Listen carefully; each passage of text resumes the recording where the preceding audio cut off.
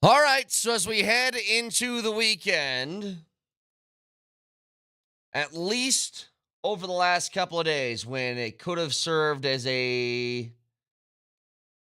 potential sort of moving and shaking period for the Nuggets and what they could do and all that different stuff. You finish with at least a couple under the radar moves. You know, they didn't find themselves getting back into the draft, but they did find the free agent stuff that most teams do at the end of it. So, Missouri guard Tamar Bates signed with the Nuggets after the draft. He signed a two-way. So they got something. And also Curtis Jones is the other. Point is, you didn't trade back into the draft and get anybody. You weren't involved in maybe a three-team sort of thing. Like, that has not happened. It doesn't mean that it won't once free agency opens up. Perhaps a lot of stuff can change. But I want to go back to yesterday. Towards the end of the show, there was a headline on, I think it was First Take. And the headline was, have the Nuggets failed Jokic since winning the championship? And you're going off of results. The results would dictate that a team that has a generational type player that did not win a championship over the last 2 years, we think you could technically consider that failure. It's why I'm very much in the boat of that team and the Avalanche in particular. If they don't win championships, it feels like you didn't accomplish your goal. It's part of the business of being as good as those two teams are. Now, most reasonable people would tell you it's very difficult to win over and over and over and over again. It's why the teams that have done that are considered historic. But the question is this. Now was an obvious time for change. That's why they did it. That's why you have brand new people in charge at both the head coaching spots and the acquisition of talent player personnel roles.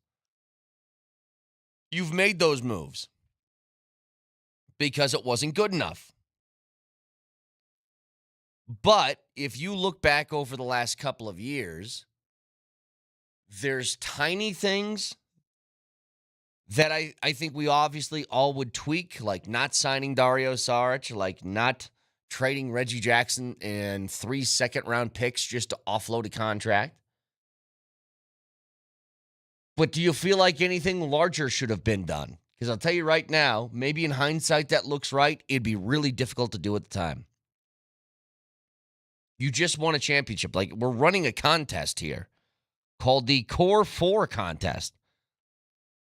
Another keyword coming your way in 15 minutes. The final day to get qualified. But we're giving away in autographed jerseys of Jokic, Murray, Porter, and AG. Why? Because those guys were incredibly key pieces to bringing the first ever championship into Denver. To say that you, if you were in charge, would have made a trade of one of those players, I think is crazy. I think for you to say that you wouldn't have given Murray the contract extension is crazy.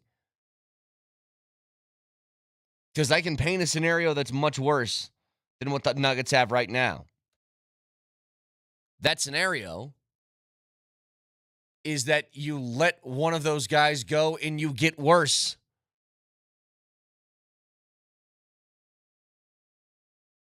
What are we arguing about right now with the Nuggets?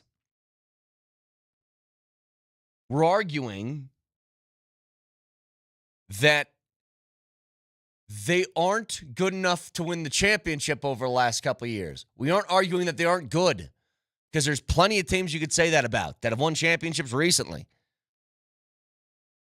All you need to focus on this offseason is acquiring, I would say, 2 players.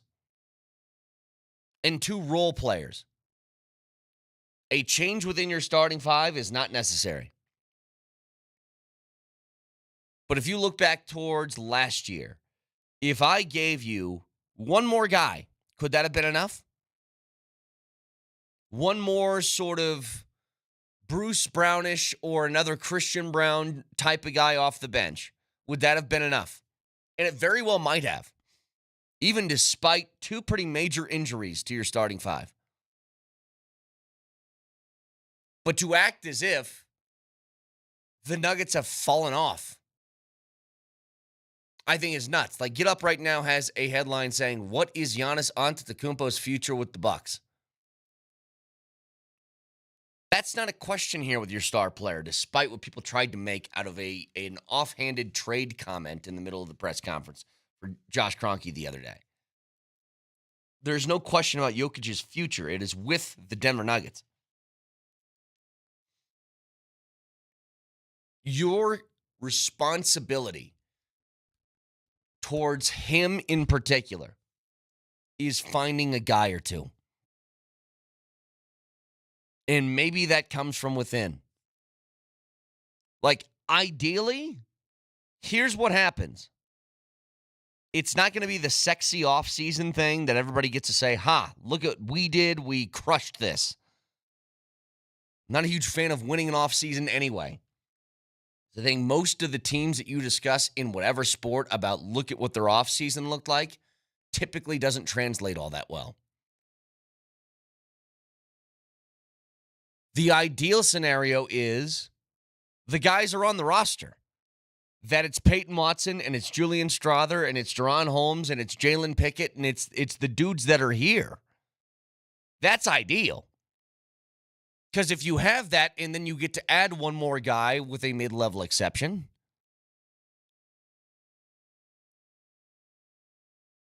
that's about 10 deep you can roll with. But that's why I'm kind of a fan. When I hear Ben Tenzer, when I hear John Wallace, when I hear David Adelman talk about the importance of developing what's on the roster already, it's like, yes, of course. It's the easiest way to get better, first of all, because it doesn't involve blowing up a big portion of your team. No matter what you think of Michael Porter Jr., I'll tell you this right now. If I gave you the option that all those guys I just mentioned were actual rotational players that you trusted, and you didn't have to trade Michael Porter Jr. for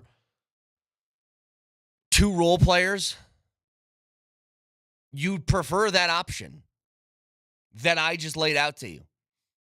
You'd prefer the guys on the roster take a step forward and you don't change anything with the starting 5 because the starting 5 actually works. But that's the responsibility. So how can you fail Jokic? I think you fail Jokic by doing this. By totally rewiring this team. That is admitting failure. And the reality of it is, how does it change? How do you get to the point 2 years ago that you win a championship and you feel like this team is built for a ton of success down the road? And then 2 years later, you want to trade Murray, you want to trade Porter, you want to trade all these different people that brought a championship here. It just feels as if, I'll tell you how it feels. It feels like we are a fan base that is not used to these expectations, and basketball in particular puts an extra emphasis on this kind of stuff. You know, basketball is the only sport where they talk about star players in this manner that win a championship 2 years ago, and then 2 years down the line, it's like they're failing. You know, I think overall in Aaron Rodgers' career, you could say that he underachieved.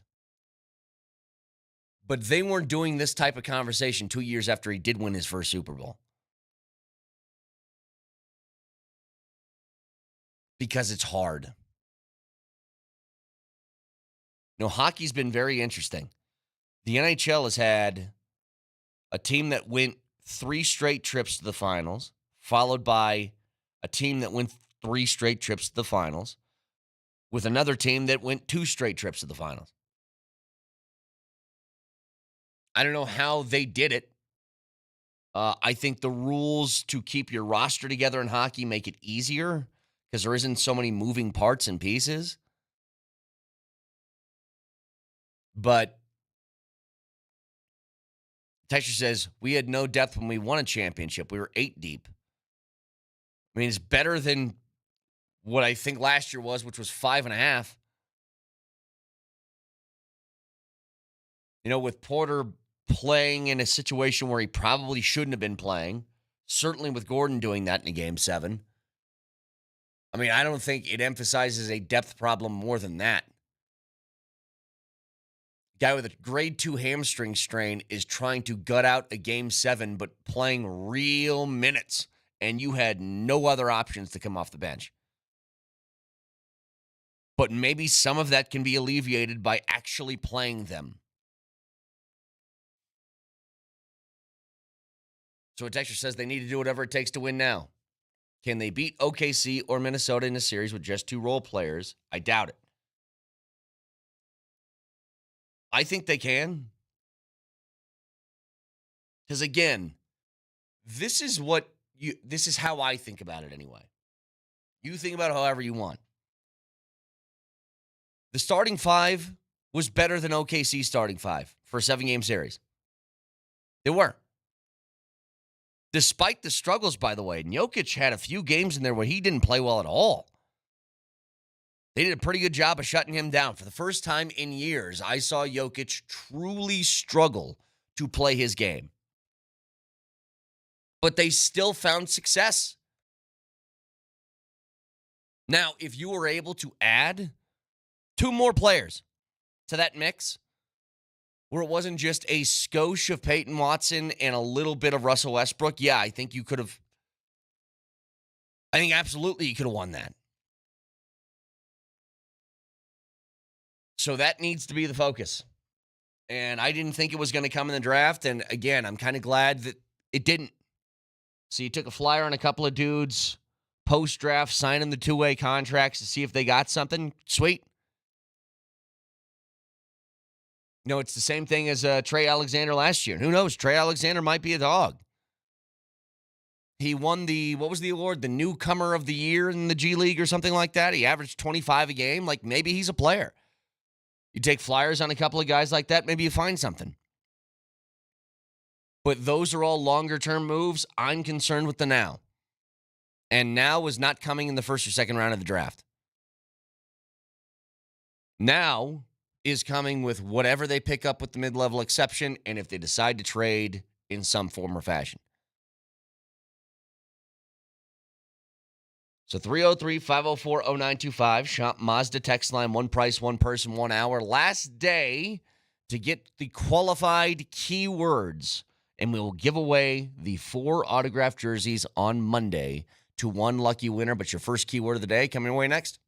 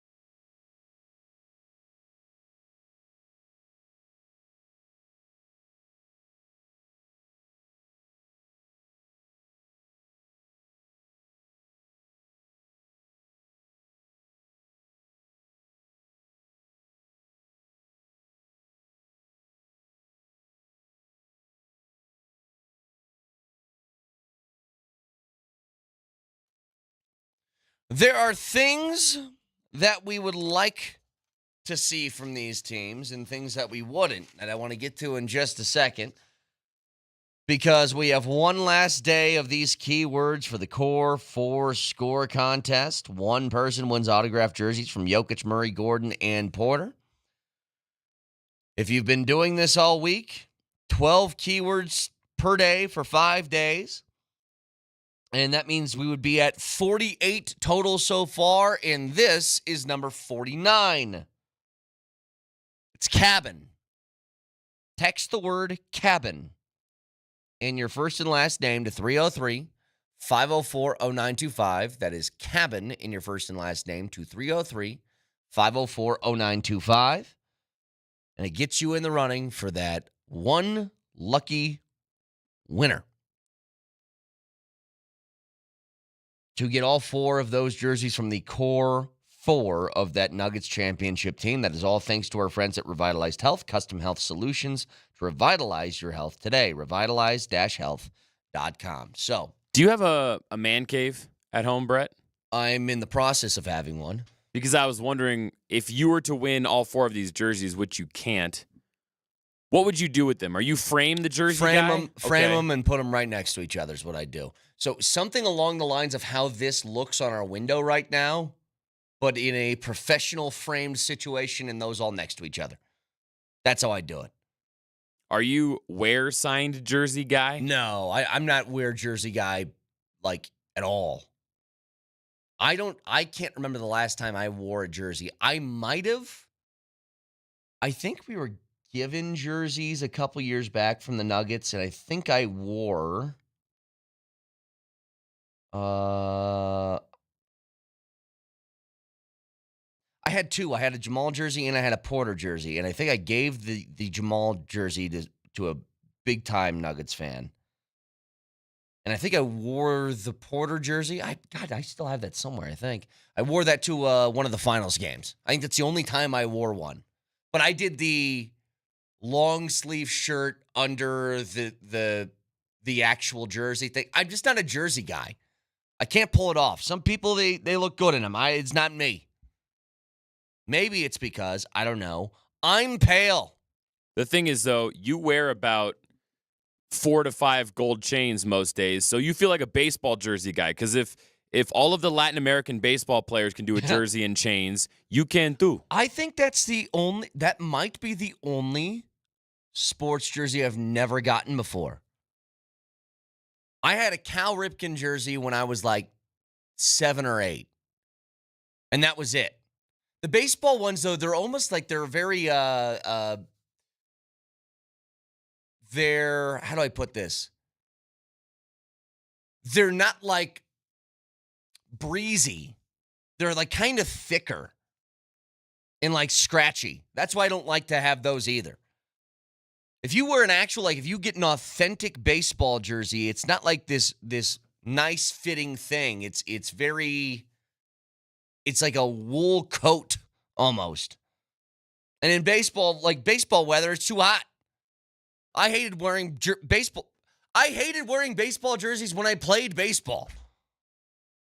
I hated it. Well, many, many moons ago, I bought some San Francisco Giants jerseys off of some Chinese knockoff website, and those things are breathable. Those things are pretty easy breezy. Yeah, exactly. So those feel good at Coors Field. I owned a couple T-shirt jerseys in my time. You know the ones where they would make like it would be, I don't know, Demaryius Thomas, and on the front it would just say, it was a shirt just like this, just like a graphic tee almost. And just on the back it said 88 Thomas on the back. I had a couple of those. Love a good jersey. No, they're comfortable. That's why I like them. If you haven't figured this out yet, my life is about comfort. I sacrifice style and impressing people for just living a comfortable life. That's all I want. Anyway, here's what I wanted to get to. On the subject of failure, because that's what ESPN did yesterday. They had the graphic, have the Nuggets failed Jokic since winning the championship. I want to know from you guys, what does failure look like to you? Like, If I said, how would the Avs, what would they have to do to put themselves in the category for you of failure? I'm confused. What would the Nuggets have to do to be put in the category of failure? And I don't mean just like not win a championship. I mean, that's obvious, but how do they get there? Because there's things that the team can do that might not reach the ultimate goal of a championship, but I could agree with on the way. I'll give you an example. The Russell Wilson trade was a failure. I have a tough time criticizing anybody for making the move because I would have done it myself. So how can I get mad at a George Payton for making a trade that I would have done? That would be it's called hypocritical. And I try really hard to be honest and not get caught up in the moment and not do the hindsight 2020 game. Now, for the Avs, I feel like a lot of the moves that they did, I was on board with. Even with the Georgiev stuff, it's like they had to make a decision. And I thought that Kemper was a good enough goalie. I don't think he was great, but he was good enough for you to win a championship. Obviously, that was the case. They made the decision, and it's kind of the way that I thought, that if we just find another goalie like him, we'll be fine. And they roll the dice with Georgiev, and it didn't work. But they've since rectified that. Like, to me, here's what happens. And I'll start with the Avs. For me to feel like the Avs are failing, it would be overcommitting to top-end players and not being able to fill out depth. And the fact that they made the very, very bold move of trading Mikko, which I think allowed them more flexibility, allowed them the opportunity to get guys like Marty Necas, to get guys like Brock Nelson, to get guys like Charlie Coyle. I think this is the proper route to take. Now, they have done, I think, such a good job at sort of hammering out the weaknesses on which they had on the roster. I feel like it's going to be really hard for me to look at it and be like, they are failing in one way or another. I think they've done a really good job. Now, this offseason, heading into free agency, they're going to be presented with, I think, a couple of different pathways. One would be making a trade for one of these mid-level contract guys to open up a little bit more room to get some others on here. That's one option. The other is to try and fill out whatever you can with whatever cash and pieces from the Eagles or whatever to fill out the last couple of spots. Like, are you okay if they enter the beginning of the season with a third-line D pairing that is something like Malinsky and Middleton?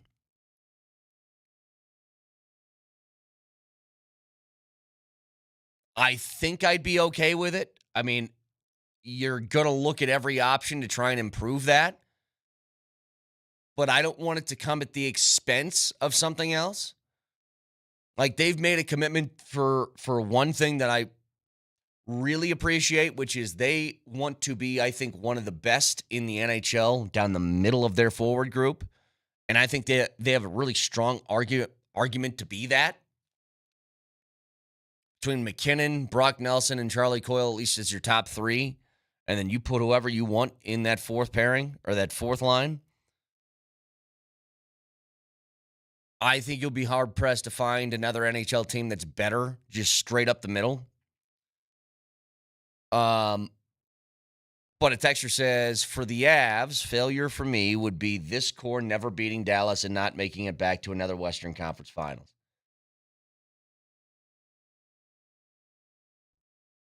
I think that the Avs, they have to get to at least a Western Conference Finals. They need another championship. I mean, again, that whole thing of underachieving, if this group doesn't win another cup, you're going to feel like they underachieved. Brett, that's actually a great segue. That's what I was going to ask, not only with the Avs, but also with Jokic, because that was the crux of this question originally, the headline on ESPN, are the Nuggets failing Jokic? So my question to both you and the texters is, when you're laid into your final resting place, when they put you down in that hole back home in Omaha, or maybe you're a cremation guy when they run you through the flames, sure, how many titles does Nikola Jokic need to have to his name for you to rest peacefully? Or same thing for McKinnon, McCarr, Landy, all these guys. What is that magic number? Because until they hit that number, if the teams are not putting them in a position to reach that number, then you could say they're failing them. I think we're nothing. We're just dead. We're dust. We're absolutely nothing. I think it's 2. 2 would feel like you not only, because 1, you could say, hey, that was an outlier sort of, I don't know, an outlier random year. You win 2, then there's no question. It's like, all right, this team is legit. But I think at least 2.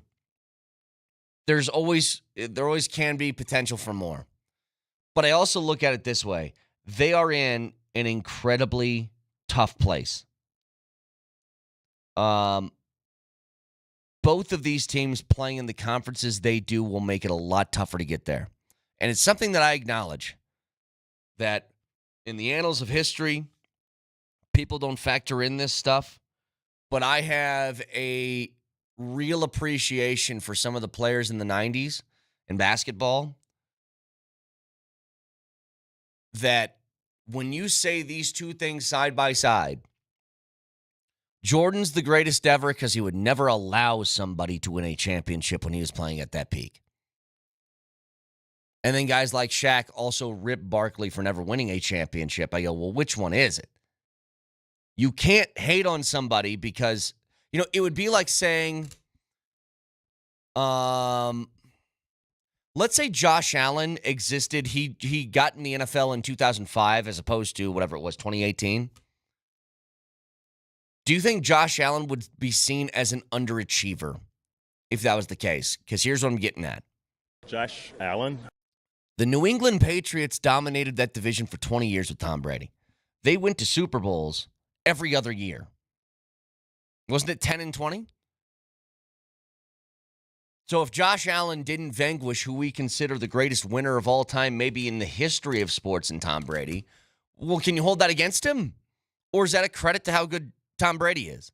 And in this instance, the Nuggets and the Avs, I say that to say this, they reside in a much tougher side of their respective pro leagues. If either of those teams was in the eastern side, I think the expectations can change. But they're in the tougher side. How's this for an example? The Golden State Warriors with Steph Curry, 2 of those. Maybe somebody steps up and takes him out. But with KD, they were unstoppable. To have failed Steph Curry, I wouldn't. I think, and it took him 5 years. And it took him 5 years to win those 2, 6 years. Does that feel like a failure? Or does that feel like he accomplished and the team accomplished what you probably should for a player of his caliber? Like, I would set the number at 2 for some point. And it doesn't mean one year and 2 years later he's got another. At some point in their careers.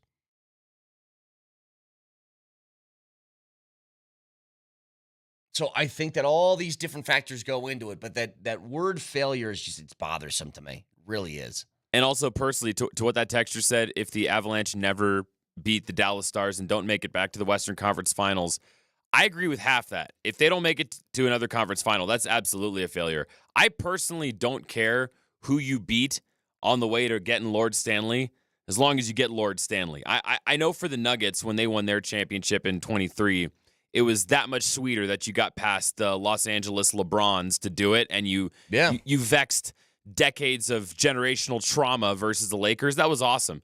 But the Avs, they didn't face Dallas at all on the way to their cup. And are you going, oh well, geez, doesn't feel as good? I don't care who you play as long as you win. Yeah. And Texture says keep running the same team over and over and expecting different outcomes. It's never the same team. Are you talking about the same core? Because that's what you should be doing. Because they're good.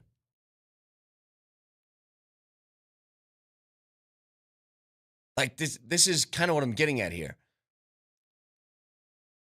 The urgency in thinking that this must happen every single season, I just think is unrealistic.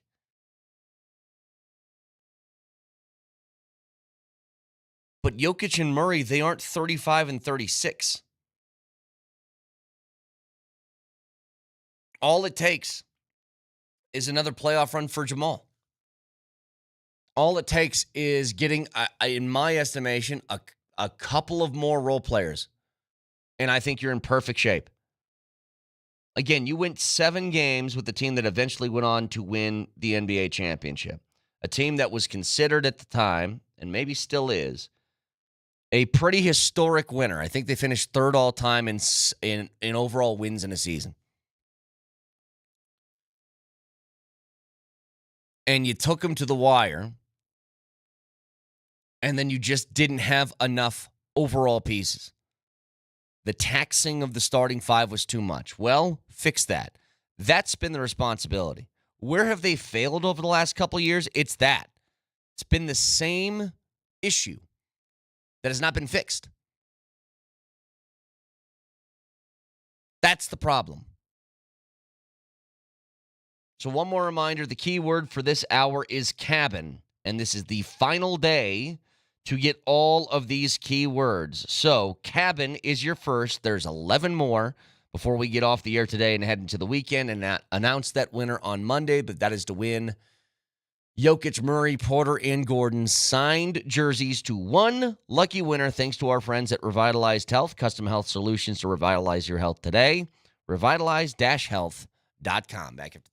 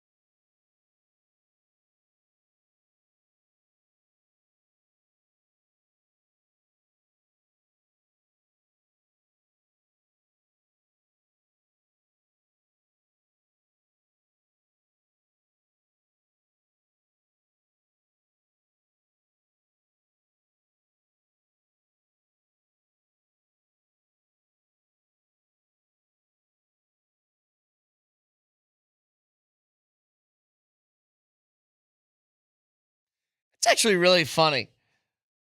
Nelly was just talking about, I don't know how we got there, but it was, we were talking about Breaking Bad.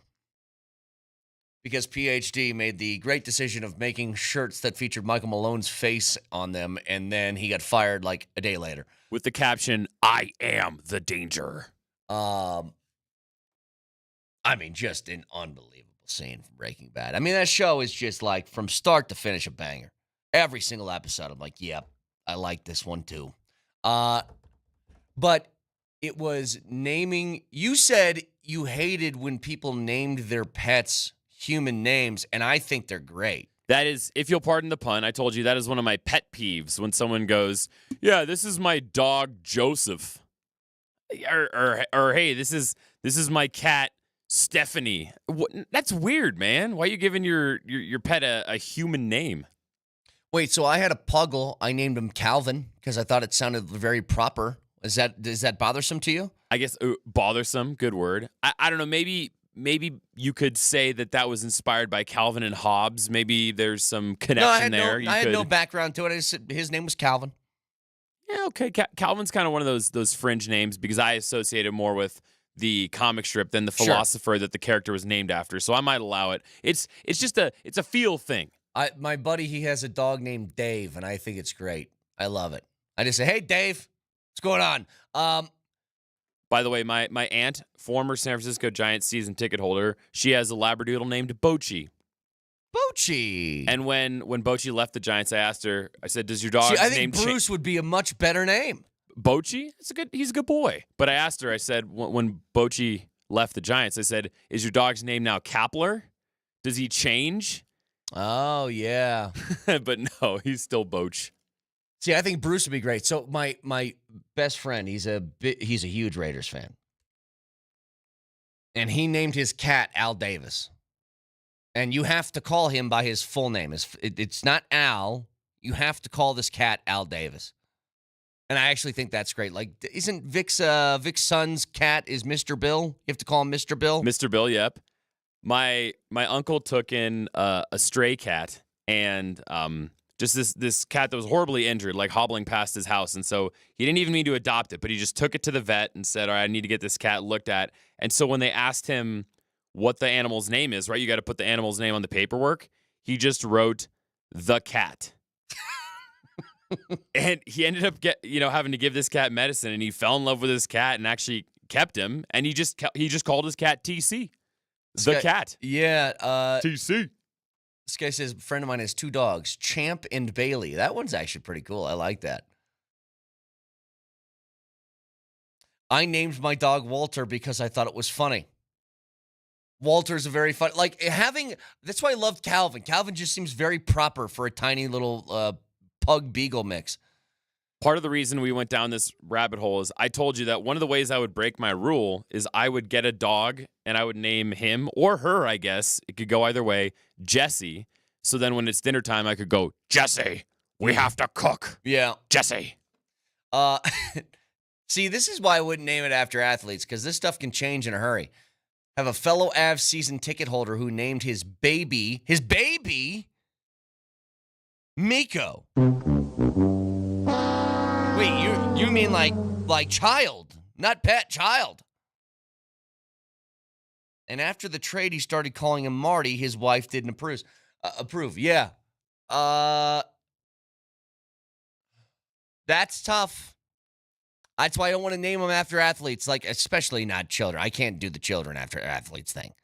But even pets, think about this for a second. Think about if you had a dog named, I'm sure a lot of people did, a dog named Carmelo. And then Carmelo went to New York. What are you going to do now? There are probably about 10,000 people in the greater Dallas-Fort Worth area with pets named Luca. Oh, yeah. A ton of them. Dude, my neighbors, they have Kane Corsos. They're I say puppies, but these things are getting huge in a hurry. 2 Kane Corsos. If you don't know what these dogs look like, they're very intimidating dogs to look at. But they are very good dogs. But their names are Zeus and Onyx. Now those are pet names, They baby. look like, Nelly, they look like a Zeus and an Onyx. It's like that. These names fit. Anyway, Here's some quotes. This is Garrett Bowles on an appearance on the Insiders on NFL Network. Bo's a tremendous player. I'm so grateful I get to protect him and being his blindside protector, giving him all the time in the world. He's a freak of nature. You look at the numbers he put up last year between him and Jaden Daniels. These were two young quarterbacks in the league that are going to be very successful. And I have one of them behind me. His demeanor, his composure, his work ethic, just always wanting to get better, his arm talent, and just the way he sees it. He has swag, man. He really does. There are more quotes from different players that I can give you about Bo Nix, but I bring that up to say this. This is not new around here. That player on the Broncos really talks highly about their quarterback. This has happened with Russell Wilson. It happened previously with Drew Lock. It happened before that with Trevor Siemian. It happened before that with Case Keenum. You know what I mean? Like, it's not new. Here's what is. The results.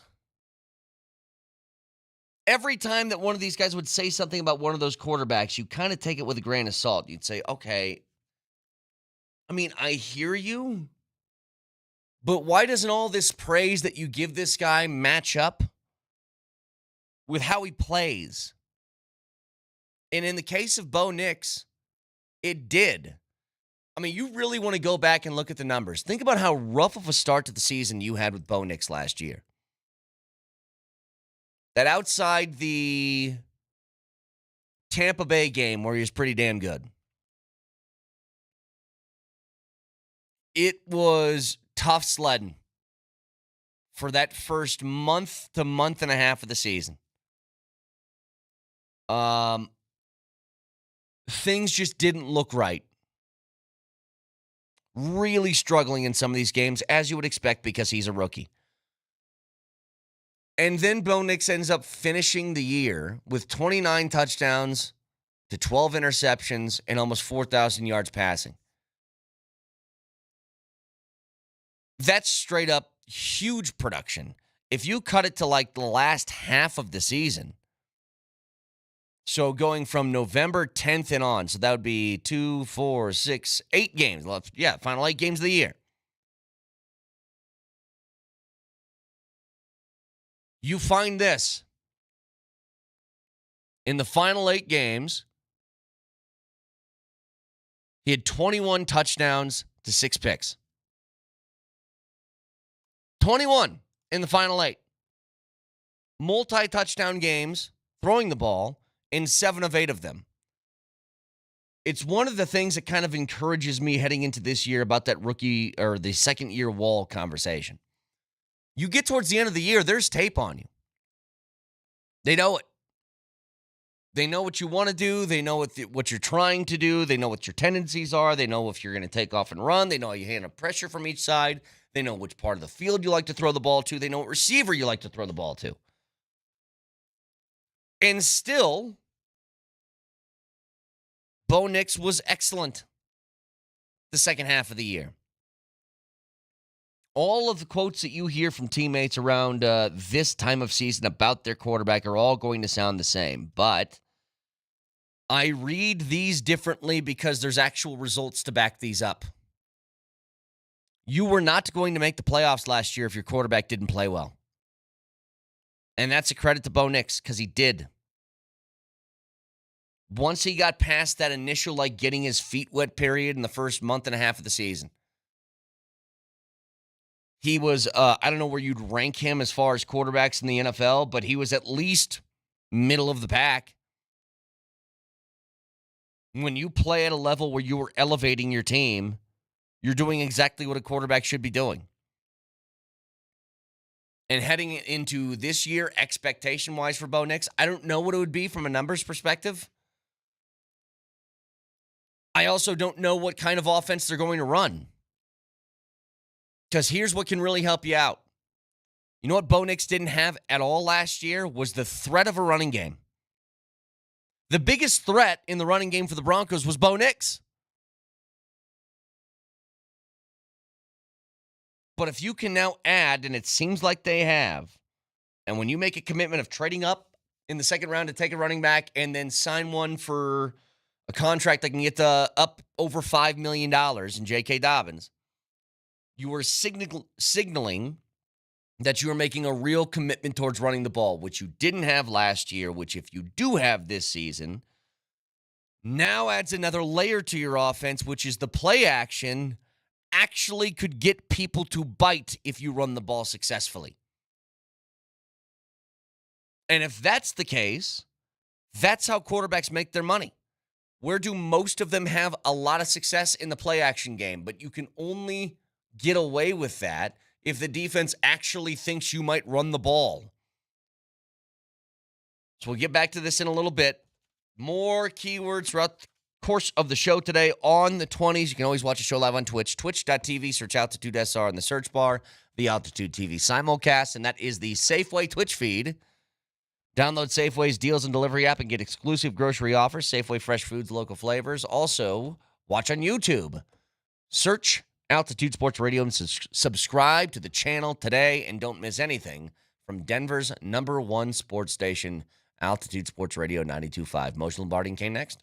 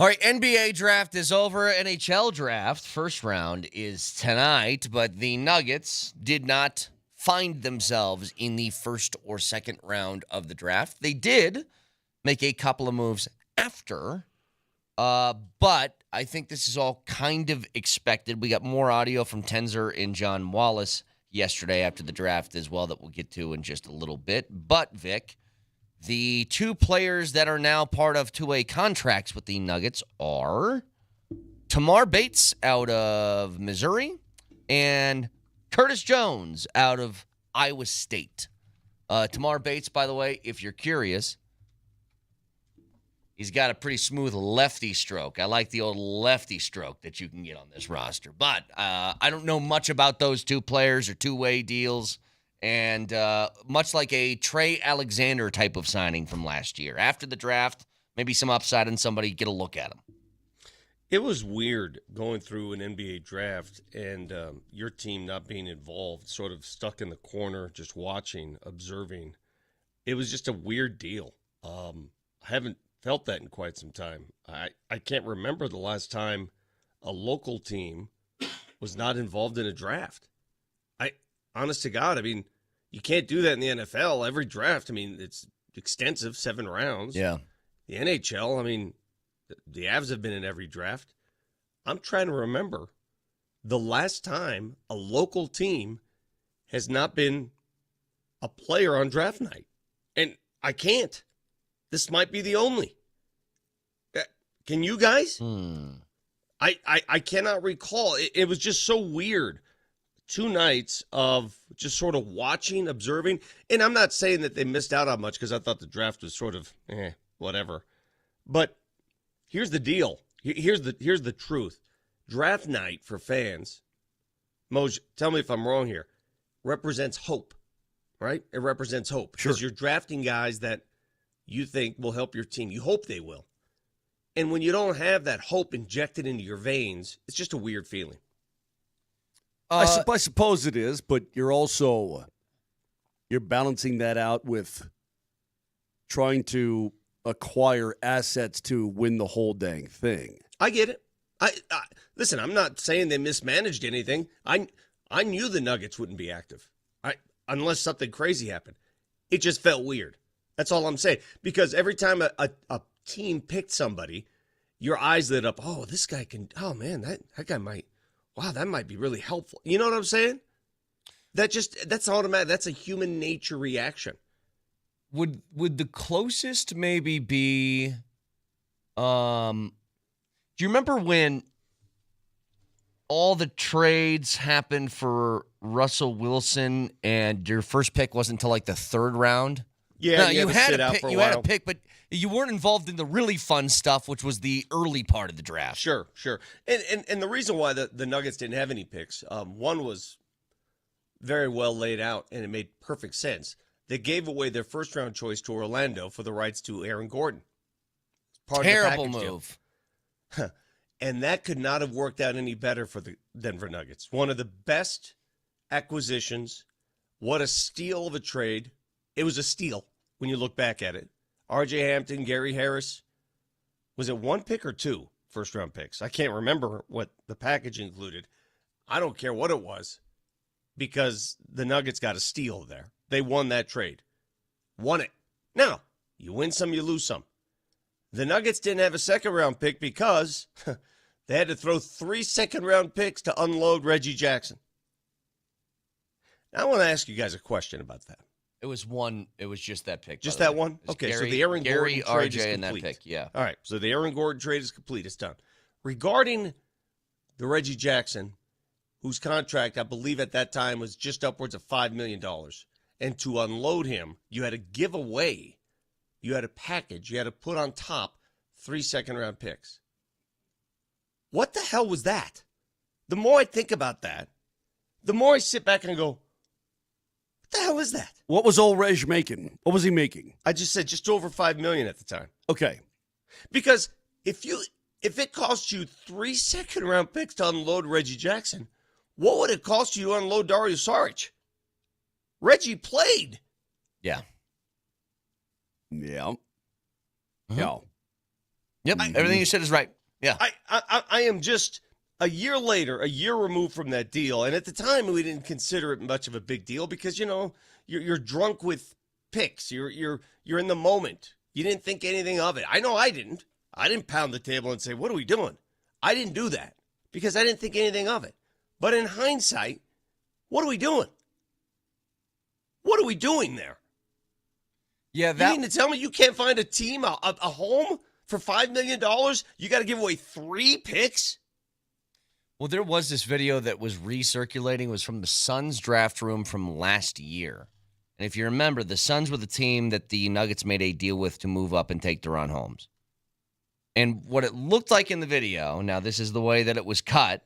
So who's the former Heat player that's in charge now in Phoenix? James Jones, is that his name? Oh, he's now the president of operations as a new GM, but I know who you're talking about. I think it's James Jones. I think it is. So he's on the phone with Calvin Booth, and Calvin makes a phone call, and he offers one thing initially to move up. And then they hang up, and they start talking about, hey, is this worth getting it? And then Calvin called him back and then gave him a better offer without even talking to him. And somebody had the caption, Booth was negotiating against himself. And, I don't know if that was actually the case or if that's just how that thing was shot, but it sure did look that way. And then I kind of look back at the Reggie Jackson 3 second-round pick thing, and I'm like, well, that hurts a lot more now looking back at it. See, the Deron Holmes one doesn't bother me as much because if you feel like there's another team that may take the guy you want and you desperately want that guy, you do whatever you can to go get him. Yeah. Right? If you think he's going to be a difference maker. So I understand that one. I do. Now, do I think it's a little too much to move up 5 spots? Yeah, but whatever. The Reggie Jackson one, I need somebody to explain to me if that's really the price of doing business or if the Nuggets just started giving stuff away. I don't understand why it would cost that much to move a guy. Yeah. Help me. I don't have the answer for you. I don't either, Vic. It's so impossible for me to predict what NBA trades are going to look like and if it's a good trade or not, because so much crazy crap goes on. I mean, how does Luka Doncic get traded to the Lakers for broken down AED? I don't know how this stuff happens, right? Yeah. Why does one guy who I think is more valuable than another guy come at a less cost? I don't know, Vic. I can't help you with that. NBA trading to me is it's weird. It's exactly what it is. It's weird. It's unpredictable. You can't pigeonhole anything. After all is said and done, Ben Tenzer last night said that the Nuggets were targeting free agency more so than the draft. Clearly, and when you don't have a draft pick, it's hard to target the draft. Yeah. So free agency is where they're going to make their moves. But I'm very curious to see how much they can do, how quickly they can act. Free agency starts in 3 days. I'm not sure what they can do. I'm not sure how. Are they on the first day of free agency? Do they start picking away at some of the big names? I don't know. Boy, I must have bored the heck out of you there with that comment. Nope, you're fine. What a big yawn you just gave us. It came that out was of one nowhere. of the larger I'm yawns going I've to be seen on honest this with show. you. What time is it? 7:09. Moj, I bored him so much that he yawned for about 7 seconds straight. Don't take this personally. Yeah. You're boring the hell out of me too. Am I really? Yeah. Okay. I This whole apologize to everybody. This whole topic is boring. Yeah, I apologize. Everything about the first 10 minutes of this program is a yawner. It's an absolute joke. Yeah, I ruined this Friday. I'd rather go flog myself in the Jimmy with this thing, whatever this is. I guess it's the case of the draft blues, not participating in the draft and not holding out that hope for a particular player. I mean, you got some two-way players coming in. I get it. It's all you've done is just talk for 10 minutes. Just be quiet for a second, all right?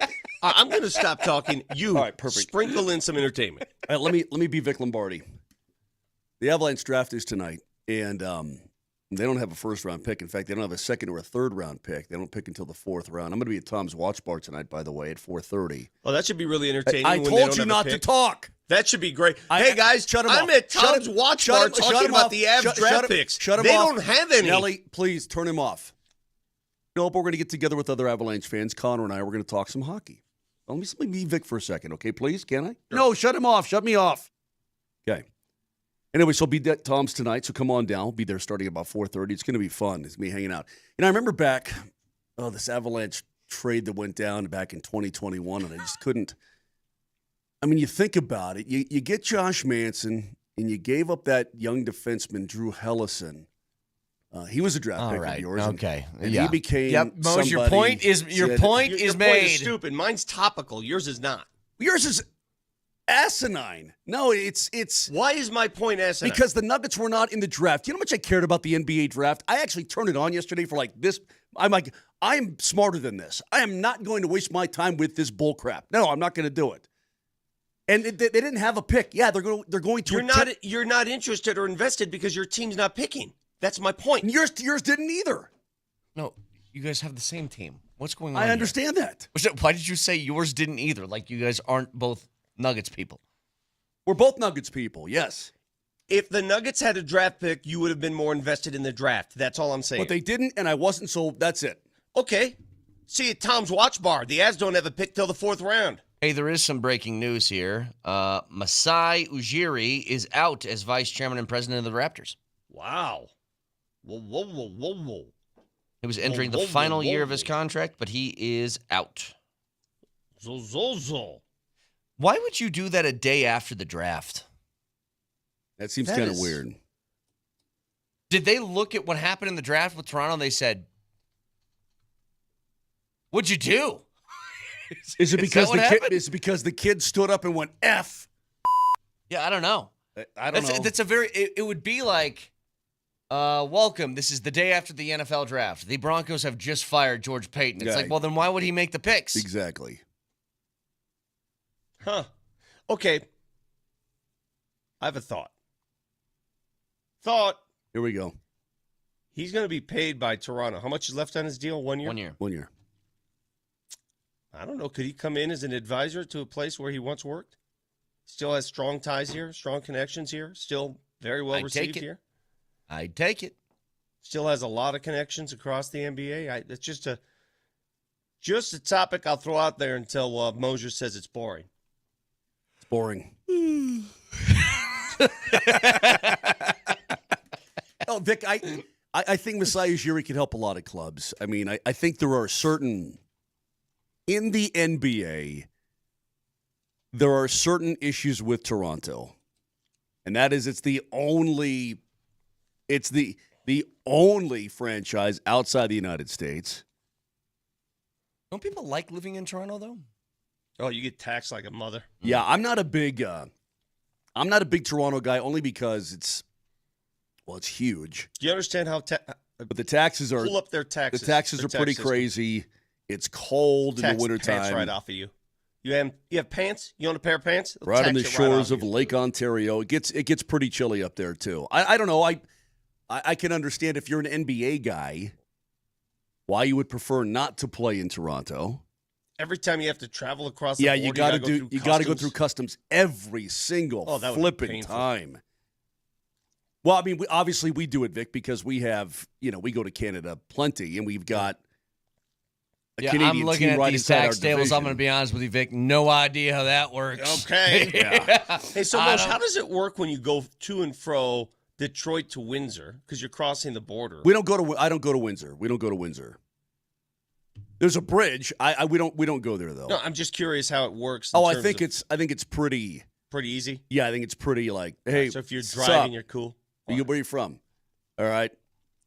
Okay, cool. All right, see you. I think it's pretty cool. You just go across the bridge, across the river. But in terms of when you come back from Canada, you go up there to play the Jets. You come back, it is full on customs.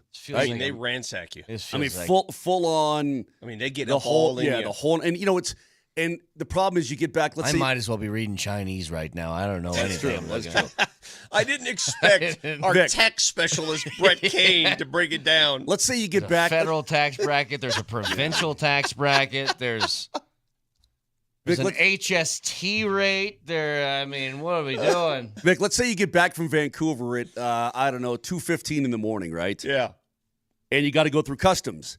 And, of course, the fine folks who actually are going through the passports and everything, they're excited to be there at 2:15 in the morning, too. I'm sure they are. Yeah, they're very happy about that. Yeah, and you got to go through the entire airport. And sometimes we have to get back on the plane and then taxi over. That's pain. I mean, you'd think that the U.S. and Canada would just be like, it's up. Like it used to be, it's up. The U.S. isn't taking any chances anymore. You ever just say to the custom folks, hey, man, 3/4 of our team, these guys are Canadian. They live here. Calm down. Or back and forth, or whatever. I mean, it's... Whatever. Ontario has a harmonized sales tax rate of 13%. Want to break that down for me? Keyword. I need a new dang keyword. Oh, we got one coming So let's get to the flipping break. Yeah, total disaster. As a Canadian living in Denver, this is hilarious. Yeah, man, I don't know how you guys do it. Good luck. All right, got another keyword coming your way in just a couple minutes. Stick around.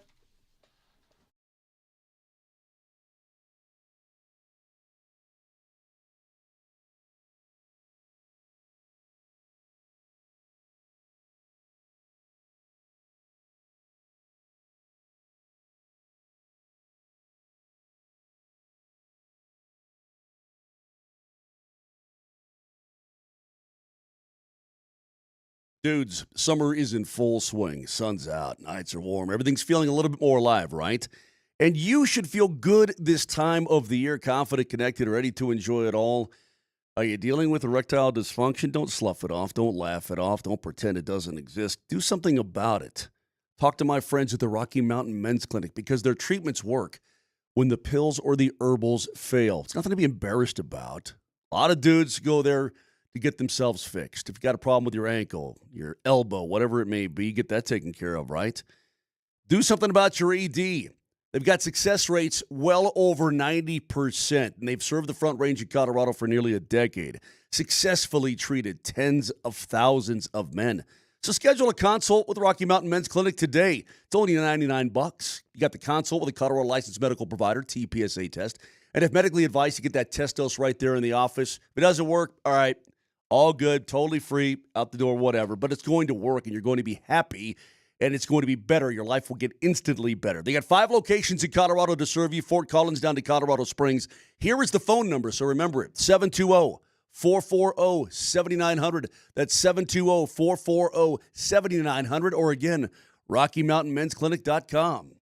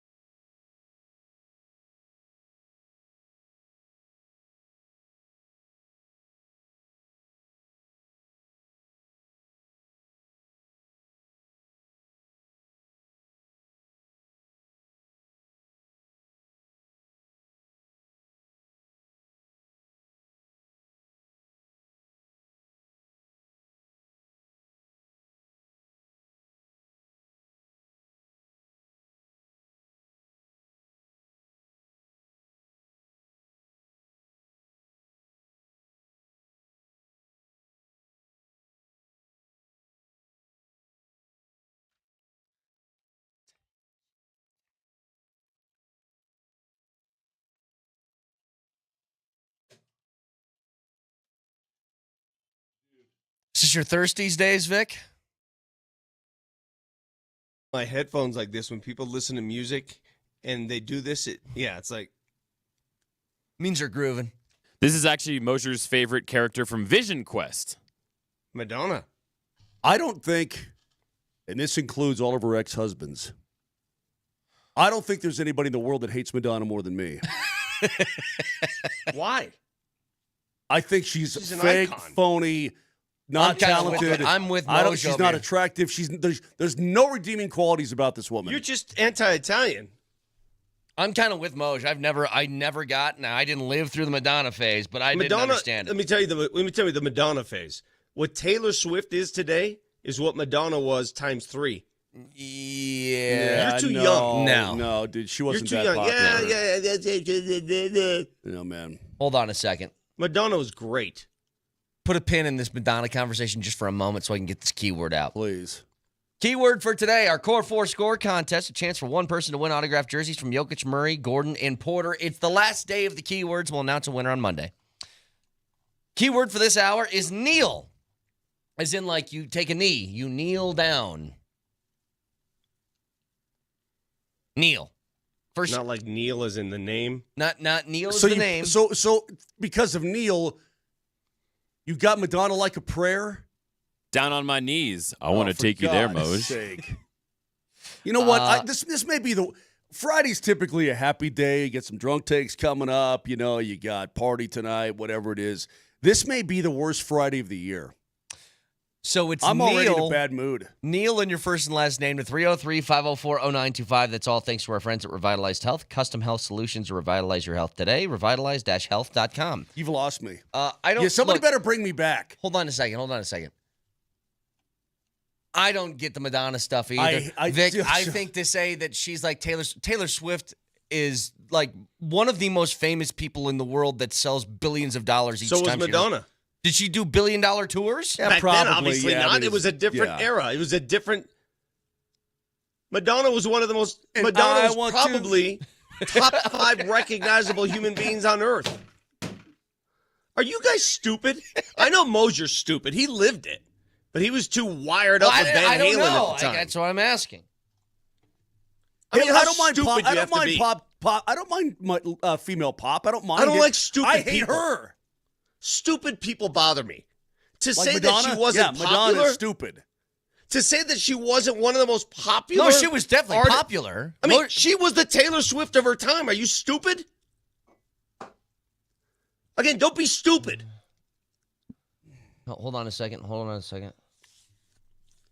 I've asked AI who's the bigger star between Madonna and Taylor Swift. It's a different era. More people, social media. Obviously, there are more sales today than there were back then. Okay? Hold. You might be surprised by AI's answer. Maybe I'll be surprised. Let me just read it. I didn't know Allen Iverson was an authority on this subject. Well, Allen Iverson has all the answers now, and he is going to run our world.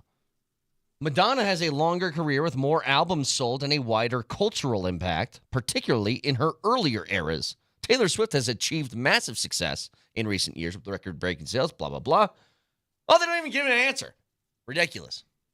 Madonna was as big as it gets at the height of her career. Can we get off the flipping Madonna, bro? You're the one who brought it up. All I right. didn't. I didn't bring it up. Nelly played it. That's fine. We can move Right, on. because of the keyword kneel. We can move on. It's fine. What's the harmonized sales tax that Canada has? That's 13%. In harmony. You pay money in harmony. Everybody's just, you're holding hands. If you harmonize well enough, your taxes go down? Brett's like this. Please take my money because I don't like it. You know how to spend it better than me. Moj, give me a G sharp. All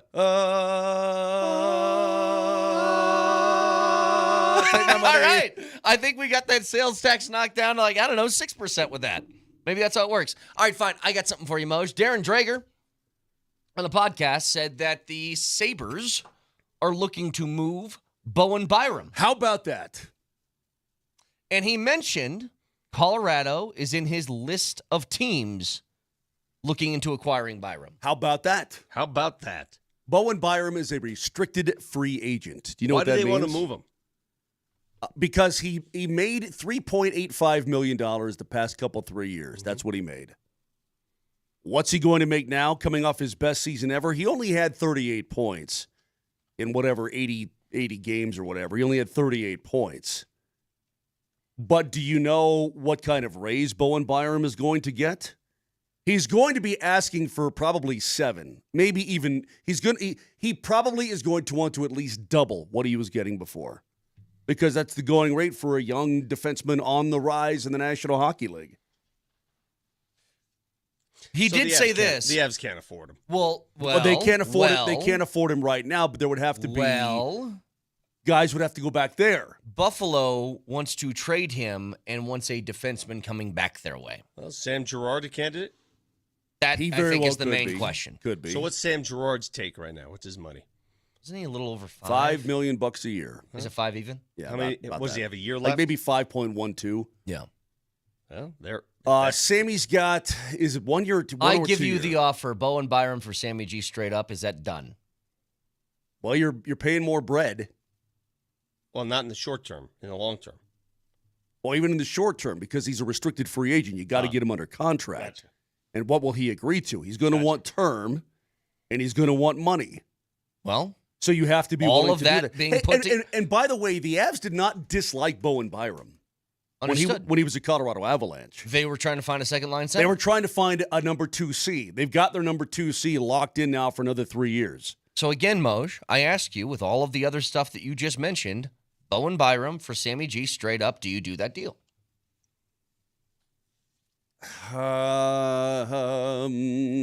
It's not like Bowen's perfect. He ain't perfect. Yeah. I'd have to think about it. Let me chew on that for a little while. I'm not dodging. I'm not dodging it by. You're by in the a million contemplating miles. stage, though. Like you would really sit down. I'd consider it. Yeah, I'd consider it. All right. How about this? Nelly, I only got my board pulled up. Hit me with a straw poll, please. Where is it? Straw poll. Oh, yeah. I feel like I know how this is going to go, but I'll ask the people listening. 303-504-0925. Bowen's yes not, or no? Bowen's not in his prime yet. He's only 24. Sammy is what, 27? So he's just in his prime, just entering. I'd consider it. I'd have to think about the good and the bad, and I'd probably want to look at some of the chewable numbers. 303-504-0925. Everything the Moser's saying. So Bowen Byram is going to be a little bit more expensive than Sammy G, but would you do a deal straight up, even knowing that? Sam Girard for Bowen Byram, yes or no? 303-504-0925. I think I know how this is going to go, but I want to see. Well, of course you know how it's going to go. Sammy's just one of the guys he gets beat up by people here. He does. So let those come in, and I want to see what the response is. But interesting, because you're right, Moj. They didn't trade. Who was the guy that they had? Johansson, right? Ryan Johansson. Johansson was the guy they traded because they're like, no more of this. Right. No more. Well, they got rid of him midway through the season. They're like, this is not going to work. We tried. Both they traded because they were like, I'm willing to sacrifice having a good defenseman for trying to get a second line center that we trust and believe in. Because you had assets at the defensive spot. You had players there. You had an ability to make that deal because you had players that you liked, including an up-and-coming Sam Malinsky, right? Yeah. You're projecting that, okay, this guy is going to be able to help us in the future. We can afford, at this point, to trade a Bowen Byram. Why does Buffalo want to move him? He hasn't had injuries. No, he Buffalo, played, right? In fact, how many games did he play last year? Can you look that up? I'll look it up. I think he probably played the whole dang season. I can't remember. But his was the concussion stuff, right? The concussion stuff was the concern with him. Yeah, that's when he was really young with the Avalanche. Yeah. Correct. So anyway, the point is that he played in all 82 last year. Well, there you go. So why would Buffalo, if you have – Buffalo's got some defensemen too, including a former overall number one. Well, they got a couple of overall number ones there. But why would you want to trade – all 82 last year, 73 the year before, combined with the Avs. The only reason they would want to trade him is because they have defensemen on the back end for them, and they can't allocate that much money to their back end. Or they don't think he's worth the money. Well, yeah, but Vic had comes down to numbers. But if they thought he was worth the money, they'd pay him the money and not pay it to somebody else. All right, let me try to lay this out for you the best I possibly can. You're going to be paying. Rasmus Dahlin already makes a fortune. Mm-hmm. Owen Power, the former overall number 1, is going to make a fortune. Mm-hmm. You can't pay 3 defensemen $10 million a year. Okay. You see what I'm saying? Yeah. So you may think that he's worth $7 million a year. You just can't allocate all the funds to your back end, like Kardashian did. Hey! You want me to lighten the mood, Vic? I lighten the mood. You wanted it. You asked for it. You got it. Let's be very clear about something. Hers is She worth accumulated much more all than of her that. money to everywhere. Okay. Yeah, it wasn't just the back end. She allocated all of her bread to the front court, to the back court, to whatever. Yeah, okay. I told you what, the last bench, the bench, right. the front office, everything. Remember when I went on that? Explodes from the back end. Remember when I went on that? Not a rant, but that observation when I was in L.A. for the Nuggets Lakers Western Conference Final. Remember I went on that hike? Time out. I love this. It wasn't a rant per se. It was more of an observation. Next time I see one of the Morris twins on TV, it's not going to be a rant, bro. It's just going to be, look, time for the... Nelly, do you have any Moj observation music? So we climbed the Hollywood sign back then. We just did the hike. Yeah. Do you realize how many people have a fake backside that walk around L.A. Here it is. I remember that. Do you remember that? Yeah, I remember you telling me that you can't believe how many fake backsides there are. But I've heard about it. Like, people talk about it, but I couldn't believe it. I could not believe it until my eyes saw it. Yeah, there's why am I doing all these squats and lunges? I'm just going to get surgery. Get implants. I cannot lie. Why squat when Ozempic and Brazilian butt lifts exist? Why? I mean, just cheat. Why not do that? Oh, man. You're right, though, Vic. It's insane. It's insane what's happening. No, it's striking. It's like, what's going on here? It's one of those. It's like, what's going on here? Well, I thought the same thing when I saw Madonna's face recently. You ever been to Dallas, Jack? Yes. It ain't the back court. Front court? Right? It's the front court. That is correct.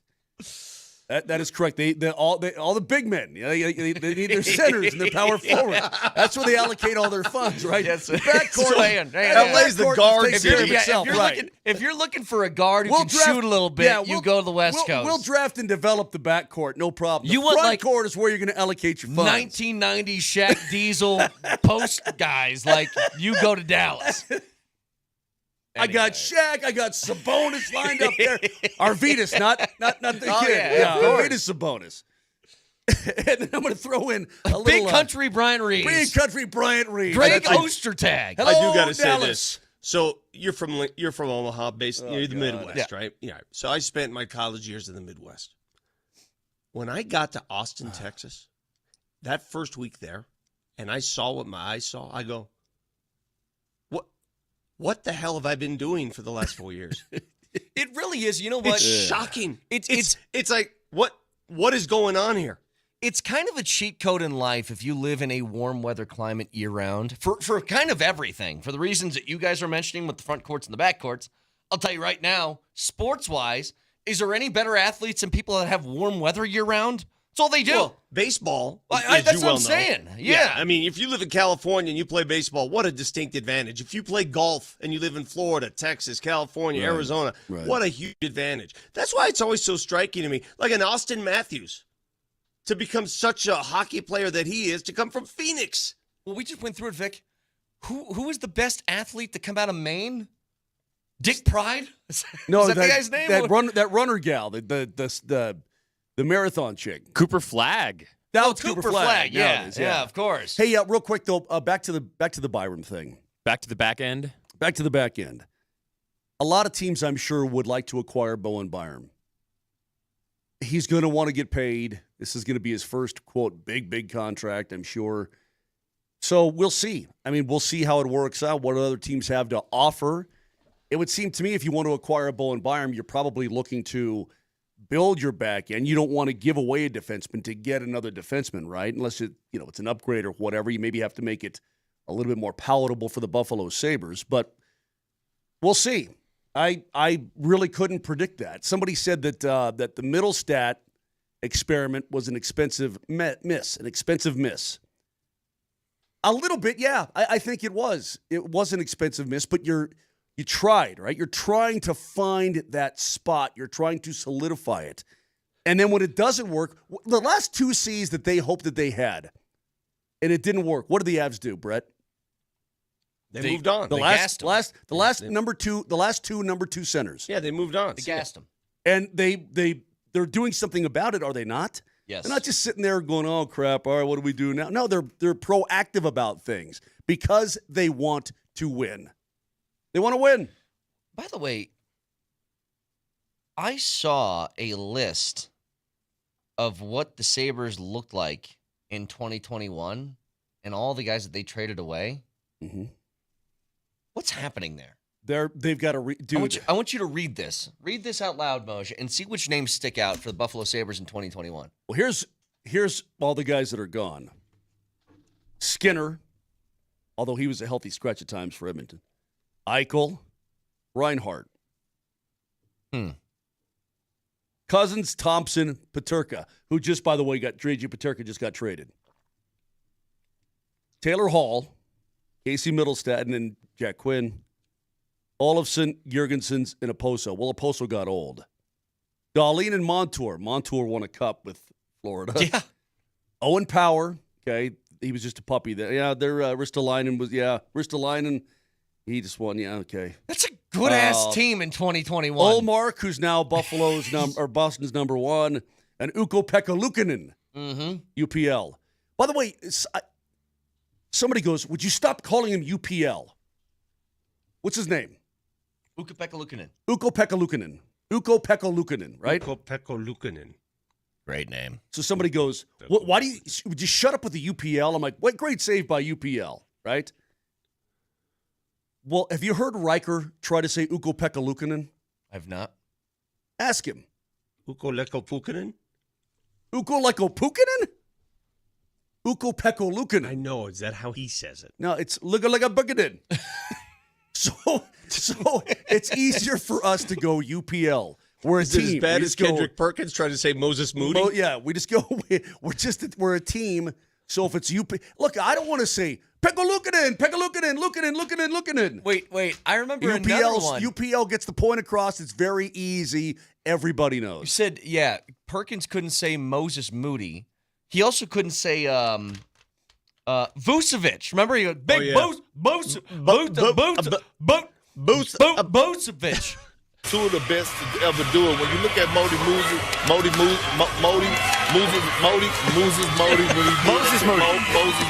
what he did in college. Do we have the Hastings one before we go to break? Just a reminder as he looks that up, the keyword for this hour is Neil. Text that in your first and last name to 303-504-0925. A chance for one person to win the autographed jerseys of Jokic, Murray, Gordon, and Porter that we'll give away on Monday. Love Scott Hastings. Keywords on the 20s of every hour. Love Scott. Nelly will find it. We'll get it when we come back. That sounds good.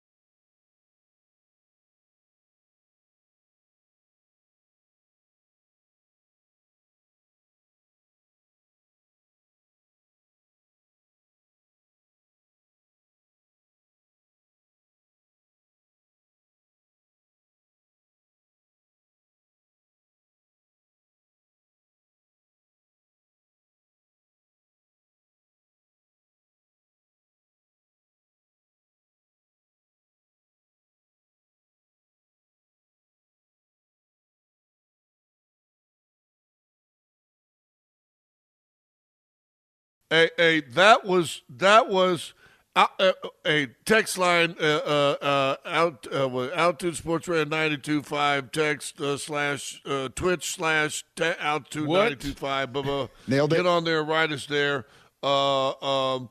Also, call us 303-504-0925, or you can text us at that same number. Oh, Scotty, awesome.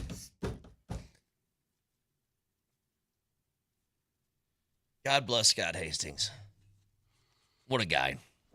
Heck Yeah, our boy Shane Birch under par after the first round of the U.S. Senior Open at Broadmoor. Only 15 players shot under par. It's a tough track. I told you how tough that track is, but Birch is right there. The leader, two leaders, Padraig Harrington and Mark Hensby, they're both at 3 under. And I think Birch is at, he's at 1 under, so he's right there. 70, that's a par 70 place. Yeah, not easy, man. Not easy at all. I watched some of that yesterday. Did you watch any of it? Yeah, I did. Look, I mean, obviously it looks gorgeous. You ever been down to the Broadmoor, dude? No. It's absolutely gorgeous. Yeah. I'm sure really it is. It's awesome. Hey, Stuart Sink's in the mix, too. My buddy Brian is buddies with him from their time in Atlanta together. Anyway, good luck to all those dudes. Enjoy round number 2. Why don't we have all sports that just do this? Do what? Why isn't there a senior football league? People would die. No. You want to watch a bunch of 60-year-olds banging heads? Yeah. I don't know about that, bro. I don't know about that. All right, hang on a second. You're telling me right now that if Ray Lewis and Shannon Sharp put on some pads and they wanted to play, you wouldn't watch? Would you watch it? There would be ripped. Would you watch it? That's not over. my Yeah, question. dude, My question is, broken. would you watch it? Maybe one game, and then after a while, watching people go down, you'd be like, okay. What sport would you watch old guys play? Baseball? There aren't many that they can play. Like, that's what. Why do you think I play golf? Why do you think I play tennis? It's, you could still move around. I can't play basketball like I used to. I'll play maybe once a week, and it takes me a week to recover. I say the big three is kind of doing that, aren't they? I mean, they aren't using. I mean, these guys are still in their 30s for the Yeah, I most guess part, you're right? right. Yeah. So I don't know. There's not many sports you can play after the age of 40. Well, you can race. You can be an auto racer. Not like Formula One, but it's a little NASCAR. I think Dick Trickle raced till he's like 60, something like that. I mean, you sound like a Bass fish. You could bowl. I'm sure you could bowl till you're. You sound like a Roman emperor, Brent. Let's line up all these 60-year-olds and have them run until all die. God, one lives. Imagine a world in which I had actual power. I got a sport where being old works. You ever check all these old ladies who could swim across like English channels and swim to Cuba? And I got a friend of mine. You know an old lady who's swimming to Cuba. My butt. Listen to me.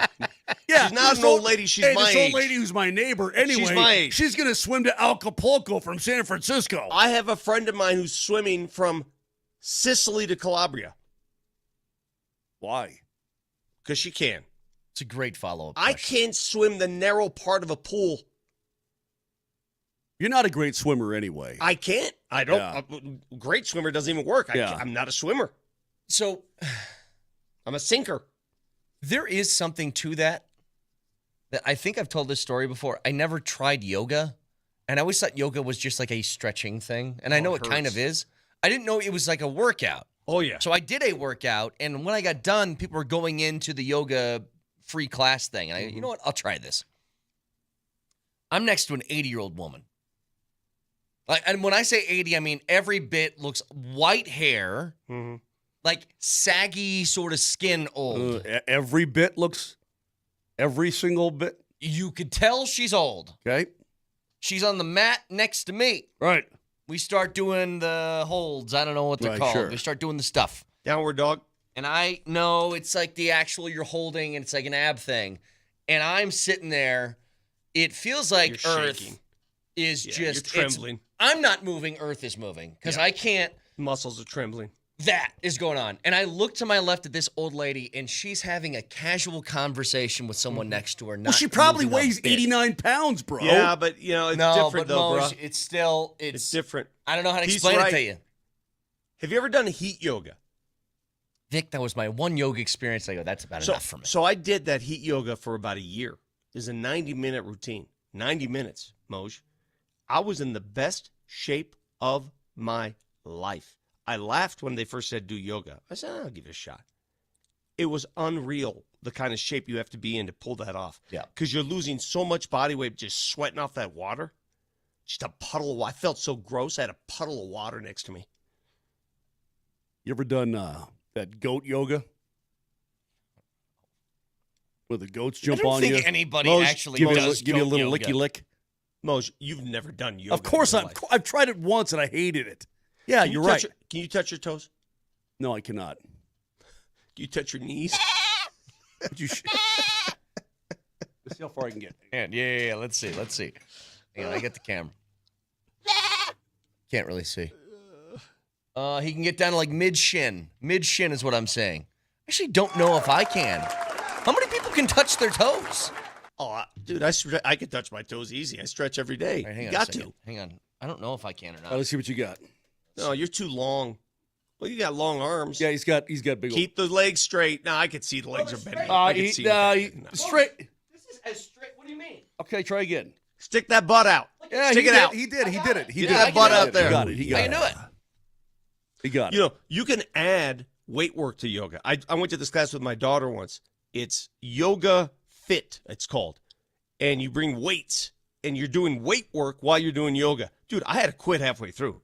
Hey, I had to quit. It was too hard. Speaking of stretching, you guys see the Mets pitcher yesterday that busted out his Achilles just by he went to plant to go get a ground ball and same thing. Shotgun blast in the calf. What is going on?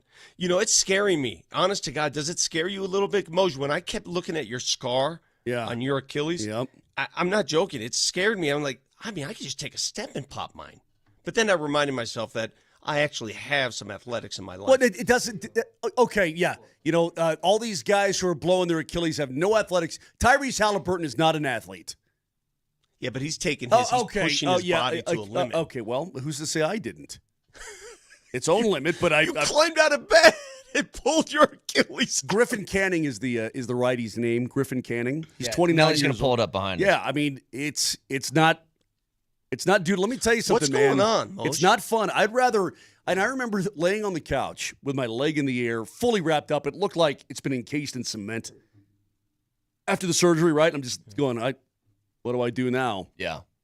Remember thinking to myself, it would be a lot easier. Look how simple this is. Just real quick. So here's dude. How simple is what he's trying So to do. dude's on the bump. Yeah, it was probably already ready to. It was Pitch. All right. Oh no! Oh, I can't see that. That's all he did. He just put his sort of foot planted, back, yeah. planted his I foot. guarantee he had tears in there. It was all ready to go, and it was probably sore. It might be. Well, when Tim Patrick blew his at training camp, it was the same. He was just coming off the line of scrimmage, dude, and it exploded. I don't know, man. What is happening with Achilles across I don't know. the world? I do not know. All I know is that I thought to myself, you know what? I could have a knee replacement and be back and 100% a lot faster than this dang Achilles crap because it was my right foot. You know, I was scooting around for a month and I was in a boot, which I was allowed to walk on, which was cool. And so, you know, you start your rehab after about a month, but let me ask you this question, because Deron Holmes is going to have to face this. He's going to play in Summer League for the Nuggets. It was a year ago when Deron Holmes tore his Achilles. He did it in the Summer League game. So he's suiting up to play Summer League. How long does it take before you really let your body go and play? You know what I'm saying? The confidence has to be. I think it's probably different for every guy, Vic, depending on their mentality. But it won't take these pro athletes. It probably won't take a whole lot of time. I, again, go back to LaFonso Ellis, and I was talking to him after he came back from one of his knees. And he said, look, it's not about the knee. You know, the knee, I'm sure it's totally healed. It's fine. It's been put back together. Great. Because it's about the mental aspect of being able to play the game the way you played the game before, trusting that your body's not going to explode on you out of nowhere again. It's a frightening thing. Yeah. It's remarkable how medicine, like 20, 30 years ago, if you suffered an ACL, you're done. Right. 2 years. By the time you're normal again. 2 years. Easily. ACL surgery today has progressed to a point where we have seen remarkable comebacks, depending on the severity of the ACL. Well, I mean, look, Kyrie Irving, there was a time when you tear an ACL, your career is over, essentially, right? Kyrie Irving tore his ACL and just got a new 3-year contract extension at about $45 million per year. Tommy John in baseball is still a long, cumbersome road back, but it's considered, it's almost like you're going to have Tommy John if you're a pitcher at some point. You're going to have it. Just so they don't build it in. They don't take a dead guy, right? They just take a piece out of they take a piece out of your leg or something. They put it in your elbow. Is that correct? Something Whatever like it is, it's inevitable. It seems inevitable. So this was the craziest one. Do you guys remember this? Cam Akers, when he was the running back for the Rams, tore his Achilles before the season started. And 5.5 months later, he played in the Super Bowl. That's what I'm saying. There's got to be severity levels to this stuff, man. Like, how many strands of it do you tear? Tore his Achilles in July and played in January. Was it a partial tear? Achilles or ACL? Tear? Achilles. He tore his Achilles. Achilles. That's crazy. Wow. That's heavy duty. One last time, you better get in here in the last 4 minutes. The key word for this hour is kneel. Kneel. I think that's over. Oh, it is? I thought we got. No, you got a few more minutes. Oh, you got a few more minutes. That's what I said. A few more minutes here. Kneel. Kneel in your first and last name to 303-504-0925. Got another keyword at 8:20. Stick around.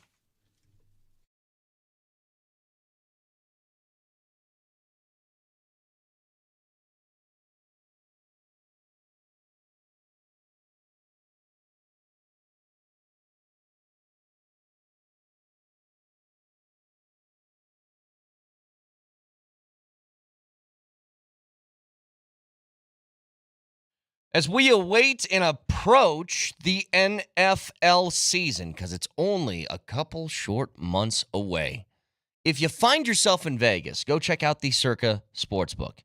Because what they have is their Circa Millions and Circa Survivor contests. Very simple. Circa Survivor, you pick one team each week to win. If you do that, you have the chance to win millions with both of these contests. And if you can't get your way out to Vegas, well, that Circa Sportsbook app is the next best thing. Download it today. Tight moneyline splits, low holds, and excellent customer service. Or go to circasports.com. And always remember, any gambling problem, call or text 1-800-GAMBLER.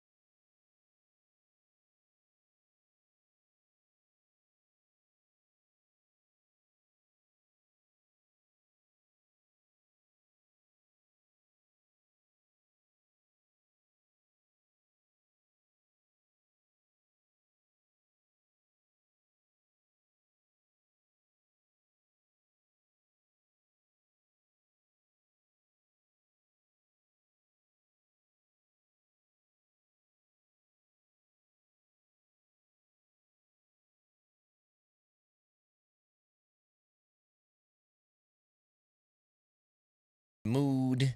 You made the mistake. I burped. I had a bodily function. No, you're making noises. You are mood. You made the mistake. I burped. I had a bodily No, function. you're making noises. You are making noises. You know, there are yawned times twice. there are times when noises come out of a human body that's not pleasant. Oh, like yours?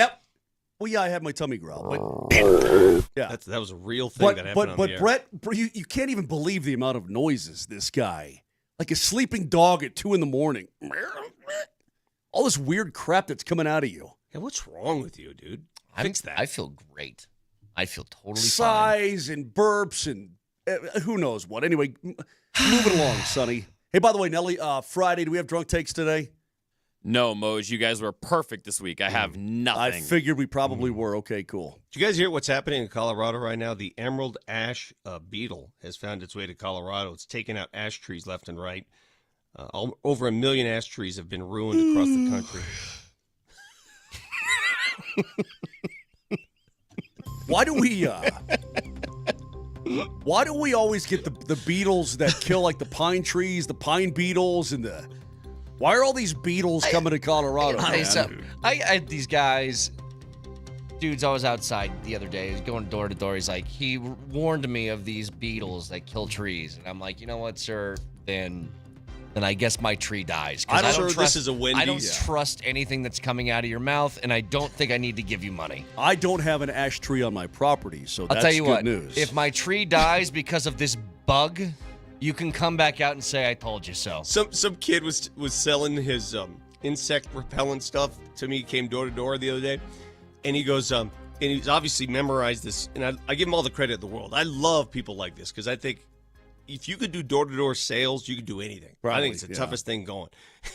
And so he's reading this thing just off the back of his hand, it seems like, and he goes, Vic, am I not the best insect fighter in town? Like, and I'm supposed to answer, yes, you are. It's like a superhero. There's I'm so much Spider-Man. Hang on. There's so many bugs out here, and he just stares at you like, yeah. Say, how many are there? Yeah. So many that I was just playing along. Listen, I give all the respect in the world to young people who put themselves out there and work like that. To get rejected that many times and come back, that ain't easy, man. Hey, man. I had 2 questions about these door-to-door guys. Number one is this, I don't feel like this is rude. I feel like this is nice what I'm doing. I stop them in the middle of their spiel and I go, dude, I appreciate it.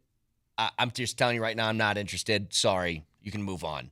Like, I stop them before they do the whole thing and we don't have to walk through the song and dance. I feel like that's nicer to do. Secondly,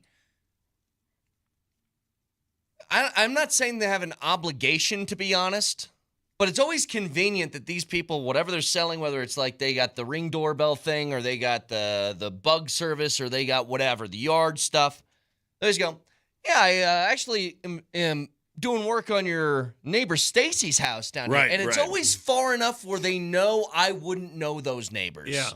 Exactly. It's never my neighbor across the street. It's the one that's about 6-7 houses down that way that I would never talk to. But you have to play the game. Hey, your friend Gordon is getting it done. Who's Gordon? I've never met a Gordon in my life. You just got to play the game. I'm like, hey, I'll tell you what if I did this next time?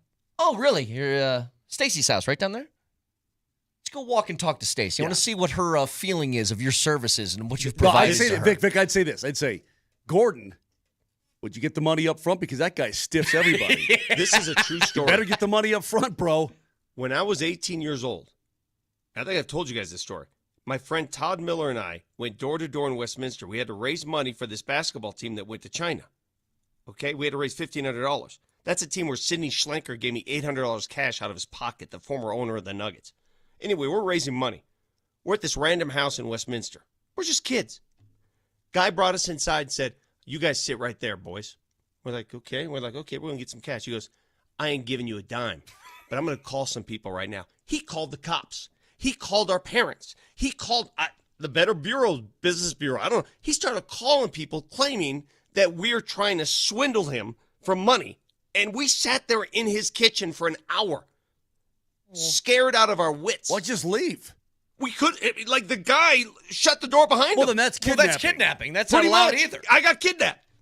Well, what did the cops do when they showed up? Dude, Todd's dad was so enraged, he rushed over in his car, thankfully, the guy talked some sense into this guy, and we knew never to knock on his door again. Yeah, that story sounded like you got kidnapped for a little bit there, Vic. Yeah.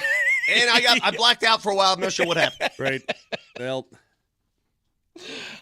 hey, puts the lotion in the basket. Okay, all right.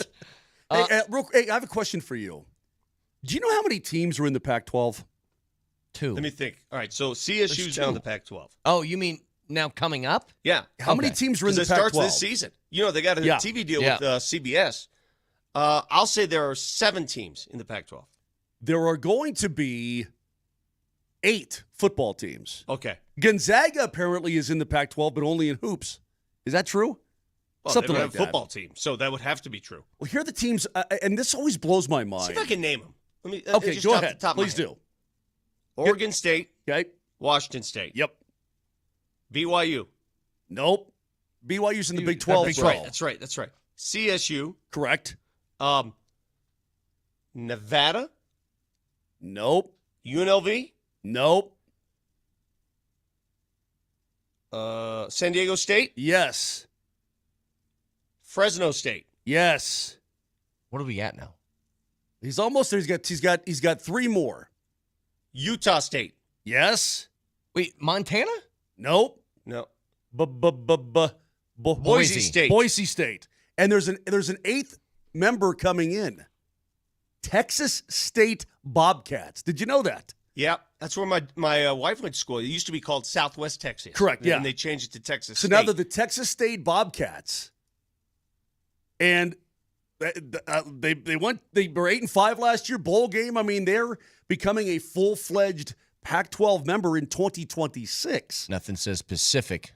I know, but dude, the Pac-12 Like Texas State. It's amazing to me how this What once happened? great conference is totally What gone. happened? But look, I'll tell you what happened.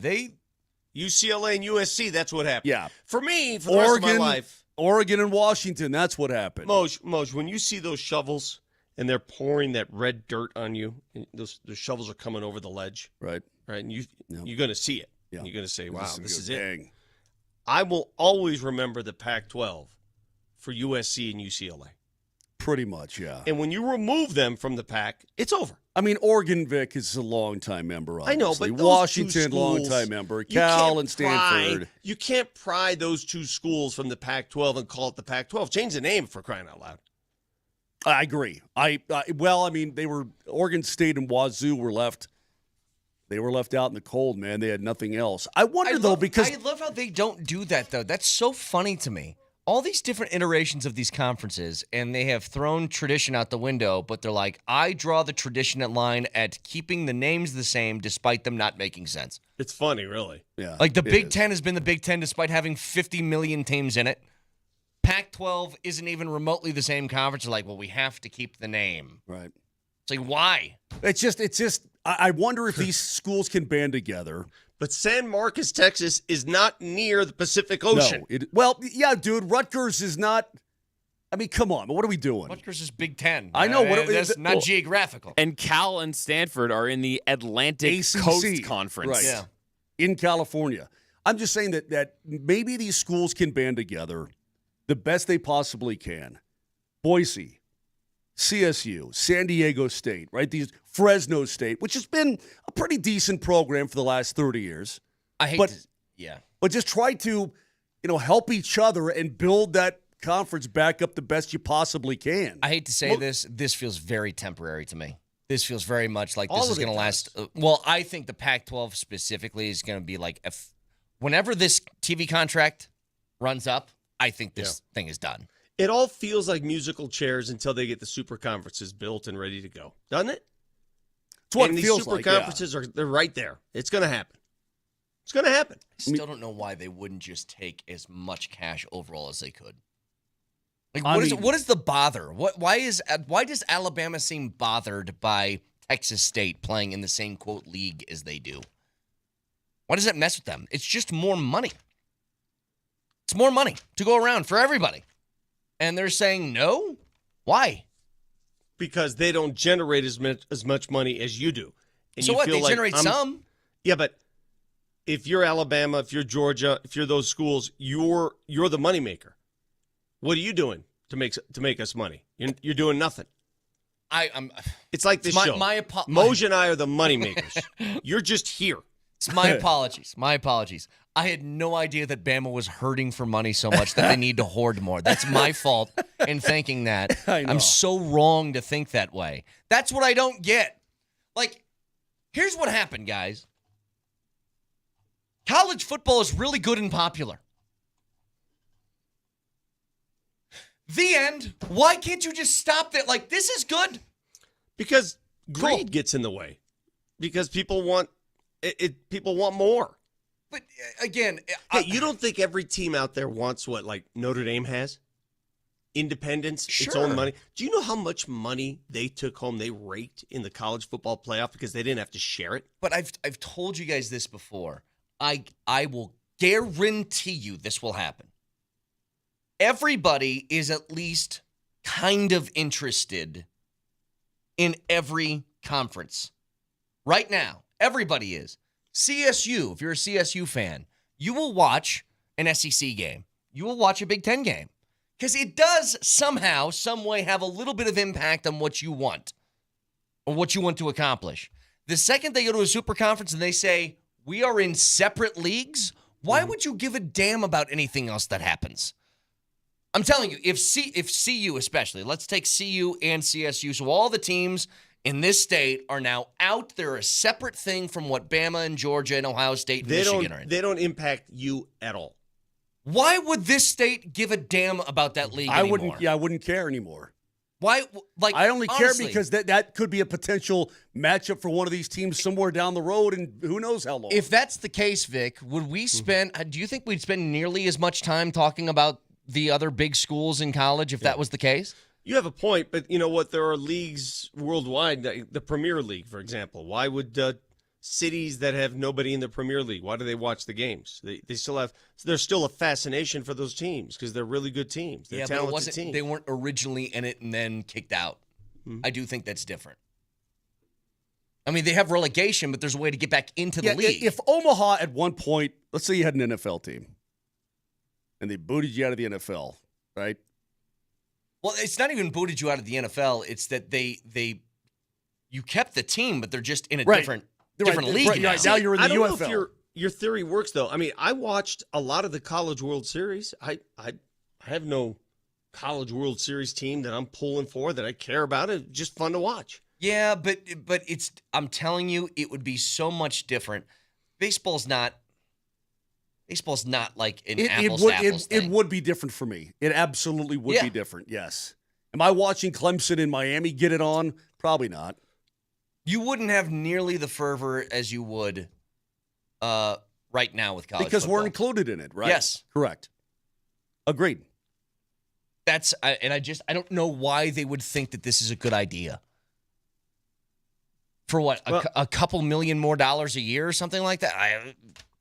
They want to keep the way they see it. If they generate the money, they'd like to keep the money. They do, but they do. They make so much.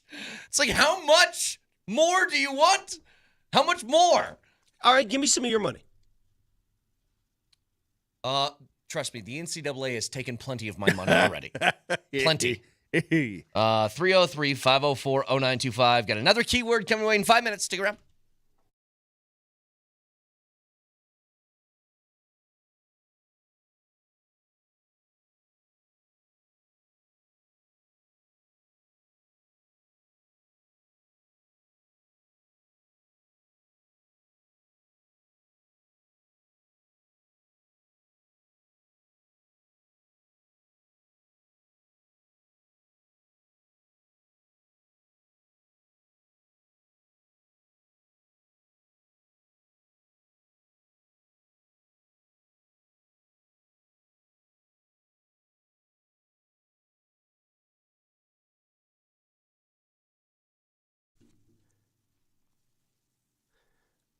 Yeah, Winston Churchill once said, if you're going through hell, just keep going. Dan Caplis helps good people keep going. After a serious injury or the wrongful death of a loved one, Dan's 40-year track record of historic success in high-stakes personal injury cases tells you everything you need to know about how he operates. Because high-stakes injury cases, they're fought on a different level, man. And Dan Capless Law has proven it will go toe-to-toe with the biggest and baddest insurance companies around and win. That's why Dan Capless Law is the official law firm partner of the Denver Nuggets and the Colorado Avalanche. A serious firm for serious cases. Dan Capless Law with offices in the Denver Tech Center, Loveland, Greeley, Fort Collins. If you need Dan's help, call him today, 303-770-5551. That's 303-770-5551. Or hit him up at dancaplisslaw.com.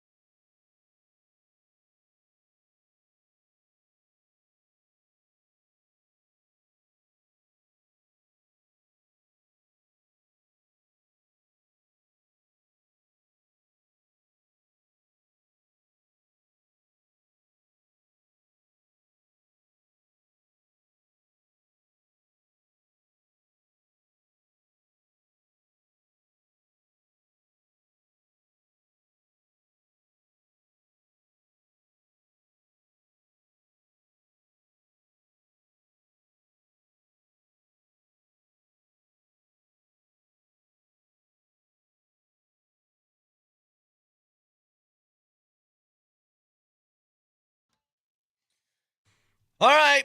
Another keyword every hour on the 20s, our Core 4 score contest. A chance for one person to win autographed jersey from Jokic, Murray, Gordon, and Porter. The last day to get your qualified keywords in. We'll give this away on Monday. So pay attention on the 20s. Every hour today, it's your last chance. The keyword for this hour is whack. Whack. WHACK. Text that in your first and last name to 303-504-0925. That is all thanks to our friends at Revitalized Health. Custom health solutions to revitalize your health today. Revitalize-health.com. But the key word in your first and last name is whack to 303-504-0925. Is this a reference to what Moser said yesterday? Wax on, right hand. Whacked off. Left hand. Wax on. Whacked off. Breathe in through nose, out the mouth. Wax on. Whacked off. Don't forget to breathe. Very important. You sound like an AI voice. You really do. So yeah, whack is the key word for this. Why do I find that so funny? Whacked off. Left hand. Nelly, it's just gorgeous. Nelly, that's gorgeous work on your part. So there you go. Hey, I got a question. There've got to be people listening right now who are going, I have no idea what that's this? about. Yeah, you got to be there. I guess you got to be there. I Oh, my God. strongly support the movement of not listening.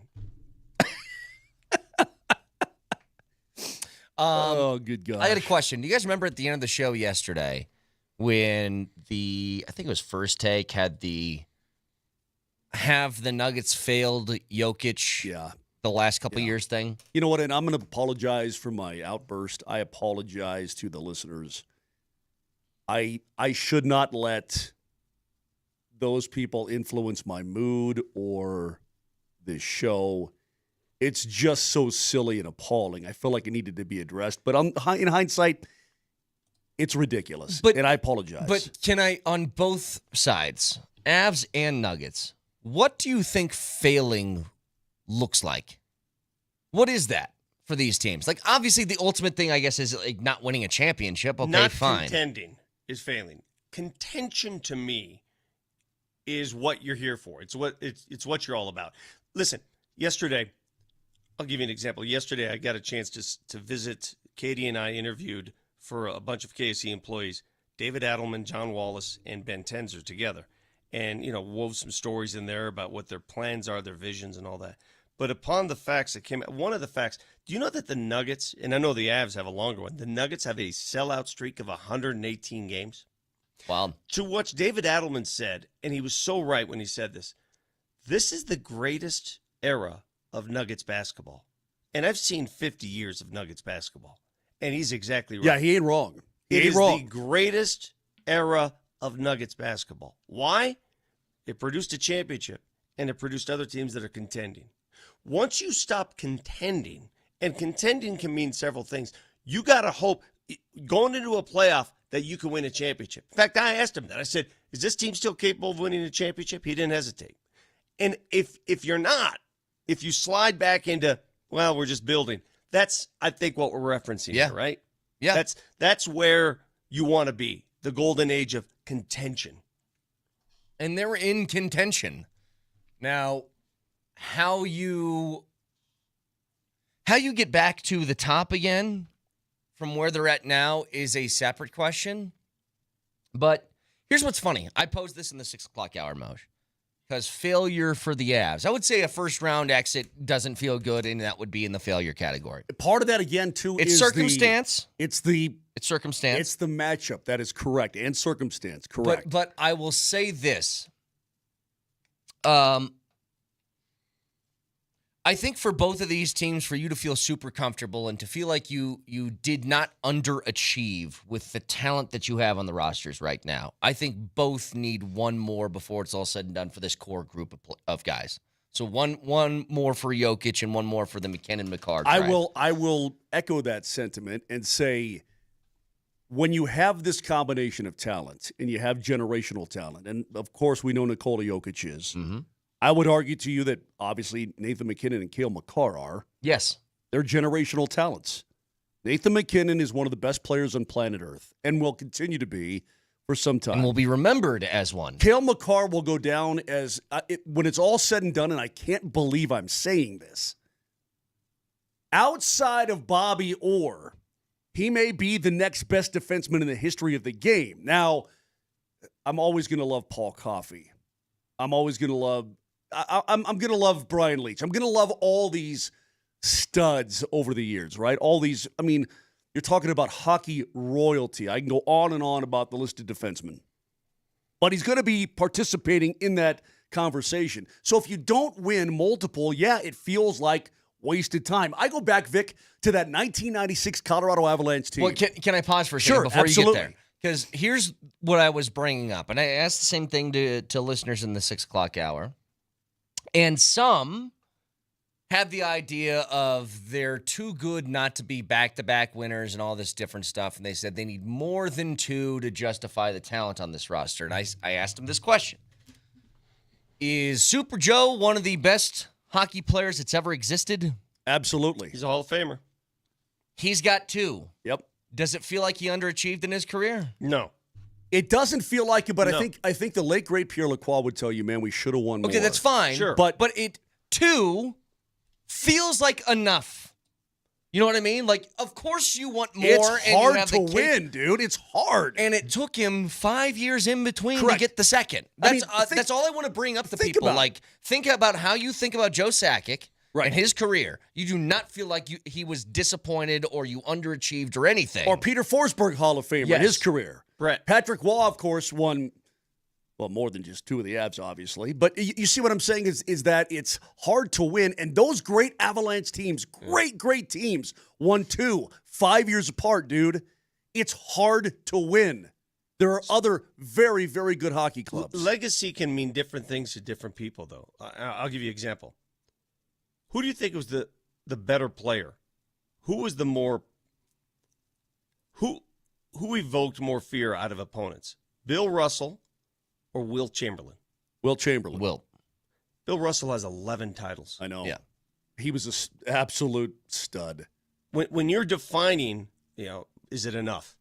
That man has 11 rings. And yet, Will Chamberlain, I agree with you guys, I thought was the better player. It's also, this totally factors into, if the Nuggets played in the Eastern Conference, I would say maybe 2 isn't enough.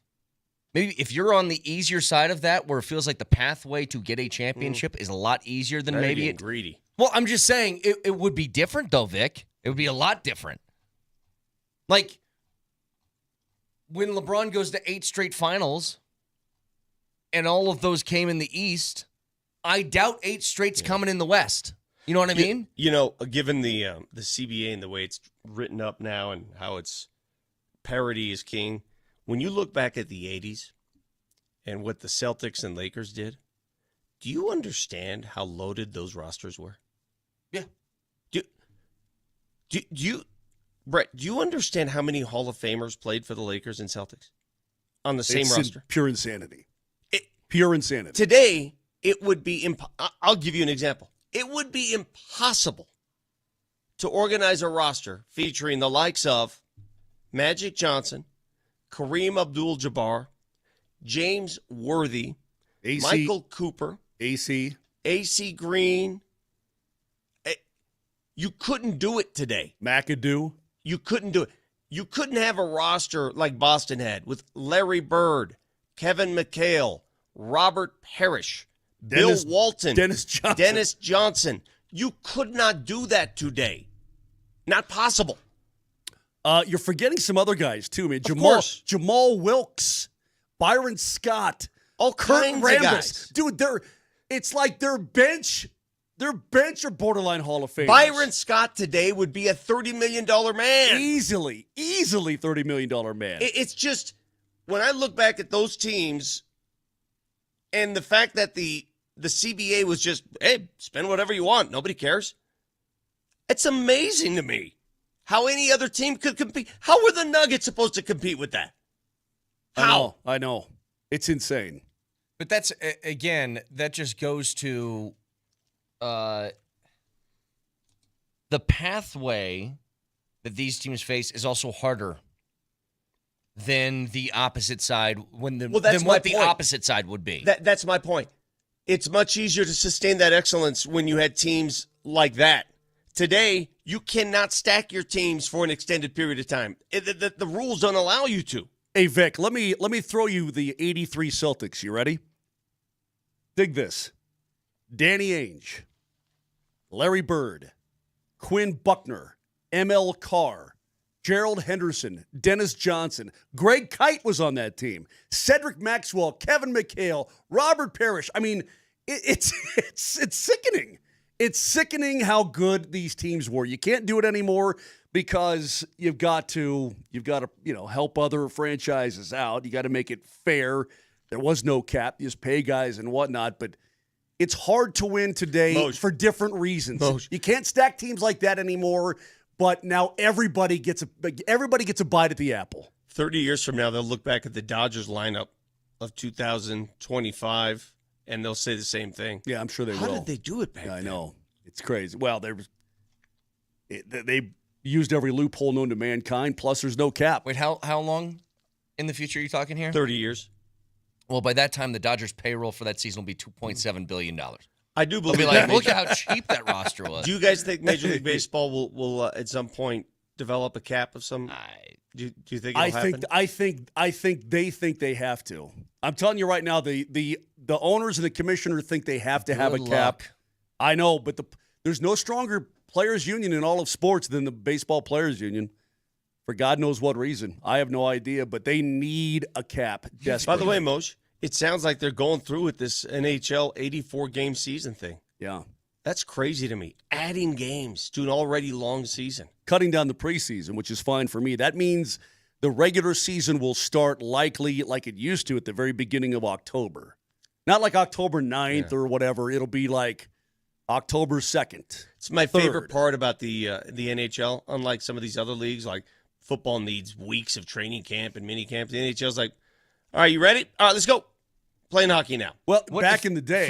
From the day that they step foot for the first time in family sports to the first game, how long is it? 3 days. Crazy. 4 days, maybe. Something like that. Wait. To the start of the regular season? What do you mean? Oh, the regular season. Yeah, the regular season. Preseason. No. Like, I mean, they get on it pretty quick. Yeah. Let's see. Let's say the 13th Probably 3 through, weeks. It'll be just over. Yeah, it'll be almost 3 weeks probably. When they go to 84, that's in 2026. Yeah.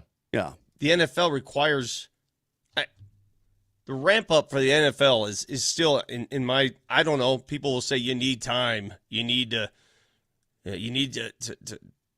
have time to hit, to learn.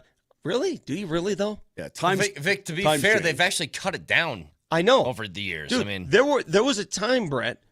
I remember when the Broncos had training camp in Greeley. It was 6 weeks. Yeah. Long time.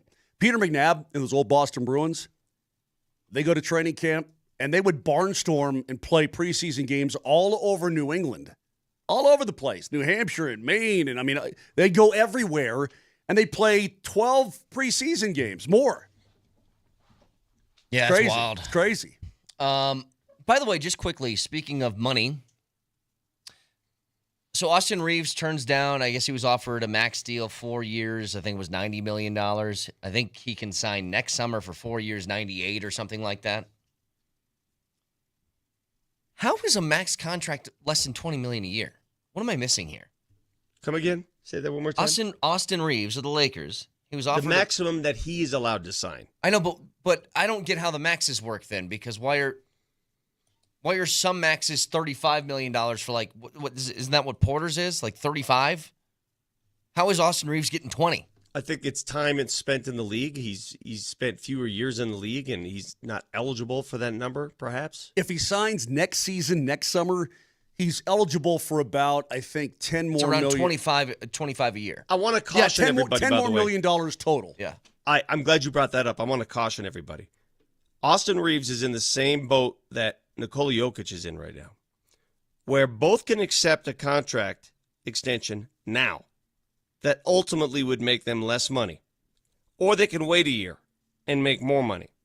So before people get crazy, before people go ballistic here, I fully expect the Nuggets to offer, Nikola Jokic a contract extension, and I fully expect him to possibly say, nah, I'm going to wait. In fact, it'd be smart for him to wait a year. I think turning this down for Reeves is a risk. Because he's not, look, if he gets hurt or something like that, he's not guaranteed to get that contract again. Isn't he an undrafted guy, Austin Reeves? I'm pretty sure you could chop both of Jokic's arms off and they'd still give them the extension after that. There is zero risk for Jokic to say no. Joker was in a bad am I wrong here? He's in a bad combine accident. We don't care. Give me any scenario. Give me any scenario in which Jokic would cost himself money by turning this down this year. Any scenario. He's where abducted. he's not getting the Supermax. But he's abducted in Westminster by an old man who just doesn't trust him. I reckon. Okay. No, man, it's like, and how much is going to be enough? This next contract will be what, 300? I mean, he'll be like, good God. I mean, do I need to really wait? We're set forever and ever and ever for the end of time. Well, you get an extra year out of it. I mean, it's part of it, I suppose. So, I mean, when we're talking about that kind of bread, does it really matter? I mean, really, he's gonna be in the dirt before he can spend it all anyway. One last reminder: keyword for this hour is whack. Whacked off. So text whack in your first and last name to 303-504-0925. Wax on, right hand. Whacked off. Left hand.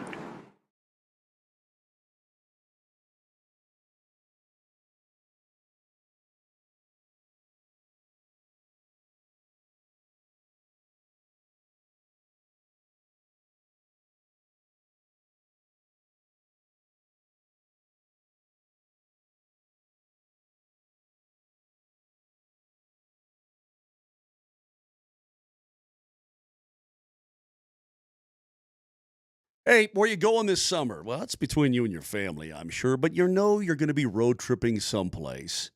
Heck, I like to go up to South Dakota. I don't mind a little Mount Rushmore. Do it in a new ride from Silterhar Motors in Broomfield. Amazing deals right now. And you've got to take advantage before July 7th because the employee pricing is still in full effect. They're going to give you the most for your trade, and they've got over 1,100 new and pre-owned cars, trucks, and SUVs right there on the lots, ready to go for you. So do it in style. Ice-cold AC, reliability. They've got it all. Get the Highway 36 in Wadsworth in Broomfield or go online, sthmotors.com. That's sthmotors.com. Silterhar, everything you want out of a dealership.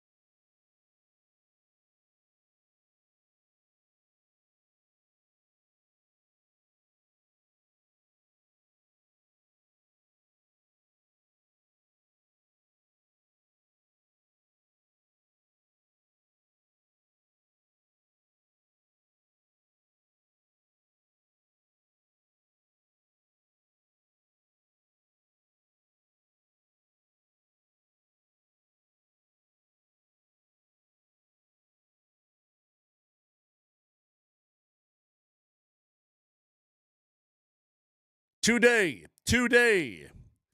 come down and talk to me and Connor. Bear's going to be there hanging out at Tom's Watch Bar downtown.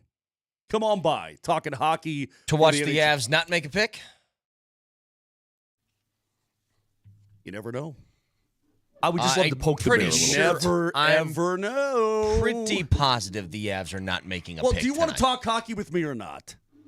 You probably don't because you talk to me every day of your life. Yeah, I'll pass. Vic, would you like to talk some hockey with me? I have zero interest in doing that with you, particularly. Nelly? Yeah, Moj. Why don't you talk hockey to me? I will, buddy. I'll tell you what. When this show's done, you and I'll just go to the broad room. We'll just talk hockey. Like when you talk hockey with someone, how does that go down? Oh, yeah. Let me tell you about the puck. Yeah, let's not. Moser, tell me all about the 5-hole. No, Dude, I will tell you all about it. Nope. You raised a question to me actually during the break, and you were surprised by what went down. And I had a perfectly good, rational explanation for you. I don't accept it. Okay. So go ahead. So Trent Frederick just signed a new contract, right? Got dealt and then signed. With Edmonton. Tell them everybody about it. 8 years, 3.85 per. And I was trying to figure out. Why would he do that? I don't think it's about him. Why would Edmonton? Well, how old is Trent? I got to look. He's got to be 29 or 30. Let me see here. Trent. He's 27. Okay, 27 years old. So you got him until he's 35. Trent Frederick is nobody's All-American, right? He really isn't. He's a good, solid player who fills a role. Yeah. I mean, it's just what he does. He just plays his game, and he's kind of I'm going to say a tough guy, but he's a grinder kind of guy. Here's what I'm asking the most. For somebody who's not that good, why would you give him an 8-year contract in case he's... Because Trent Frederick is the kind of guy who's going to be the same guy his entire life. Okay. Trent Frederick went at the age of 27. He'll be the same hockey player at the age of 32. I mean, he's just the same dude all the time. Not a big-time scorer by... Just seems like a weird contract to me, that's all, for Edmonton. Yeah, I mean, but he's... It'd be like signing I don't know, Malinsky to an 8-year contract? I dig what you're saying. Well, it's good for the Oilers because they get cost effectiveness. The cap's going to keep going up, and unless the guy's not very good and you don't want him anymore, and then you have like 6 years left on the hook. No, but his previous two, he didn't play. He got injured this year, but he didn't play the full 82 games between Boston and the Oil, obviously. But he's the previous 2 seasons. He's had his best 2 seasons of his career. Like almost a half a point a game kind of guy, and a guy who's just going to play hard all the time, okay? So he gets security. Look, he's saying in my career, I'm going to make $30 million. And the Oilers are saying, we're going to get a guy at cost effectiveness who's going to be the same guy throughout the course of his contract, a fire and forget missile. We know exactly what we're going to get out of him, and we don't have to pay him a ton of bread. He's just going to be there every time. Okay. So it's good for both sides. Hey, I got a story. A man named Diedrich Enns. Do you know who this man is? Nope. He pitched, had to start yesterday for the Tigers in an 8-0 win. God, the Tigers are balling. So Diedrich Enns steps on the bump for his first start of the year. In fact, it's his first start since 2017. Whoa. Why? Did he have a case of the yips that he had to sort through? I do not know. Was he injured? Played, was he a reliever? Played professionally overseas in a couple of different spots. I think the Korean Baseball League was one of them. Japanese was another. He was just kind of bouncing around. Who was the Rockies closer that since retired that went 6-7 years? Daniel Bard. Yes. But wait, you're telling me this guy's like the modern day Kenny Powers? So he had one start in 2017 for the Minnesota Twins. All right. He then did not pitch in the majors until 2021, where he had relief appearances for a grand total of 22 innings that season. Okay. He then was out of the league again until yesterday, in which he pitched 5 innings of shutout baseball for the Tigers at 34 years old. He's 34. So he went 4,427 days between starts and 1,371 days between big league appearances. Does he have an assistant named Stevie? That would, I got to tell you, Moj, he's got a little bit of a Kenny Powers look to him. Yeah, he's got a little KP look to him. He's got a little bit of a look to him. Wow. I mean, to come. Who the bleep are you? I feel down in my plums. I feel 10 feet tall and strong as an ox. That's pretty crazy to get back into the bigs at the age of 34. He must have gone through something. After bouncing around Asia? That's interesting, man. That's good for him. I don't know the total backstory on this, but hang on, let me see. Vic, who was the guy that made his big league debut in his late 30s or his 30s? Wasn't there a story about him? He was like a science teacher. There was a movie about Rays him. Yeah, the Rays. There was a movie about him. What was that guy's name? I can't remember his name, Lefty. but he was like he was a high school teacher, and he was pitching, and they convinced him to go for it. So, he pitched in Japan in 22 and 23. He pitched in Korea last year, and now he's with the Tigers. Jim Morris? Jim Morris. That's it, yeah. Played by Dennis Quaid. Was it Dennis Quaid? Dennis Quaid's done every sports movie known to man. No one has done more sports movies than Dennis Quaid. Off the top of your head. I raise you Kevin Costner. Okay, Kevin Costner. Let's compare and contrast. Dennis Quaid did the greatest movie that he's never seen, Breaking Away. Great movie. Great friggin' movie. Great movie. Remember we got Leskowitz to watch, and he goes, it's all right. I just about killed him. Just about killed him. One of the best movies ever made. And that was a sports movie. Dennis Quaid was in a movie called Playing for Keeps? Yep. In 2012. What the hell is that movie? I remember that It's about playing for keeps. What do you mean? It's a box office bomb where Gerard Butler is a has-been former professional football player. Okay? Gerard Butler, from I remember 300? Yeah. Wow. It was a dumb movie. He was in a movie called Our Winning Season in 1978. Okay, keep going. Sports drama about Dave Wakefield, a distance runner for a high school track and field All team. right. He also, of course, was in The Rookie. That's the Jim Morris story. No. I'm going through the list now. Oh, okay, go ahead. He was in a movie called Soul Surfer, if you consider surfing a sports movie. I did a junket with the lady who's the star, the actual story of her. No, nobody cares. You must be thinking of also sports film classic A Dog's Purpose. He was in that. And then he was in the sequel, A Dog's Journey. Soul Surfer's a true story about the one-armed surfer. Good for yes. She got bit by a shark. Too bad. Jeez, Jesus, what's wrong with you? Then she broke her ankle on the vault. Yeah, it's a real big love story. He was in a movie called Born a Champion, which is a boxing movie. Okay. He was in a movie called Tough Enough in 1983, which is also a boxing movie. All right. He was in The Hill. The heck is this? A baseball player overcoming his physical disability suffered from slow pace. Okay. He was a pastor in that movie. The American Underdog, the Kurt Warner movie. He was Dick Vermeil, wasn't he? Yeah, he did play Dick Vermeil in that movie. Blue Miracle, Everybody's All-American. That's the one. That's where he was. He was an old school leather helmet football guy or whatever. There's a movie that came out last year called The Long Game. It's a golf movie that I guess he's in. Great movie. It's about young Hispanic golfers, I believe in El Paso.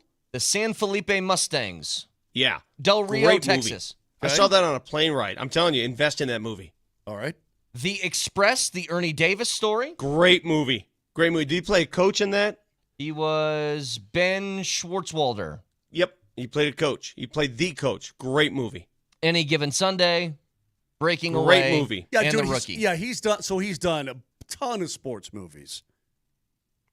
He's done more than Costner. He's done more than Costner. He has. Nobody's done. Dennis Quaid is the king of sports. So that was 15. Movies. 15 total. Yeah. I would argue that Costner's sports movies are probably better. Much more recognizable. He's done 8. Field of Dreams is the top of his sports movie list. Yeah. So Costner's been in Chasing Dreams in 1982. Don't know that. Seen as his worst one. Okay. He's a talented baseball player. Imagine that, Kevin Costner. For the Love of the Game. Bull Durham. American Flyers. Yeah, he was another great cycling movie. He was a cyclist. Filmed right here in Superior, Colorado. The Bismarck. There's a famous hill, the old Coors Classic. They had to ride up this hill, and he played this His younger brother was dying.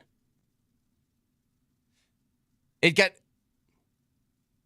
4 stars out of 10. No. Nope. Okay.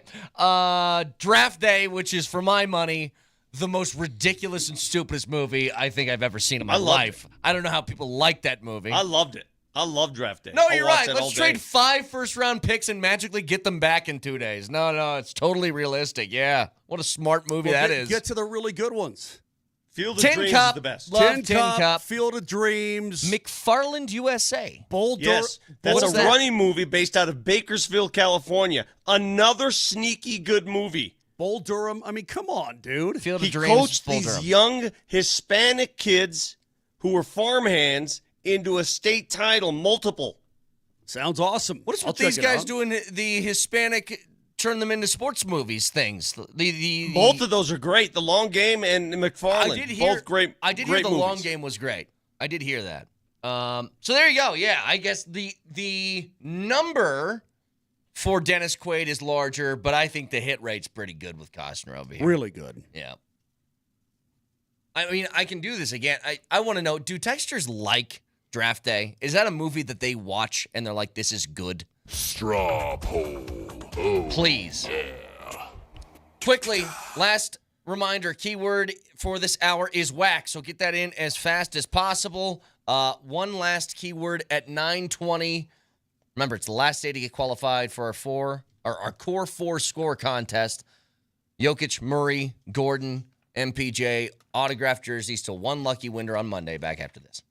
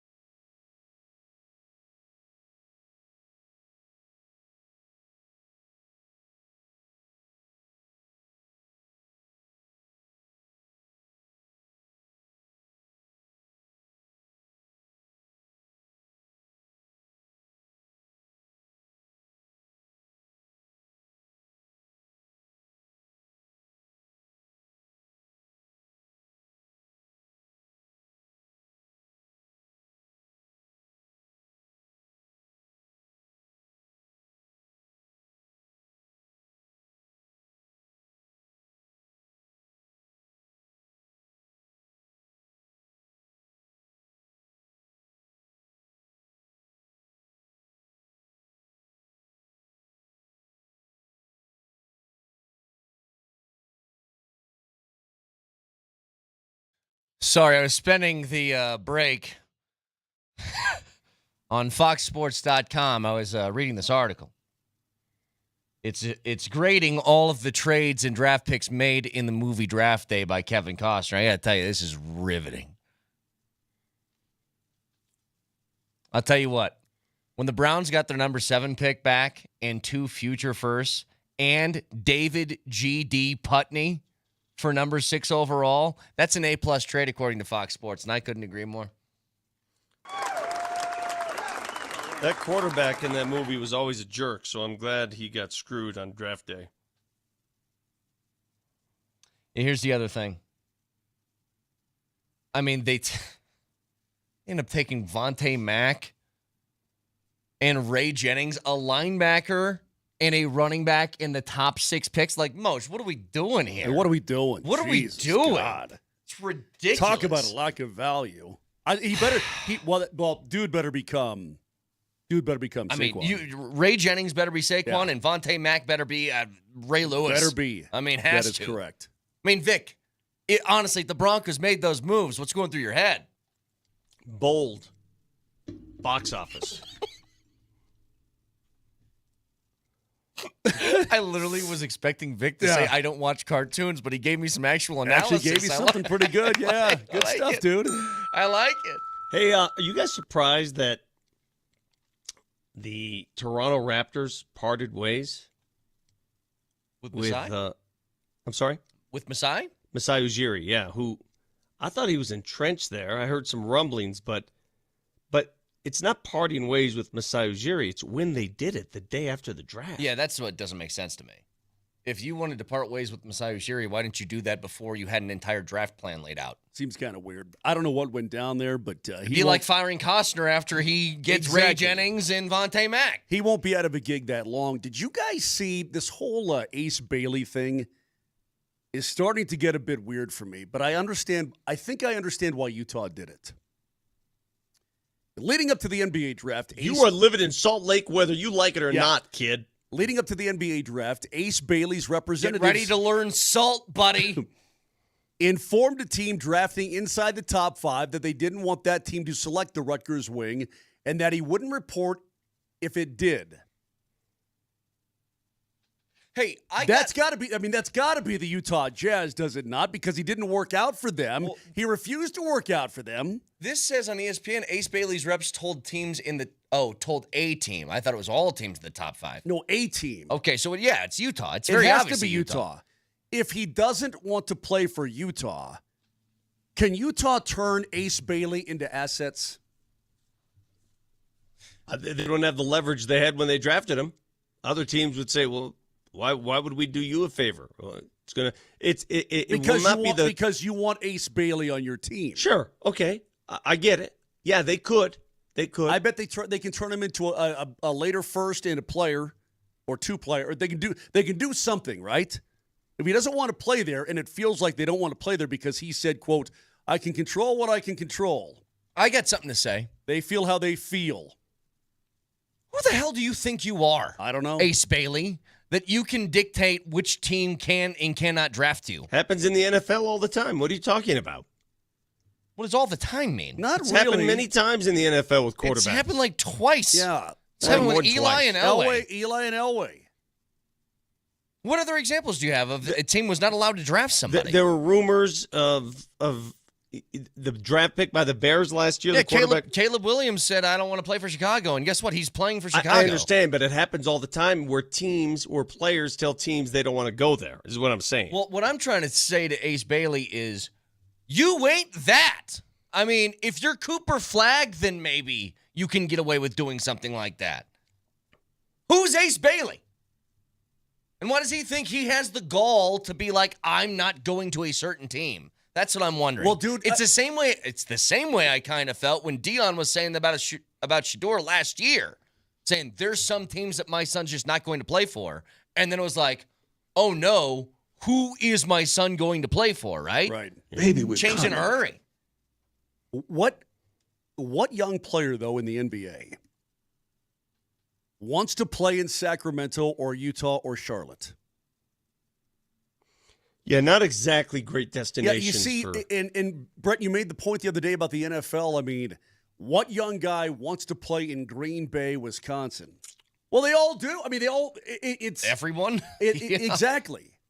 I mean, have you ever heard of, I don't want to go to Jacksonville? Maybe they told their family that, but it's never been publicly out there like that, right? Look, everybody's got preferences. Work that way. Yeah, but it doesn't work that way in the NFL. It doesn't work that way in the NHL, really. Actually, I take that back. It does work that way. We've seen some guys pull that. Adam Fox pulled that.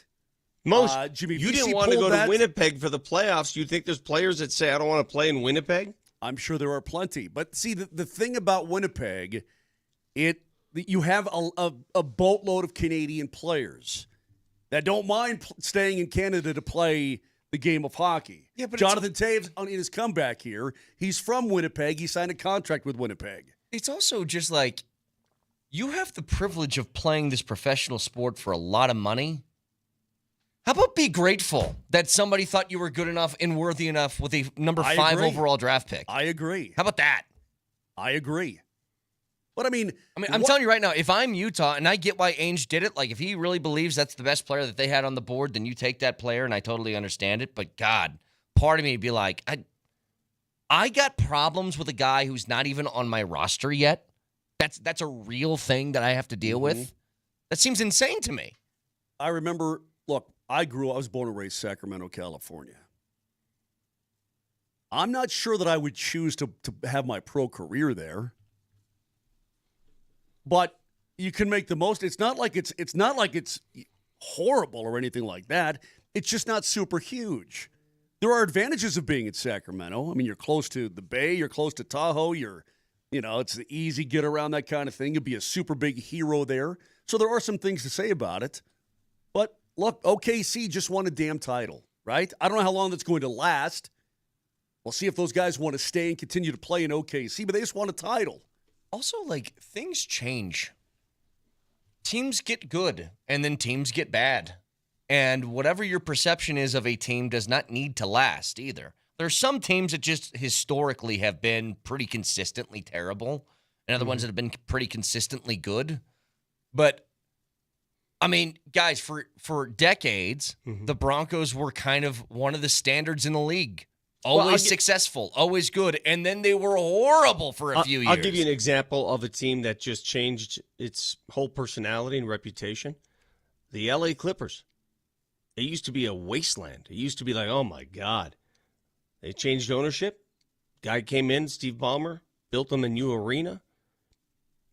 I mean, it's not what it used to be, put it that way. But you don't, yeah. When you were sentenced to LA Clippers contracts, it was a sentencing. Now it's an opportunity. I'll give you a specific example. Do you think Justin Simmons was pretty psyched when he got drafted by the Broncos? Sure. It just won a Super Bowl, right? Just won a Super Bowl, been good forever. And he didn't make the postseason once in all the years that he played here. Not one time. Probably not what he expected when he went to Denver. Probably. Look, I don't know. It's just these teams, they're just victims of their location. Some are just victims. But I'm not even talking about Utah. I'm talking about this guy. Okay. This guy's already driving me up the wall. You're talking about this one specific guy. Give me 2. Well, either way, he's got value. He's the 5th overall pick in the draft. I'm sure that a number of teams would like to have him on their team. He's a 6'10 wing. And he could be like an MPJ kind of guy. So, a lot of teams would probably like to have him. So he does have value. The question is how much. If he doesn't want to play there, I would move him. You draft him anyway just because he's the value at that particular pick. And somebody will end up paying for him if he doesn't want to play there. Going back to what you got, Vic? I'm just reading an article that's cracking me up. Oh. You ever had a flat tire? Yeah. Mm-hmm. Somebody pay to fix your flat tire for you? No, I fixed it.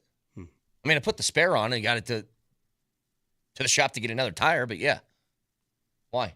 City of Denver's offering $50 to fit all flat tires for electric bikes. So if you have an electric bike with a flat tire, give you a $50 rebate to go fix it for free. What about if I pedal my bike? Then you don't qualify. It's got to be an electric bike. What It's if got I to be just an e-bike? Yeah, but what if I prefer just to pedal? That's what I'm saying. This is not right. What if I ride a bike like a normal human? It says here, flat tires are most common for e-bike flats, more costly than a standard bike tire. So what? So you're giving the lazy people $50? What about the people like me? I'm pushing the pedals. Hey, Moj, going back to something from earlier. Yeah, sounds good. There was a podcast with Drager where he mentioned that Bowen Byram is seemingly up for sale in Buffalo as an RFA. And that Colorado is on the list of teams looking to acquire Bowen Byram. See, the way... Really? Shut him off. I mean, I don't need your sarcasm. What is wrong with you? Sarcasm. What are you talking about sarcasm? That was not real because we talked about this earlier. Yeah, but he was... Moj, this is how radio works. It's all new to somebody else who's listening.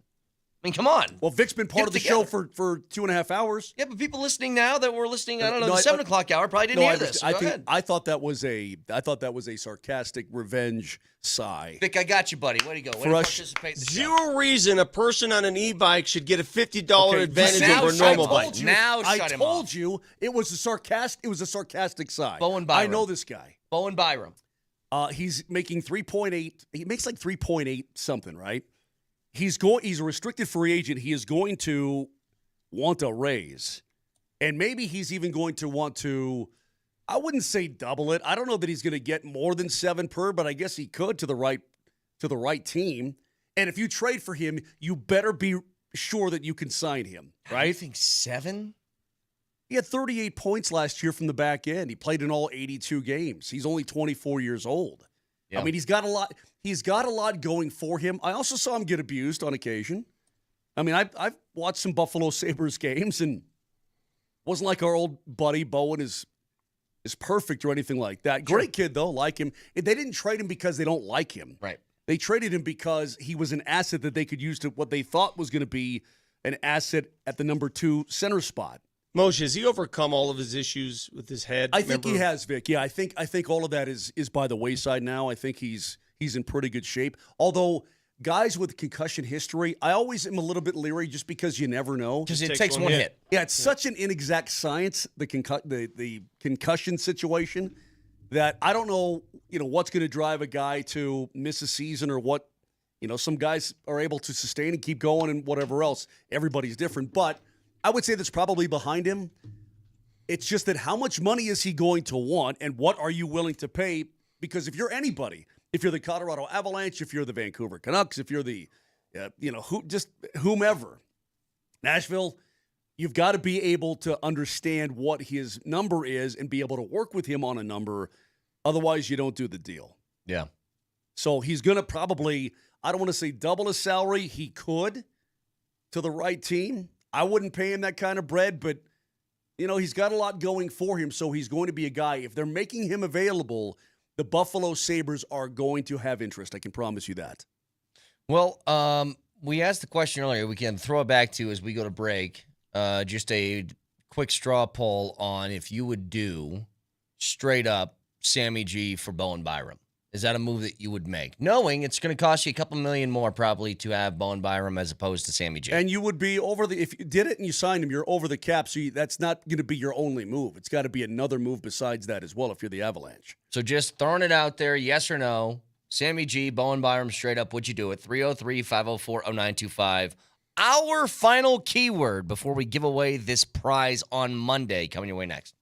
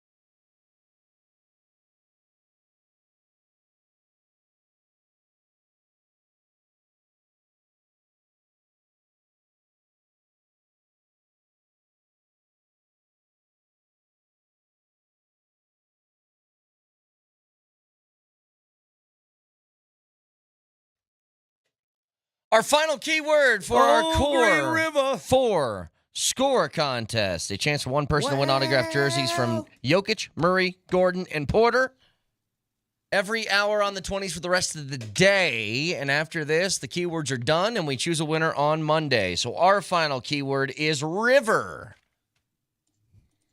Text river and your first and last name to 303-504-0925. That is river. And your first and last name to 303-504-0925. A chance to win all of those autographed jerseys. And that special thanks to our friends at Revitalized Health. Custom health solutions to revitalize your health today. Revitalize-health.com. I like how Nelly went to Little Cretans there for Green River. Right, pretty good stuff. There's a better one. Yeah, sure. That we used before. Ain't that right, Nelly? Nelly knows what I'm talking about.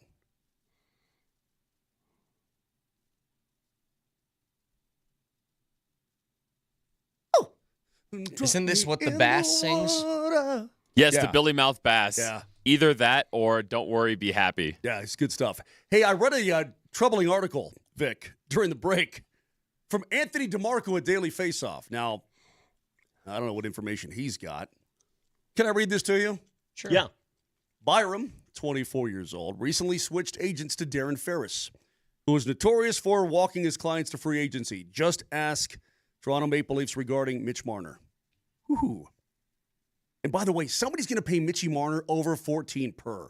You've got to be on crack. It's crazy. Hold on. I'm told Byram is looking for a contract with an AAV north of Owen Power's 8.35. Yeah, I'll pass. Are you going to pay Bowen Byram you acquire his rights so you can re-sign 8 years at 8.5 per? Nah. No. Because that may be what he's wanting. That ain't what he's getting. At least not for that. He ain't getting that from me, and I can promise you that. Look, they got Rasmus Dahlin and Owen Power there. Those are your one. That's your 1-2 in Buffalo. You're not paying 3 defensemen north of $8 million a year. You're just not going to do it. You can't do it if you ever want to be a franchise. But for God's sake, if dude wants 8.5 per, oh. No. Somebody will do it. I wouldn't do it. Somebody will do it. Somebody will. I don't want that to be me. If he came to the Colorado Avalanche, what defenseman would he be? What number? Would he be the fourth? Maybe 3, like he is in Buffalo. Maybe 3, right? Because if you got your 1 and your 2, your top pair, Yeah. you going to pay him $3 million more per year than Devon Taves? Are you really? Are you really? No. Okay, No. well then there's your answer. Yep. Took care of that one. Hey, I got a trivia question. No wonder Buffalo wants to move him. Good God. How's this for a stat? The University of North Carolina, which is most famous for what? Tar Heel basketball? They produce basketball players, right? Well, now they produce... Can you tell me the last top 5 draft pick that was a North Carolina Tar Heel? Top 5 draft Top pick? 5. Sam Perkins. Let me think here. I'll give you a hint. It's been 20 years. Oh, my God. Vince Carter. That's a good guess. Not Vince Carter. Who's the big, tall, stiff, big, tall... I'll give you another hint. It's a guard. It's going to be a tough one. Someone said Ty Lawson. Nope. I thought Ty Lawson was UCLA. No. He's like, I would say... this is going to be rude. A porkier guard is the way I'd put it, maybe? Puffy guards. A puffy guard. A porky-ish, puffy guard. Puffy Point guard. Man, I can't even think. It's a really tough Antoine one. Jobert. He played No. in Michigan. Raymond Felton is Ray the last Felton? top 5 draft pick for North Carolina. The other piece of information that I saw, the last All-Star produced by North Carolina is who? Vince Vince Carter. Carter. Vince Carter. It's the last All-Star. That's crazy. What's going on here? Now, they've had good players. Like Harrison Barnes is a good player. When the Dean left, and Roy came through and hadn't been the same. That is crazy to think about. 20 years, man. That's amazing. And the last All-Star they had is Vince Carter, of all people. That's wild. But they've won. They've won, what, three natties, I think, in that time frame. But good Lord, it's crazy. I got something for you. That is pretty crazy. Yeah, Raymond Felton. That's a good way to describe him. Yeah, Portly? I didn't. How about Portly? Portly, yeah. Portly. I got something for you. Go ahead. So the ESPYs, which are in 2 weeks, they came out with their nominations. I don't know who the hell votes on the ESPYs. I don't know if somebody at ESPN, if the Morris brothers do this. I don't know. I wouldn't doubt it. But some of the categories they have, I'm going to ask you, who do you think is most likely to represent Colorado to win their respective awards? Okay. Is it best NBA player, with Nikola Jokic is among the 4 finalists? Who's the other ones in the category? Giannis, Shea, Tatum. Shea's going to win. Okay. Yeah, probably. Best NHL player, Draisaitl, Hellebuck, Kucherov, Cale Makar. Wait, they don't have McDavid or McKinnon? They have Cale Makar. Wow.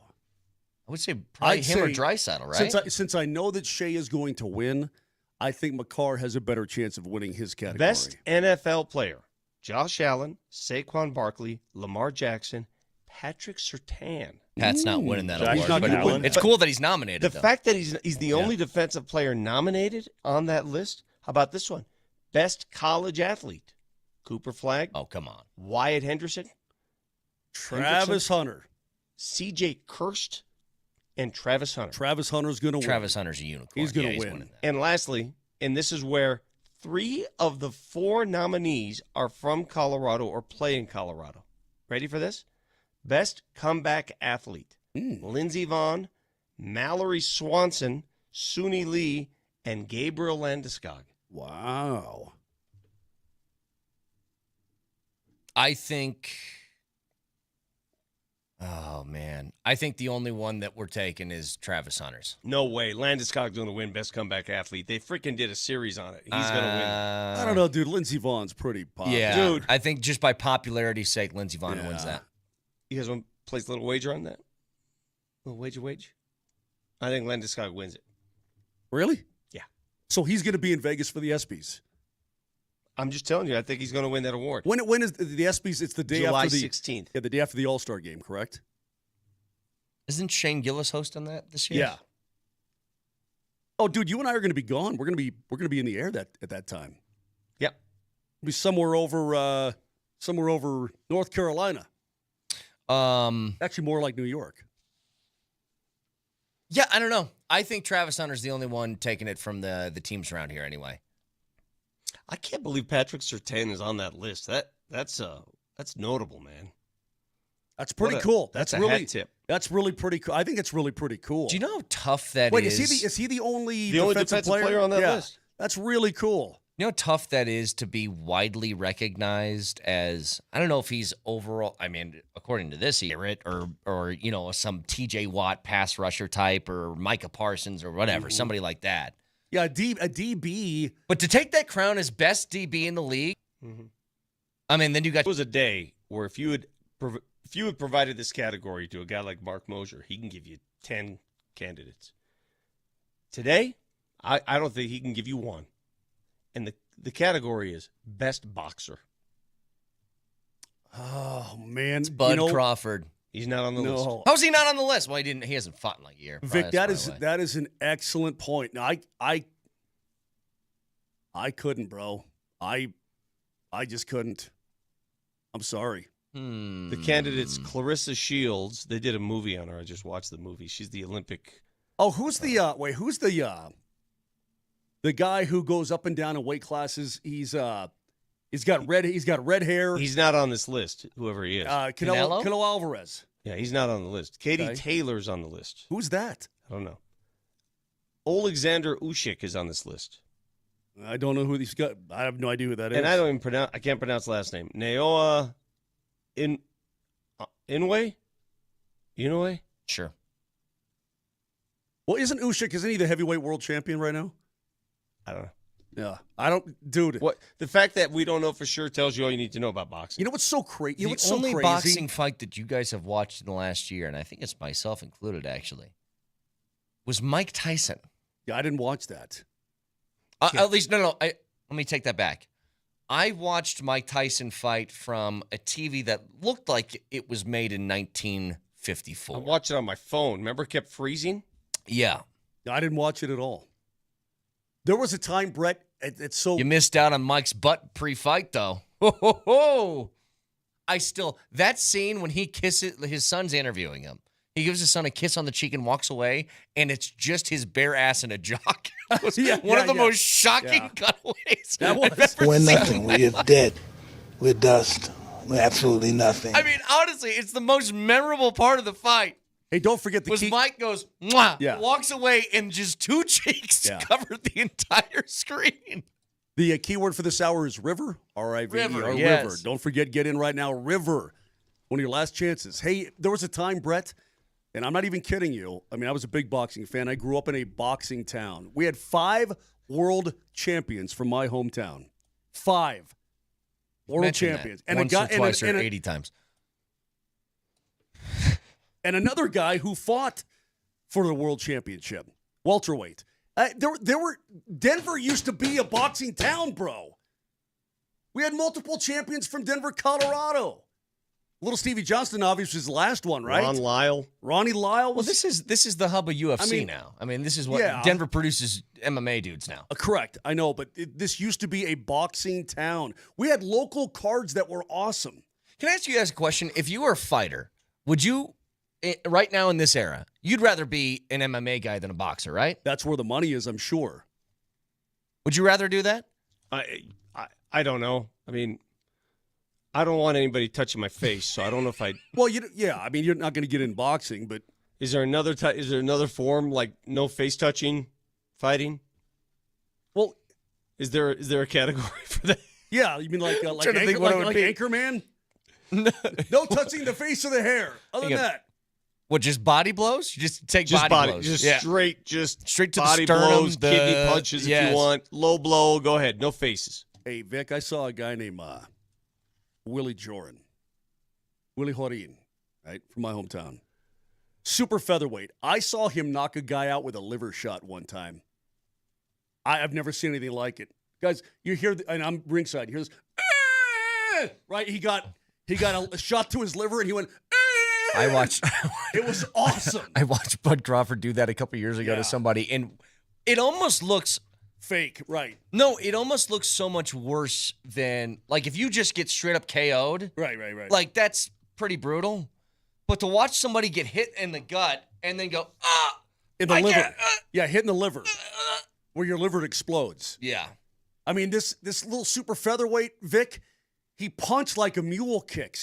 He was the guy that Mike Madden, John Madden's son, he owned him as a whatever manager, whatever. Yeah. Supported him and all that. Don King. Anyway, he became a world champion. Yeah.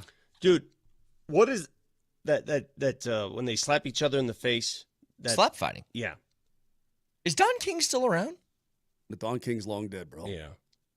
I interviewed Don King once, man. That was one of the more intimidating interviews I've ever done. You both killed Don King. He is very much still alive. 93 years old. Oh, shit. So apologize to Don King, please. Sorry. The late, great Don King. He's not dead. Who's not dead. Yeah. Oh, good God!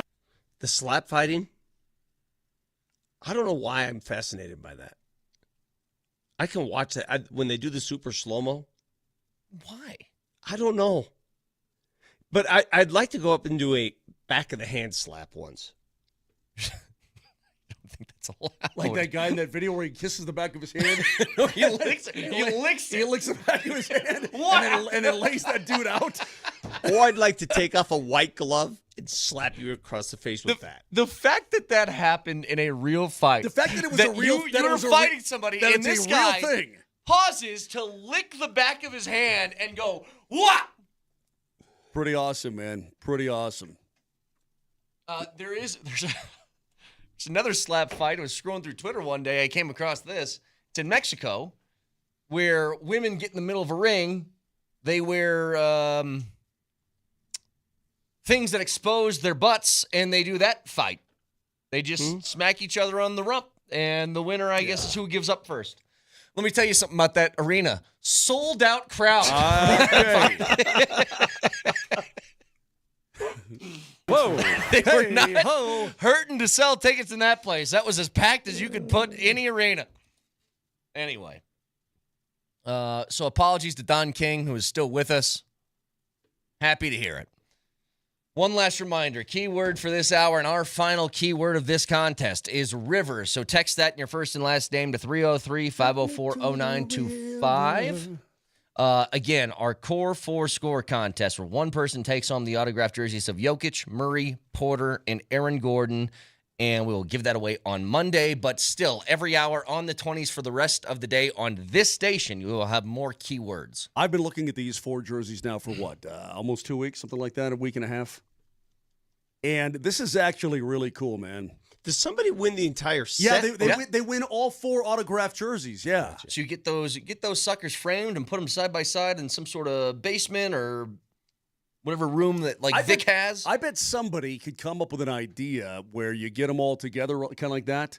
But then, you have like a world champion, you have a championship thing, you put it all there. That would be really cool. But or maybe you just get a big enough frame where they're all like kind of in one. Like in a diamond form, and then you got some champion thing in the middle. That'd be sick. Well, somebody's a lot more creative than I am, but this is actually really cool. I'm closest to the Joker, but Jamal's not too far away. Then it goes MPJ, and then AG. He's the furthest away, but it's pretty awesome. Somebody gets all 4 of them, Vic. They win all 4. It's amazing. I know. Thank you, Neanderthal. Amazing chime in. What do you want me to say? Beat it, nerd. Go outside. Had it with your worthless chime ins. All right. We come back. Favorite part of the week. Drunk text next.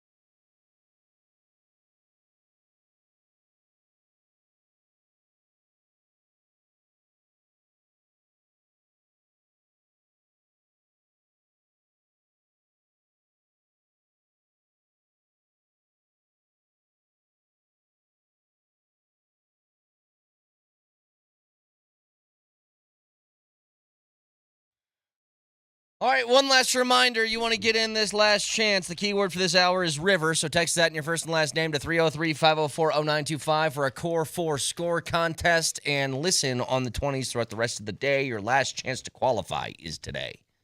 Drunk takes in just a couple of minutes. On the way out, Vic, when does free agency open up again? I believe Monday. Monday? The Nuggets did make 2 moves yesterday as far as signing 2-way contracts for undrafted free agents.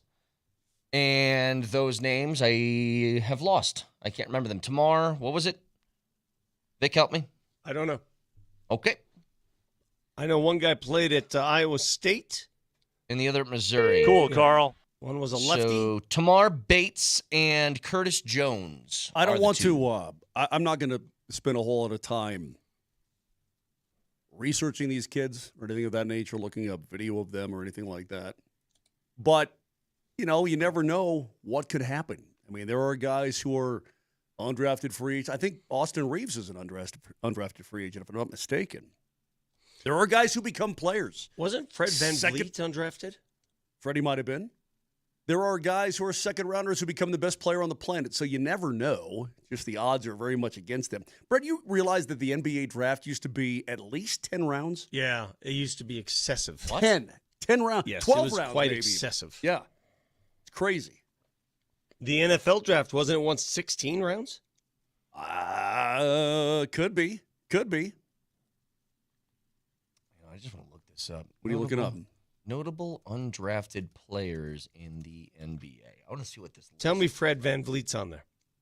See what this list Well, is you're going to go here. way back now, where you're going to have some Hall of Fame names on there from. Well, I don't want to go back that far. Yeah. I'm just looking for right now in the league.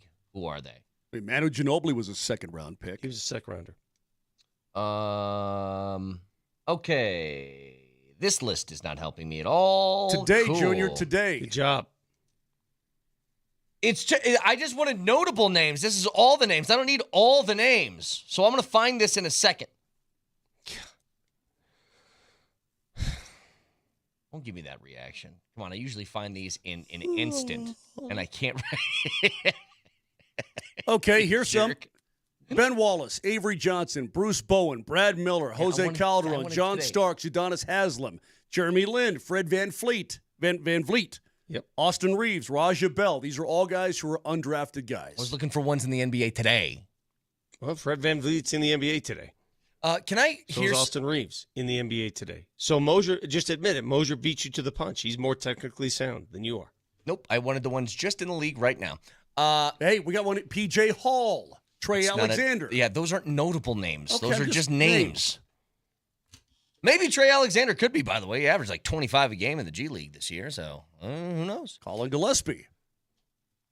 Enough. Can I hear something from last segment that I just think the second time I hear this is going to be funnier? Come on. Is Don King still around? The Don King's long dead, bro. Yeah. And Vic, you pulled a Moj and you just agreed with him. Is Don King still around? The Don King's long dead, bro. Yeah. You know why I agree with him? Because he seemed so authoritative on the subject that I was like, well, I don't know, so he's got to be right.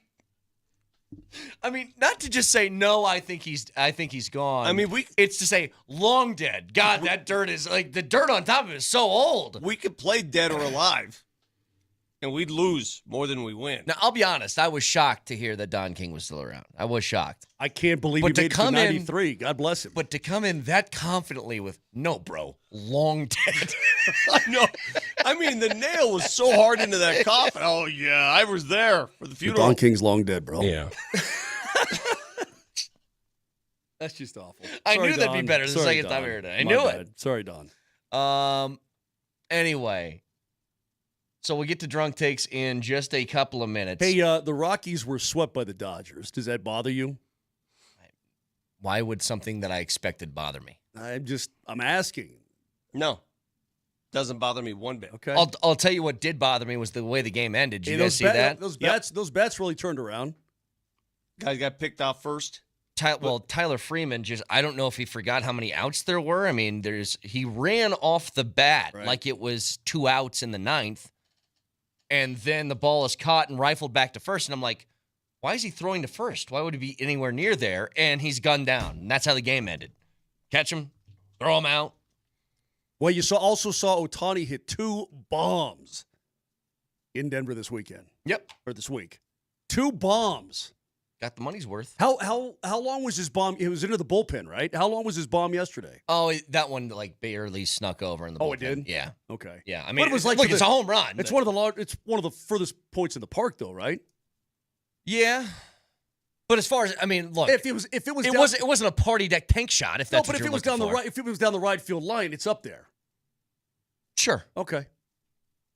Yeah, Shohei's really good at baseball. He's very, very, very good. Now the Rocks are in Milwaukee. Do you realize they're 18-63 now?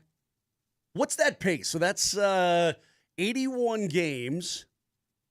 Yeah, so we're halfway. We're halfway through the season exactly. So they're on pace for 36 wins, which would be an all-time futility record. But as of late, that pace has picked up. Which so is we're probably more around like hole. 41, 42 They just wins. got swept. Bro, they just lost 5 out of 6 at home, bro. The D-backs got them 2 out of 3, and the Dodgers swept them, bro. Come on, bro. Bro. Yeah, but the Dodgers. Bro, what are you saying, bro?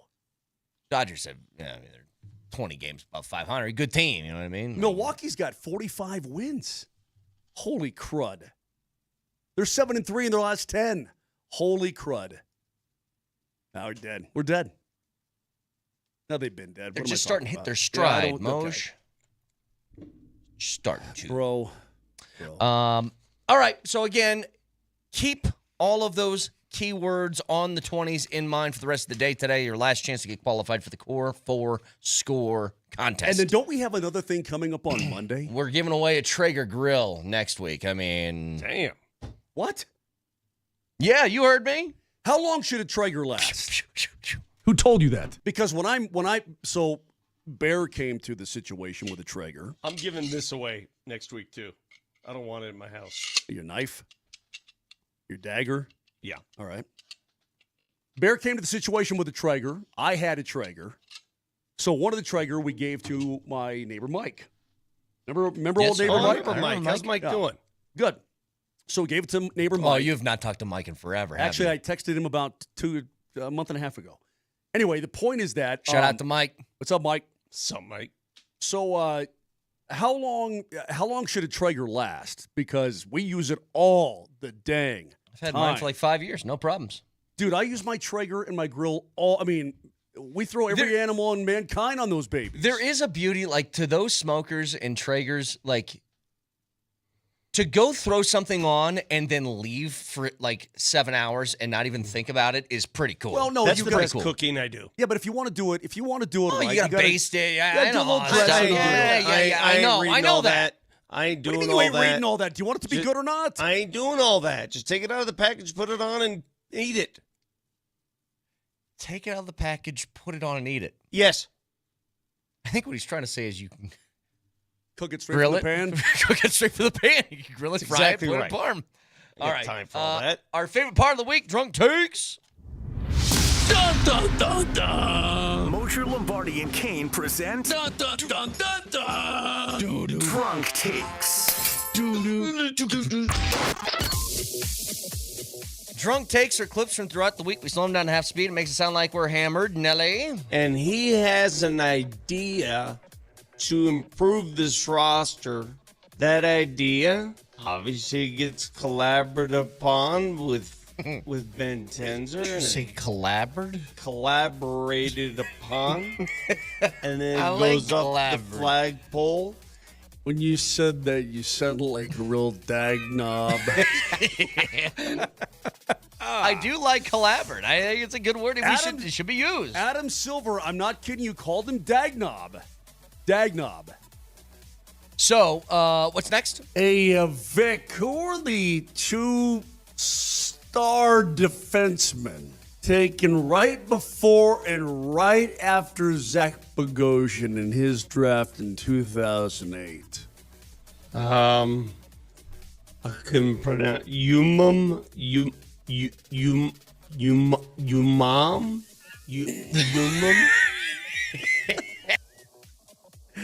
He got a your mom joke in there. It was good. It was good. It was good. it was pretty good. Force it in. Yeah. That was pretty good, Vic. Yeah, what's next? Two of the best to ever do it. When you look at Modi Moser, Modi Moser, Modi Moser, Modi Moser, Modi Moses Moody. I mean, good Lord.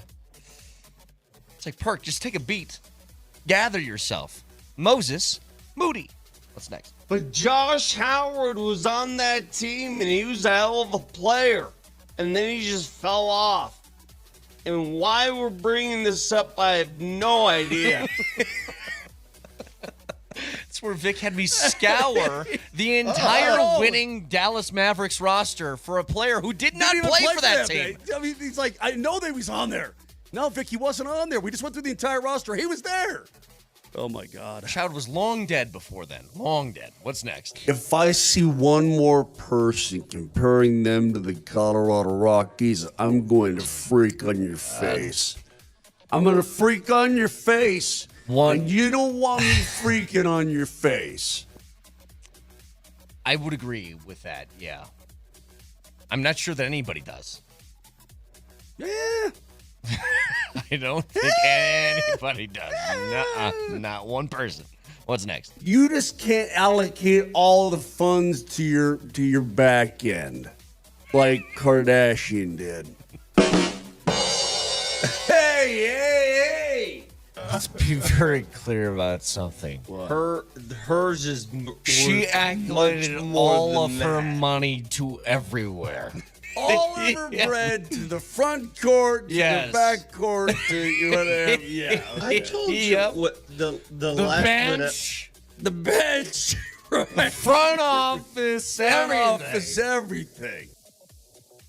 It's true. It's exactly what she did. All right, Nelly, go ahead. This is like, what's his face? Lord Samarin just whacked off what? The dude's head.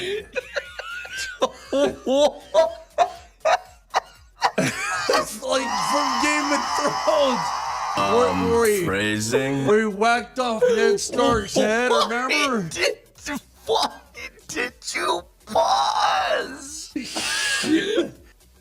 You meant to say whacked his head off. That's what you meant to say. But he said it, and then here's the problem. He said it, and he's staring directly in my eyes, and then he stopped. And I'm like, he did what? It's like from Game of Thrones. Phrasing. Unbelievable. Well, unbelievable.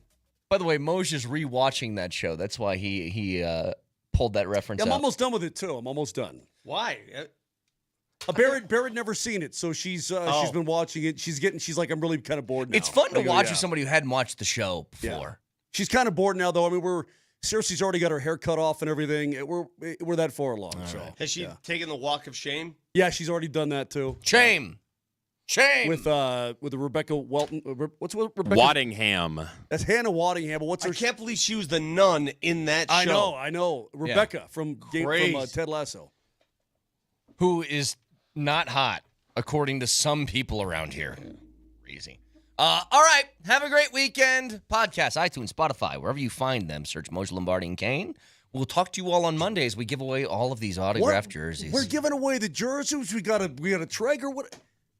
We're way too generous. Bready Claus. All right. Have a great weekend. Love you. Bye. Anyway. The women just seem to do it quicker. The women just seem to get down to business quicker. It's like, look,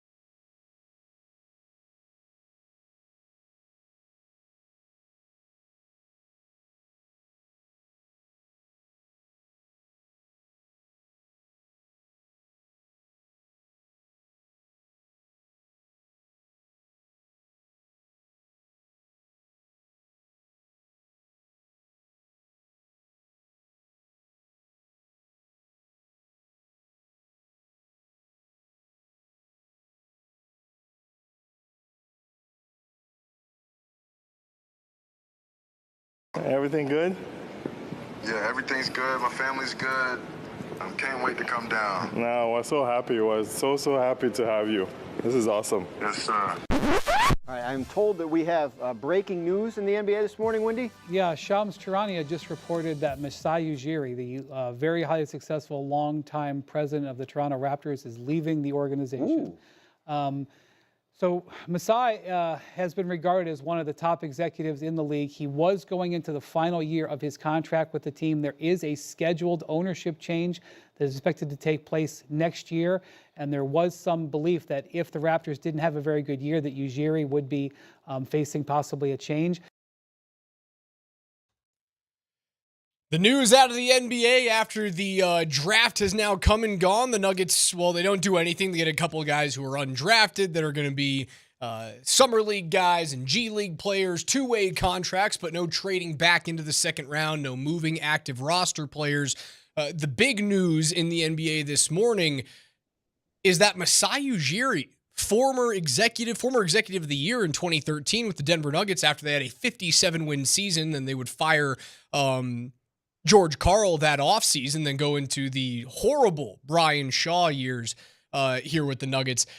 He's out as president of the Toronto Raptors as we welcome you guys into the morning sprint. Alex Ryanemi alongside, well, not alongside Mike Sanford, speaking through Zoom to Mike Sanford, who has the prettiest background in all of radio right now. Sanford, where are you?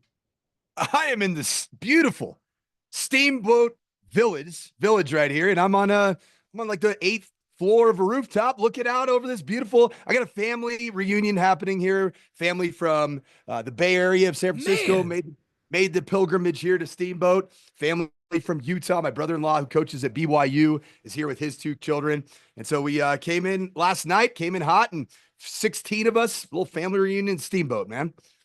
That is a beautiful backdrop. So coach out there in Steamboat today, KJ Granderson behind the glass. If you guys want to join us today, please do so at 303-504-0925 on the Shop Mazda text line. We will have your last 2 keywords this week from the morning sprint to get in for the Core 4 score contest. Again, if you have not heard yet this week, thousands of you have already entered. One person is going to walk away on Monday with all 4 of these signed jerseys: Nikola Jokic, Jamal Murray, AG, MPJ. Your first keyword comes up in 15 minutes from right now. You'll have an hour to get that one in, and then we'll have another one at 11:20. That will be our final keyword, and then PhD will have 3, Nate and Andy 3 as well. So make sure you guys get in and maximize your chances, your window to walk away with the Core 4 score presented by Revitalized Health. But back to the NBA and back to Masai Ujiri. The reason why this is interesting to me is, did you make the hire too soon, Josh Kroenke? No. And here's why, Raj. I don't think that any president, governor, decision maker for any franchise really wants to take steps back, especially when that would be all the way back to the 2012, 2013 era. You want to take steps forward. And it does sound like Josh Kroenke's in a space where he wants to be more hands-on and be part of really a 3-headed monster, if you will, as a decision maker with 10 Benzers, I like to call him, instead of Ben Tenzer, and then John Wallace and Josh Kroenke. And you got to think Masai Ujiri, who's now 54 years old, had some success here with the organization, had some mixed results, some really good results, and then recently not as well received up in Toronto with the ownership change likely looming. But Masai Ujiri is a guy that was probably very much in charge when he was here in Denver. And that might not be something that Josh Kroenke really sees going forward, is another very strong-minded, strong-willed leader in that position, and more let's work together and find the best possible scenario this very important time for Nikola Jokic and the Nuggets roster moving forward. I agree. I do believe that ownership is going to be a little bit more heavy-handed in actual decisions that are made. However, it's not a step back looking at Masai. Like, if you still had that job opening right now and you hadn't made the hires, Masai Ujiri would be brought in for an interview today. I think you would be dumb not to bring him in. I know it's 12 years removed from winning that executive of the year, and bringing Andre Iguodala in that season. Again, it's a very successful team. You do go out in 6 games to Golden State in the first round, unfortunately. Was it Golden State or was that OK? Who was? I think it was Golden State. Golden State in 6 games that year. But he's only 6 seasons away, 6 seasons removed from turning the Toronto Raptors into a championship team. He had to make big splashes. He took big swings there, right? You move on from DeMar DeRozan, Jakob Poeltl, first-round pick. You bring in an expiring contract on Kawhi Leonard, and you end up hitting a home run on it. So if you are in the window of championship or bust, which you are, right? With a Nikola Jokic going into his 30s. You're in championship or bust. Don't you want a guy who's going to swing for the fences? That's the reason why I think if they had not made the hires earlier on in the week, I think this would have been without a doubt the lead story nationally is will Masai Ujiri return to where he broke into the NBA here in Denver? Quite possibly. The decision maker on this is going to be Josh Kroenke. How old was Josh Kroenke when Masai Ujiri was last here in the Denver Nuggets organization? So you in his 30s, if I'm not mistaken. Would that be right? I don't know that you can have the hierarchical ebbs and flows in place if you bring back somebody here that was very firmly in charge for 12 years ago. And then was very firmly in charge in Toronto. And if there's anything that Josh Kroenke and the Nuggets have learned over the course of the last several years, post NBA championship and the Michael Malone, Calvin Booth, lack of synergy, is that you don't want to have anybody come in here and strong arm this thing. Well, you don't want to have anyone come in strong arm, but I also believe that having this two-headed monster as like co-GMs that both report, and essentially when we heard the not only the press conference, but when Mr. Kroenke came on with PhD just a few moments after that, talking about how both guys are going to share those duties. It's not just like one dude is only player personnel and the other one is only basketball operations. Like they're kind of mixing and matching everything there. You have more voices. You don't want miscommunication, but what you also don't want at a fan base is a couple of guys who aren't going to challenge. You don't want yes men.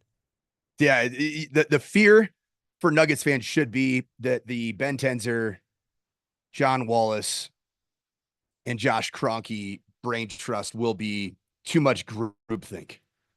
What the optimist in me would say is that Josh Kroenke has interpersonal experience working with Ben Tenzer and John Wallace. Therefore, he has a very good idea of what he wants organizationally. And as the decisions start to become more pressure-based and you get close to making significant roster decisions, because those are coming, Raj. Significant roster decisions are coming. I'm not saying the next week. I'm not saying necessarily in the next 3 months. But the next 2-3 years, this franchise is going to be reshaped, reformed, because inevitably it has to be. Because you're not going to continue forward with the core four, say, in the 2028 season, right? So these are massive decisions that are going to have to be made. And I think that Josh Kroenke doesn't want it to be one human being in the building that is really strong-armed. And I don't even think that's Josh Kroenke. I think a lot of people would hear this conversation we're having right now and say, Josh Kroenke organizationally wants to be the king of the castle, and then he just hired two pages that can just be sitting there with their nice flipped up hair and say, yes, that's a great idea, King Kroenke. I don't think that's the case. I think that Josh Kroenke wants intelligent people around him that he's been around that can tell him, hey, that's a bad decision. Hey, I actually think it's a good decision. Well, let's talk about it. Let's hash it out. And there are 3 guys that have a very significant voice. And I think that Josh Kroenke and his legacy as somebody that's going to be in charge of this franchise moving forward and making big decisions, he knows that he has to get this right. And I believe he's going to get it right. So there are no regrets as you wake up this morning that the GM position has already been filled when a guy like Masai comes available. No regrets. Not for me. All right. Not for me. I like new blood, man. I mean, it's a little like at the end of the day, Masai Ujiri, he's not a 75-year-old general manager, but he's been doing this job for a really long time, which at points is a good thing. but you also get stuck in your ways. You get stubborn. I've been around coaches in the college football industry that are very stubborn. And they're like, back in 2014, we did it this way. Therefore, we have to do it this way going forward. No, that's not the case, because the game evolves, analytics evolve, how you acquire talent evolves. And I think that that's something that Josh Kroenke, by getting Ben Tenzer, younger guy, and retaining Ben Tenzer and promoting him, and then bringing John Wallace back in from the fold, from the Tim Connolly tree, this is ultimately going to be a good thing for what's the next right step for this franchise to move into 2026 and beyond. The steps that the Nuggets made last night, again, they did not trade back into this draft. They didn't trade any roster players. They did grab a couple of players that went undrafted. Iowa State's Curtis Jones and Missouri's Tamar Bates. KJ, can you tell me a little bit about these two guys? Not expected to be impactful whatsoever in terms of like a roster player this year, right? This is Summer League, two-way G League players just trying to hopefully find some guy who could be a rotation piece maybe in 3 years, something like that? That's exactly what we're shooting for here. Nothing crazy from these guys. I mean, Tamar Bates, as I was just told on the text line here, because they're going back and forth with me here. He was a 50, 40, 90 I like spicy guy. KJ, baby. Get spicy with him now. I agree with Austin here on the text line. He was a 50, 40, 90 guy. The only problem is if you actually watch the tape, guys, I'm telling you, he has some work to do in regards to being confident in his first step, being able to actually get his three-point shot off, because right now everything it still looks at a college level. He has to understand that the speed of NBA defenses is way faster, so there's going to be a little bit of polishing there. And then as far as the other guy, what's his name, Raj? Iowa State's Curtis Jones. Curtis Jones. He's going to be primarily a shooter, so that's pretty much what his job is going to be. Two G League guys. You guys will get a chance to see them with the Nuggets in Summer League, so that'll be great. We'll get a chance to kind of see where they are now. And then if they get a call-up during the season, we'll get a chance to see how they're growing. So this will be another one of those like Trey Alexander situations where you won't see them play much, but they will be around. Coming up on the other side, your first keyword of the day here on the Morning Sprint for the Core 4 Score contest. That is 5 minutes away. Also, a reunion between a Stanley Cup winning defenseman and the Avalanche. Is that something that could actually happen? Could Bowen Byram return to Colorado? We'll discuss.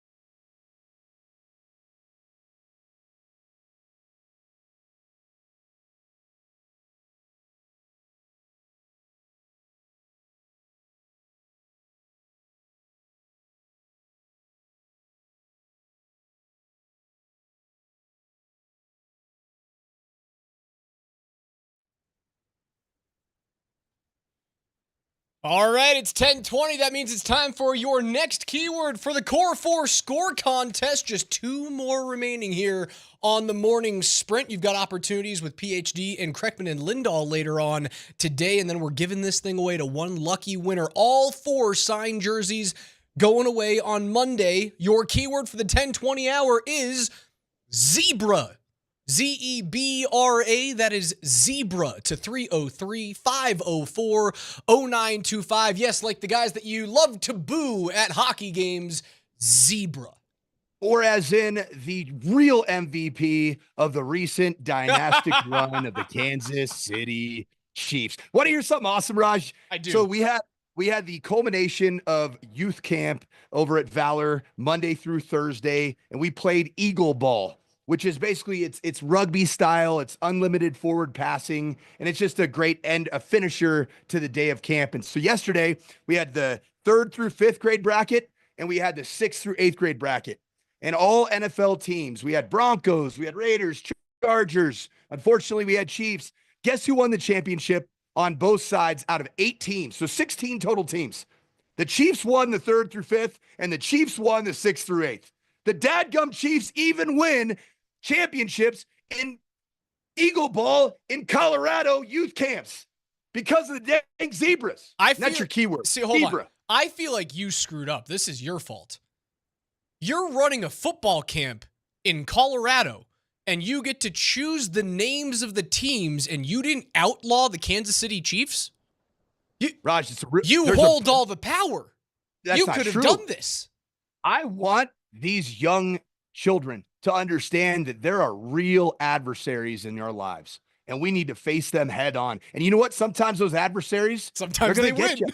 They're gonna beat you. And when they have Patrick Mahomes, they win a lot. I mean, and I'll tell you what, whoever set these teams up, I wasn't the one who actually set these teams up. I think they were really, really tilted in favor of the Chiefs for both teams. Gosh dang it. But those zebras, man, I think I had a couple controversial calls myself to even help the Chiefs. It's like you're under the spell of the Chiefs, of Patrick Mahomes, the witch, the wizardry, all the things. Even when you're doing a game that doesn't even revolve around real football, the Chiefs still find a way to get you. Zebra.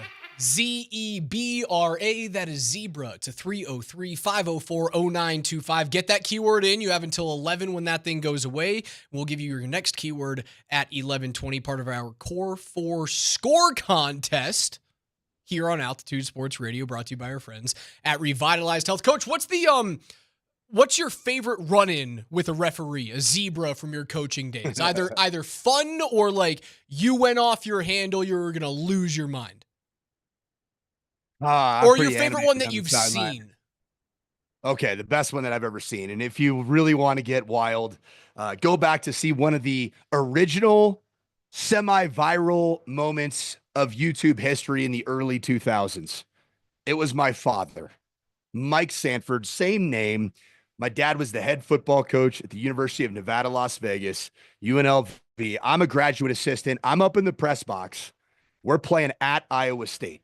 Iowa State was pretty good at that point in time, right around that Seneca Wallace era. Had some good players. We had a chance to win the football game. It came down to a last-second drive, and we threw a backline dig to a freshman receiver, a 6'6" tight end, kind of hybrid receiver type guy, Rodlin Anthony. And the refs, they called him out of bounds. They held up the football, which is what you do when the game's officially over. And it is an official contest, and the refs sprinted off into their ref locker room. Okay. Well, coincidentally, this was the first year of Coach's Challenge and video replay. So my dad is sitting around like, this needs to be reviewed. This has to be reviewed. So my dad ends up, he's like, we're not leaving. And so there is a local Iowa, Ames, Iowa, Des Moines, Iowa, local sports reporter that is videotaping my father losing his mind on the sideline. Some poor 23-year-old making $11.50 an hour out of college. Iowa State's already ran their entire team into the locker room. Like, we're getting the heck out of Dodge. My dad's saying, we're not leaving. We're not leaving until they explain. This is why we have instant replay. This is why we did it for this very moment right here. And guess what ended up happening? My dad chases the refs into their locker room, and so too does the reporter. He goes in, and it's in the athletic facility at Iowa State right there in their end zone.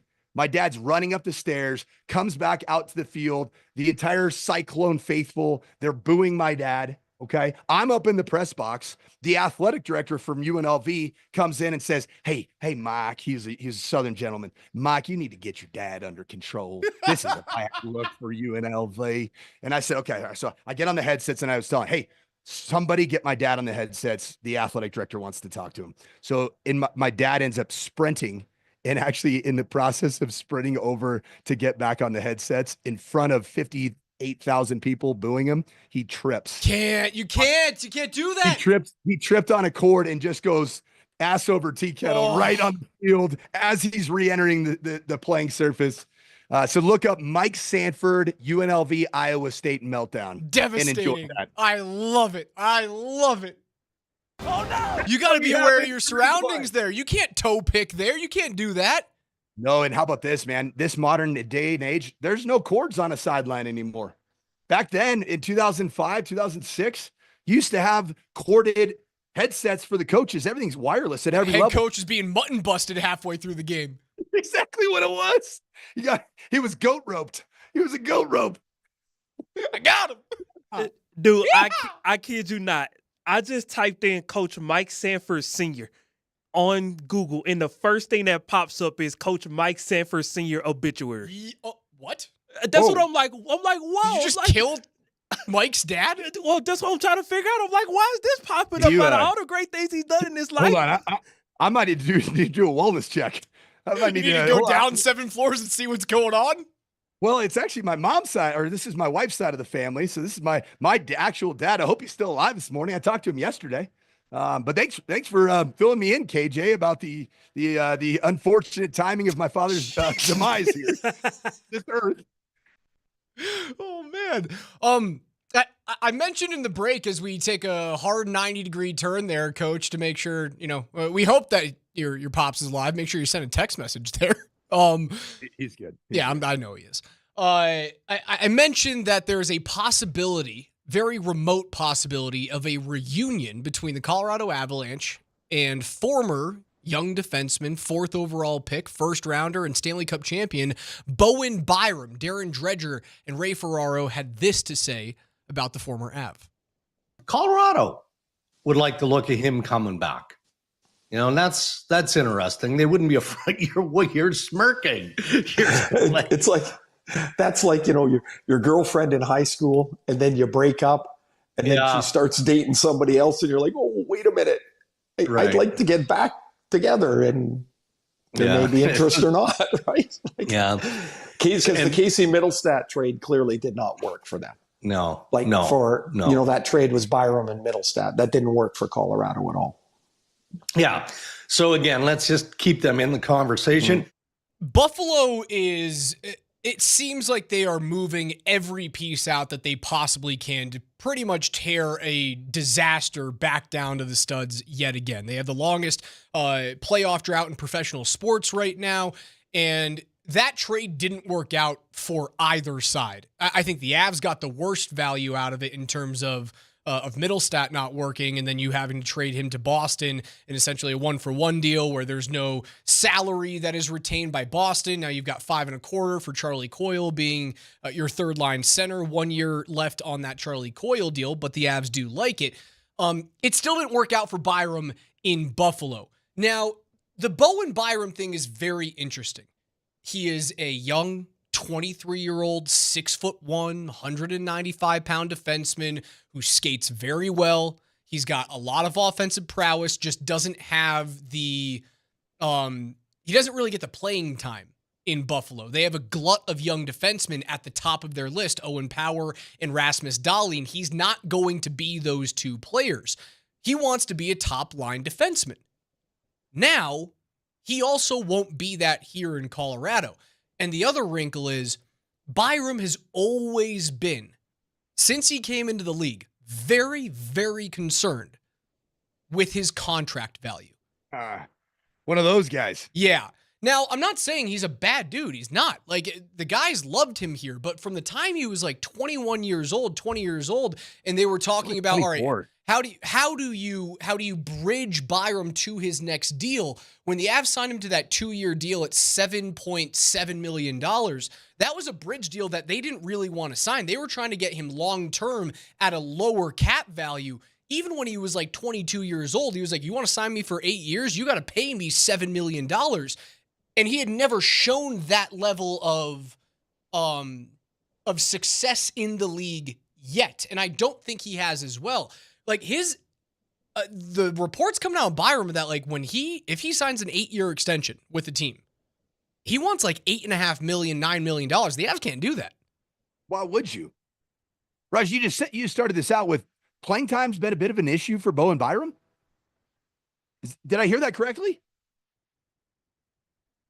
You did. In Buffalo? And you're going to pay this man $8.5 milski? I mean, what are we even thinking about here, Raj? Now, if you want to trade, Gerard for Byram, and then you would have to make some other moves. You'd have to trade away the Colton contract, the Wood contract, or the Coyle contract, something like that. If the trade was 1-for-1 and the money was the same, like Byram comes here, he signs 8 years at, let's call it $5.5 or $6 million.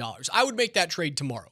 He's a younger player. He has more versatility. While I think Sam is a better skater than Byram is. Byram is a more dynamic offensive output defenseman, and he has the ability to be a little bit rangier, and he's certainly larger on the back end at 6'1" and pushing around 200 pounds. He's shown in his previous years, certainly here in Colorado, but definitely in the WHL with the Vancouver Giants, that he likes to play physical. He can throw a hip check. I like the player of Bowen Byram.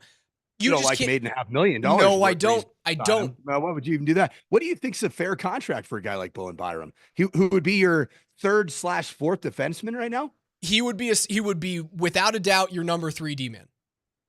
He is. So even in the unlikely event that Lindy is back, he's still your 3rd D. Yeah, he is a better defenseman than Ryan Lindgren. Or more consistently physical. No, Lindgren's a little bit more of a bull. But Byram gives you more in terms of breakout ability, passing, skating, offensive output, and he's not at the point in his career. It takes a long time in the NHL for these young defensemen to really like mold into all-around D-men, and he's still very young at 23, 24. He's not yet there from a defending standpoint, but he has the ability. I would make the trade, but you can't have the room at $8.5 million if that's the actual the number that he wants. I love it at 5.5. I even love it at 6, but I can't get on board with north of 8, knowing that Cale Makar has to be extended as soon as next offseason. There was a reason that you moved on from Bowen Byram in the first place, and obviously at the time it was to fight a 2C. Yeah, right. That was the Casey Middlestat, which ended up at the end of the entirety of that deal was a failed deal, I guess, right? Would you say it was a failed deal? I think it was a failed deal for both sides. If the Avs could take it back, they would still have Byram on the roster, or they would have had Byram as a trade chip for another team. Buffalo got the better end of a bad deal for both teams. No one flourished. Middlestat was worse. Byram was a little bit better, but no one likes playing in Buffalo right now. That franchise is a disaster. Now, if he wants to play for $6 million and he wants to sign 8x6, be my guest. But there's been no point in his career that Byram has been willing to devalue himself, but he also hasn't ever shown himself as a true top pairing defenseman. Your LA King that I think is pretty much off the table now, Gavrikov. Gavrikov, unless you move big money out, there's no way that you're gonna get him. You'd have to move out the Gerard contract, the Wood contract. Pardon me? Oh yeah, fine on both those. If you want to move those contracts out, you can get Gavrikov. So would Gavrikov, what do you think his number would be to acquire his services? So Gavrikov is he's in a very interesting situation this year. His value right now, according to AFP Analytics, is like just over $7.5 million average annual value. Now, he's probably the number one defenseman out on the market right now, which means Who inherently would you rather he's have, going to get Bowen more. Byram or Gavrikov, Raj? I'd take Gavrikov. Not even close, Yeah, right? I'd take Not even Gavrikov. close. You had Bowen Byram. You won a title with him. Was he one of your top pairings on your defense? No, he wasn't. He's a good player. There's familiarity with the systems and whatnot. But this isn't a guy that you spend north of, I think, even $7 million. No way. Let's put a pin in this for a second. We'll get back to the Byram conversation, back to what the Avs are going to do in the offseason. But apparently, back from the dead is Coach Mike Sanford Sr. on the Ramos Law Hotline. Coach! Yes! Apparently, we've been talking about the biggest blow-ups in sports history. Our keyword this hour to win 4 signed Nuggets jerseys is zebra. So I asked your son, what's the craziest blow-up at a referee that you've ever seen? And he goes into this 5-minute story about UNLV. And it was an Iowa State coach? Yes, it was in Ames, Iowa. So I've heard it from Mike Sanford Jr., who was up above the field. I need to hear it from your perspective. What happened? Okay, so we were coming back. We were behind. End of the game. We're coming back, and part of the story has to do with what was happening with review at the time, if that makes sense. Okay, so reviewing of video reviewing of plays was just becoming a reality, and up to that point, that I think that year they were not reviewing. It wasn't a law or a rule, not a law. A rule that they had to review a final play if it was in question at all. You know how sometimes it's frustrating now to watch a game and there's a play at the end with no time and time runs out and they hold the decision of who won the game until they review it. Well, at that time, they did not do that. That was not a rule. And there was a questionable play where we threw a ball where the receiver could have caught it with a foot in bounds and scored, and thus we would have beaten Iowa State in Ames, okay? So we threw it. I think, Mike, I don't know, was Shane Steichen the quarterback? Shane Steichen, now the head coach of the Indianapolis Colts, was the quarterback, and the receiver was none other than freshman Rodolin Anthony on a backline dig. Okay, so from my view, obviously it wasn't a great view. My view, I thought there was a very legitimate chance that he physically made the catch and got a foot in bounds. And the referee did not, obviously they did not agree with that.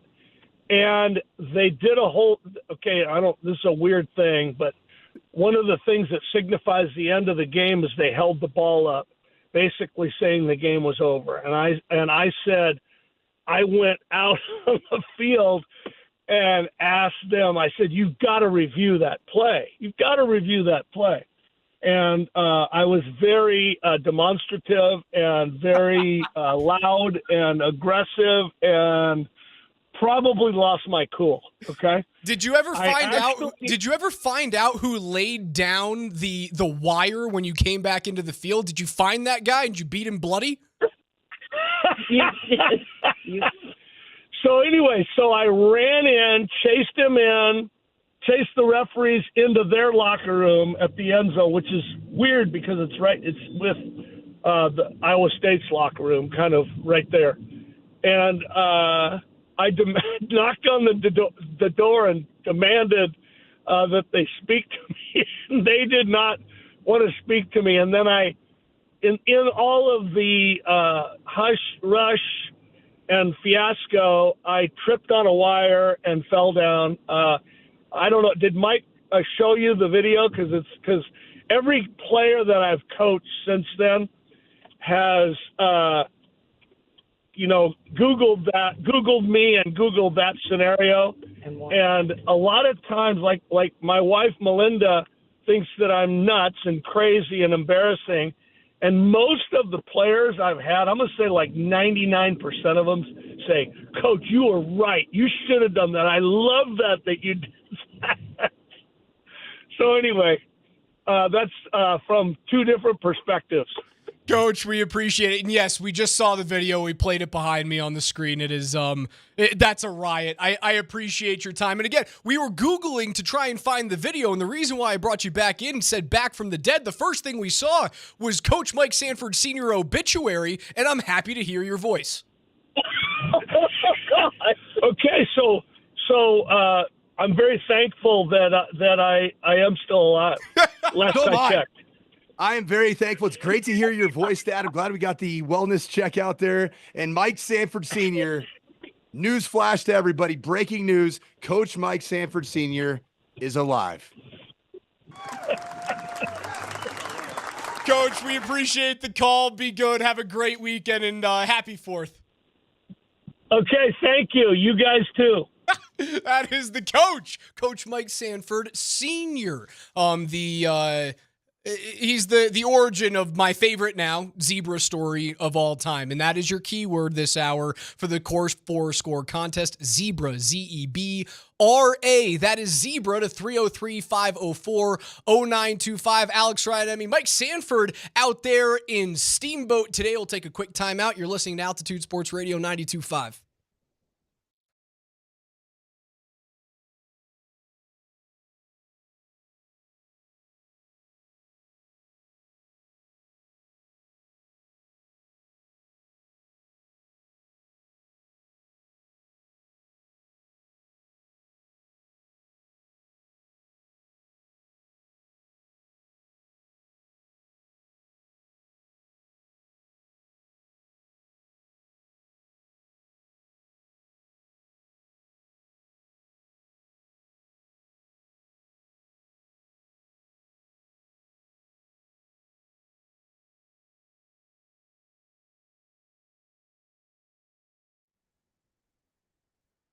Hey, Colorado, Coach Mike Sanford here.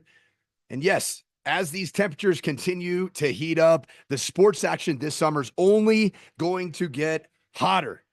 And that is the place that you need to go is Circa Sports Colorado. Download the app right now. So if you're looking for all different types of action right here, this is the place you got to go. So from golf coming up, you got the Open Championship, PGA Tour, you've got baseball odds. You can still make a ton of money off the Munfords Rockies. If you want to go ahead and look at those odds, they're available at all times. And the great thing about Circa is it's sports betting the way that it should be, with high betting limits, tight money line splits, and exceptional customer service that treats you like a VIP. So download the Circa Sports Colorado app or visit circasports.com today. And a reminder, you got to be 21 years or older. If you got a gambling problem, call 1-800-GAMBLER.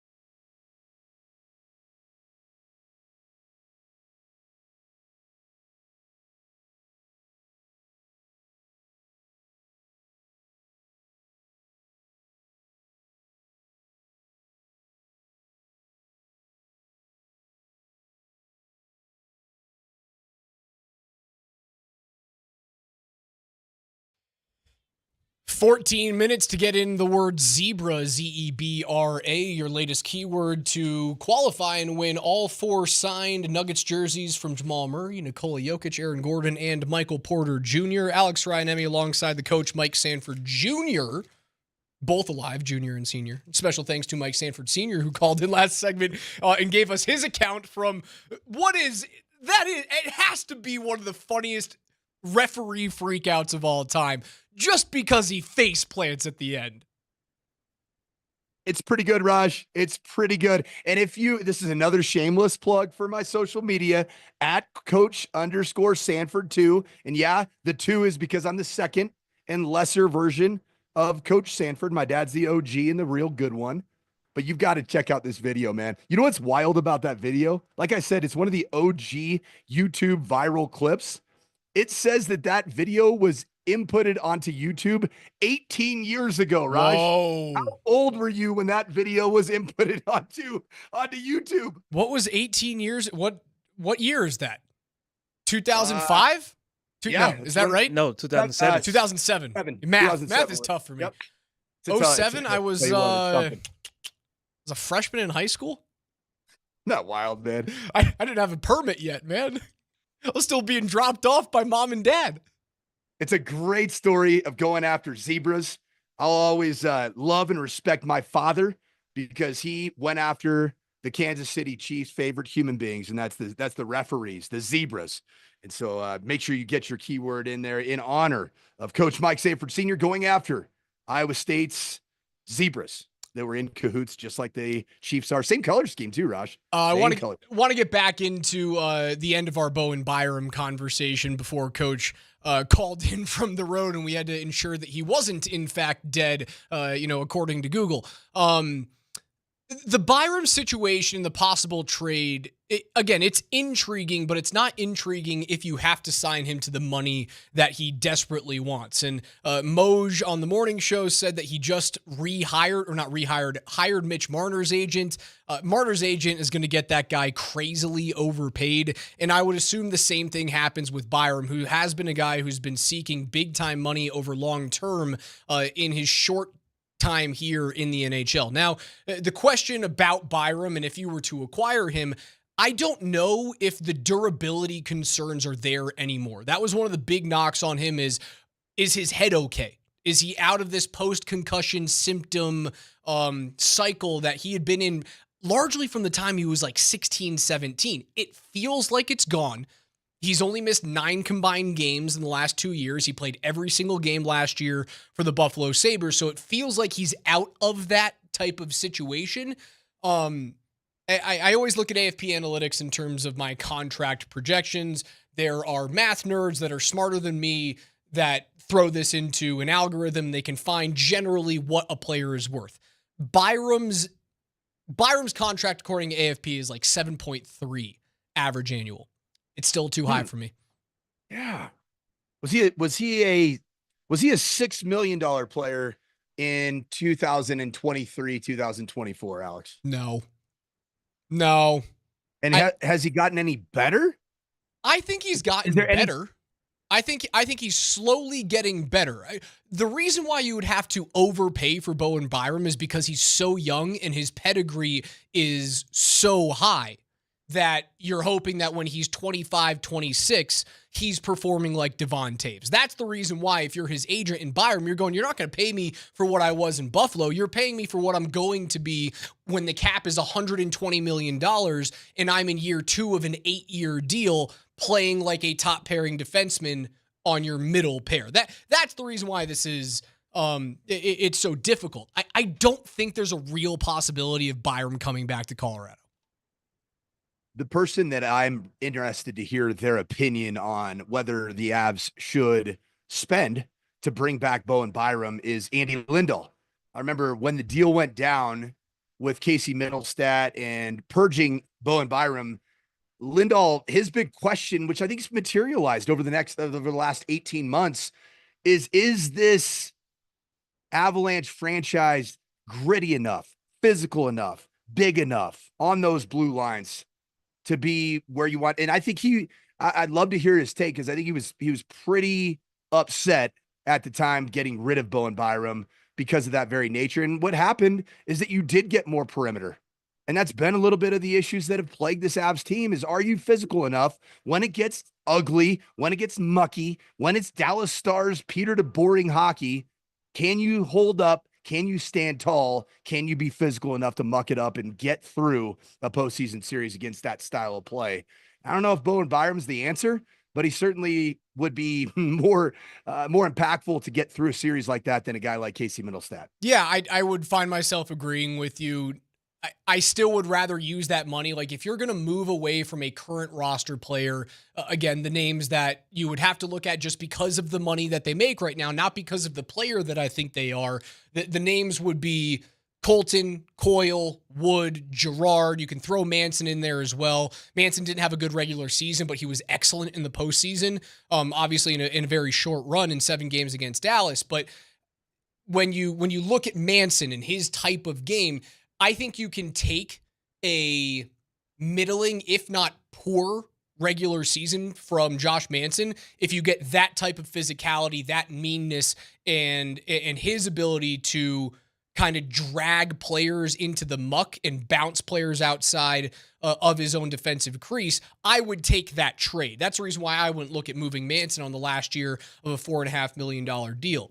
If I'm going to use that money that I'm moving out on a player that I like the ones that I mentioned, I still want to get someone who I guarantee is a son of a gun to play against. And you bring up Vic Gavrikov, he's my dream. I think it's a pie in the sky type of thing, but if you're going to move money out to bring in that type of player, I'd rather Gavrikov than Bowen Byram. I would too.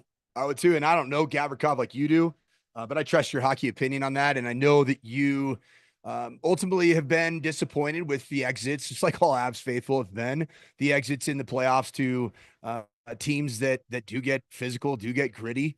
And the best way to get through those types of challenges going forward is to get players like that can help you find a way to really defend your own net extremely well in front of what we now believe is a good tandem of netminders. But you've got to make some type of significant move because Sammy G, we love him. He's an awesome dude, awesome Av, fast skater. But good hockey player. Good hockey player, but is he that type of guy that's going to win those types of games for you? No, and I think there's a lot of those players that are hitting free agency right now. Like there's the reason why it's so crazy that Mitch Marner, he is the belle of the free agency ball that opens up on July 1st. I don't know if he's really going to get 14, but he's going to make more money than Nathan MacKinnon, which is crazy. Marner's an unbelievable hockey player. He is nowhere near the territory of Nathan MacKinnon. And yes, cap goes up, so guys make more money. We understand this. It's your turn to make the extra dollar. The reason why Marner is so confusing is because he's amazing during the regular season, but what does he do during the postseason when it gets harder to play hockey? He kind of disappears. And that's the knock against Sam Girard, where Girard is really good. Like his defensive metrics are way better than people think it is because, well, he's my size, right? He's a little dude. There's nothing he can do about being 5'8" and not being able to truly defend his own crease. He can't overcome that. And it would hurt to move on from a guy who's got really good analytics numbers, who is young on a cheap deal at $5 million for a second pairing defenseman. It would hurt to move on from that. But you do have to look at the give and take of regular season success and how the game changes in the postseason. Scotty was on this years ago. He was on this like 3 or 4 years ago. I went up against Scotty and I fought on this for a while because I love the way that Girard plays. I've come around to it. I've come around to it. You do have to find a way to get a guy that plays like Nate Schmidt, that plays like, you can't get an Alex Pietrangelo, but plays like Alex Pietrangelo did when he was with Vegas and St. Louis. Like you do have to find that type of player. That's the onus on Chris McFarland and Joe Sakic. No, it sure is. And yeah, I mean, I think that this is going to be it's going to continue to be an interesting offseason because there are some members of what I would call the recent core that are either going to be with the Avs going forward and you just run it back and you say it is what it is, or you move on from several of those pieces, you shed those contracts. You probably get creative in ways to shed contracts and go the way of the Nuggets and the Avs, which is pay somebody else with draft picks for the future to take off contract numbers so that you can get under the cap and go out and get a real blue liner that can really mix it up and muck it up. Speaking of draft picks, the NHL entry draft starts tonight on ESPN and NHL Network. The Avs do not own a first, a second, or a third round draft pick in this year or next year's NHL entry draft. So don't be looking for the Avs to make any selections. I'd be shocked if they make any trades tonight, but if they do, I will be on it. Make sure you guys follow at Altitude SR for any updates if they end up coming tonight during the first round. That's Coach Mike Sanford, Alex Ryan-Emmy. Your next keyword is coming up in 20 minutes for the Core 4 Score Contest.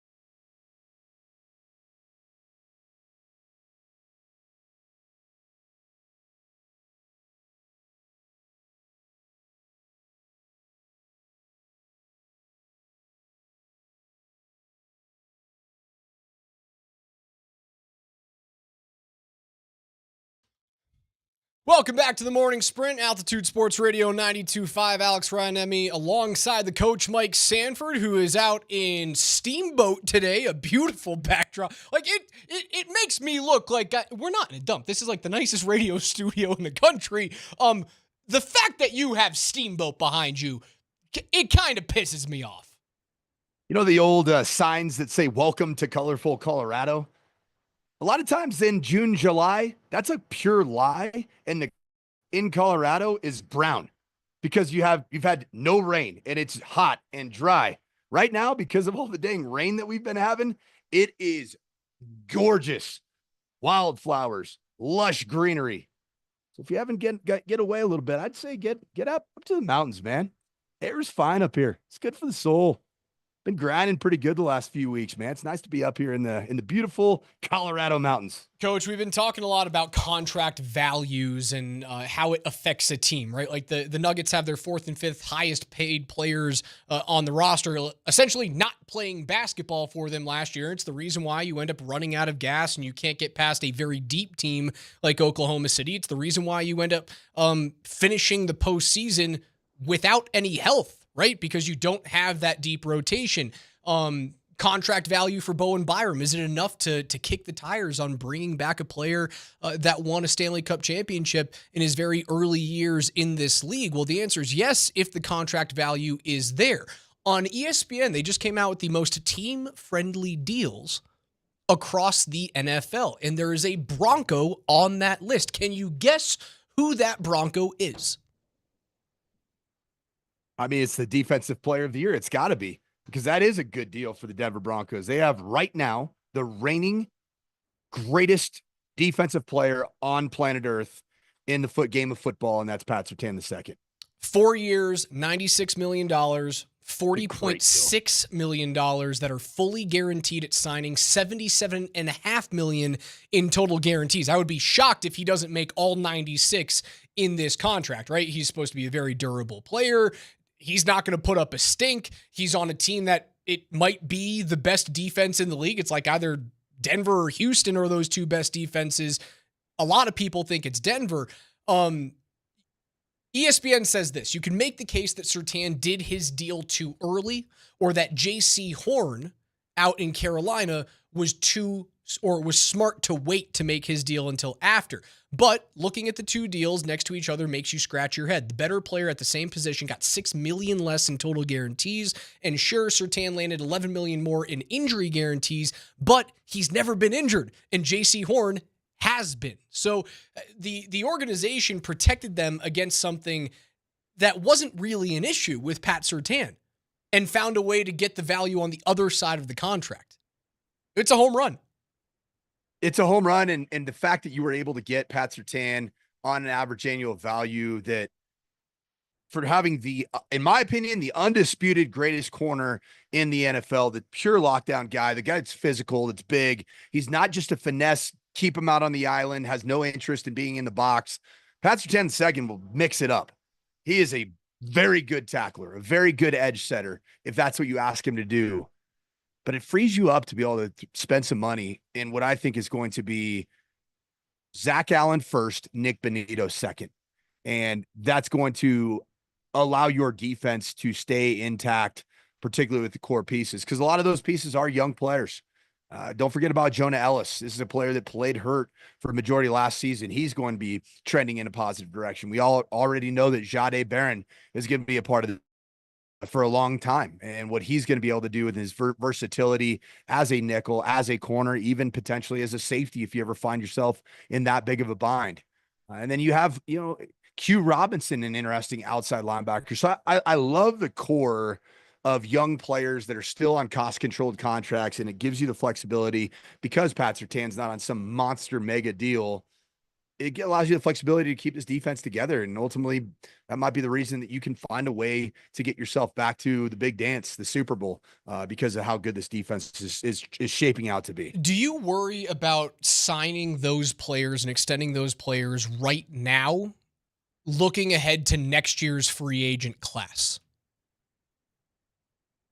Like, do you worry about extending players now and then getting out from the hell of the Russell Wilson contract situation, which you are free of after this season, and you essentially just have an open checkbook to go spend on players that are not yours? Do you hamstring yourself a little bit by going, well, we're going to sign the guy that we know rather than take a chance on someone, like Mike Evans is a free agent to be next offseason. Terry McLaurin. Yeah, I mean, Scary Terry'd be a guy you'd love to have. He's a bona fide number one wide receiver. But, the bet that Sean Payton, George Payton, and the Penner family are making is that your offensive draft picks and your offensive acquisitions over the last several years, that they're going to hit. They're going to hit big.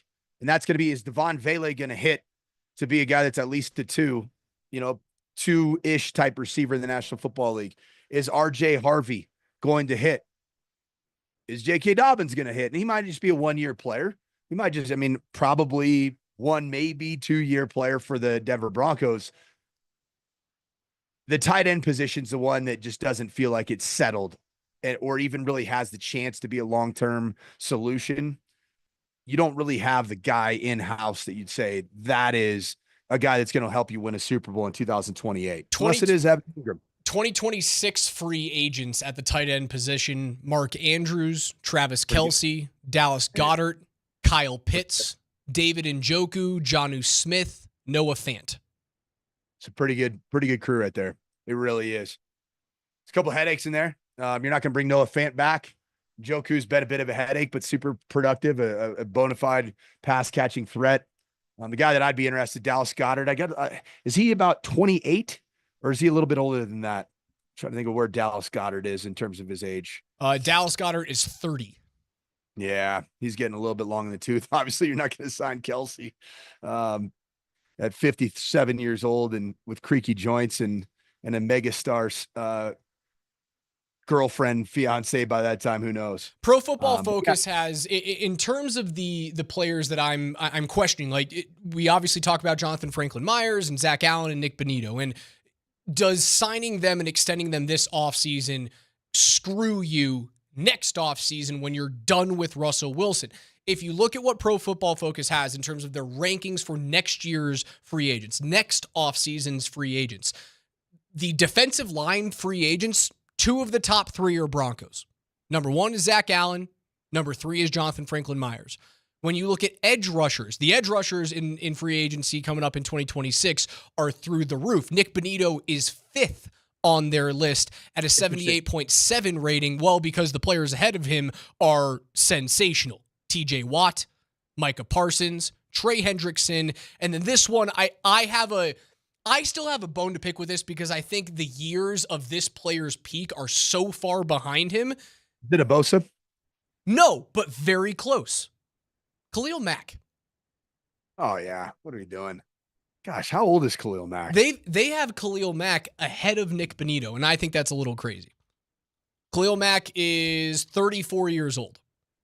What are we doing? And this would be after this season? Correct. This is going into the 2026 offseason. And he'll be 35 years old. His birthday's February 22nd. Khalil Mack he's at the end, man. I mean, you can just look at the production and the numbers have just consistently. I mean, in 2024, he had 39 tackles and 6 sacks, and he was banged up, which is part of, over the course of look at his last 7 years. He's had one dominant season. It was in 2023 where he had 17 sacks. Outside of that, 2024, 6 sacks. 2022, 8 sacks. 2021, 6 sacks. 2020, 9 sacks. 2019, 8.5 sacks. I mean, his run of dominant sack performances was between 2015 with 15 sacks, 2016, 11 sacks, 2017, 10.5 sacks, and 2018, 12.5 sacks. That is a long time ago, Alex. A very long time ago for a player that right now is ahead of a guy that just had 13.5 sacks in his 3rd season in Nick Bonito. He's young. He's athletic. He's been available. He's not a guy that's had an accumulation of injuries. Khalil Mack's done, man. That's a guy that's he's gonna get a Von Miller type deal just at the very tail end at some point. Yeah, 1 or 2 years, maybe a 3-year contract with a team that's knocking on the door, and they can get out of it in that final season either by cutting him or trading him. I find him to be the Von Miller. I agree.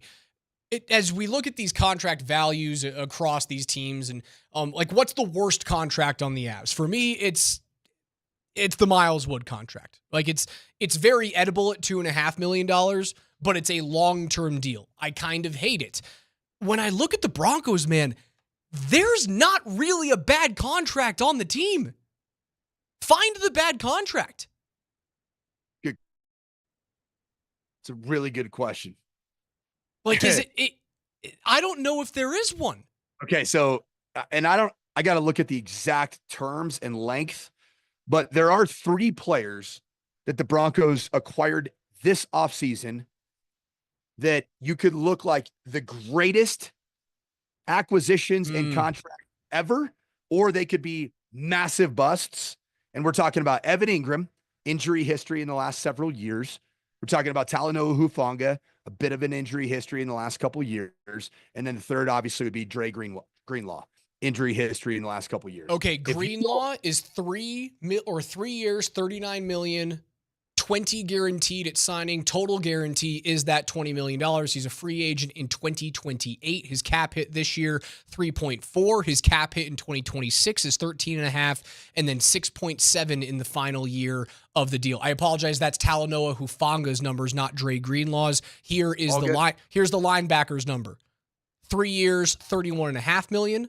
13.5 total guarantees and 11.5 guaranteed at signing. His cap hit this year is 5.8. In 2026, it's 11.16. And in the final year of the deal, 2027, 13.16 million.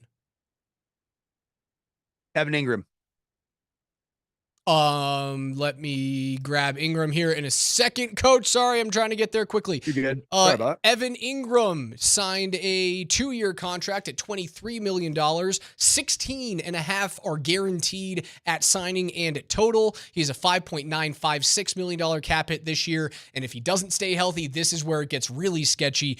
14.1 the following season. If you would have to have cut him, like let's say he plays 4 games this year, you go, we have to cut ties on this contract. He's a $10 million dead cap hit. Those numbers that you're reading off, all 3 players, if they do not contribute with at say 60% of games started this season, and you move on from, say, all 3 of those players, what I read into the contract language is the hit for the salary cap next season. If you added all 3 of those together for the 2026 cap hit, then you're back in Russell Wilson territory in terms of dead cap. Am I right? Yeah, Hufanga's dead cap in 26 is 17 million.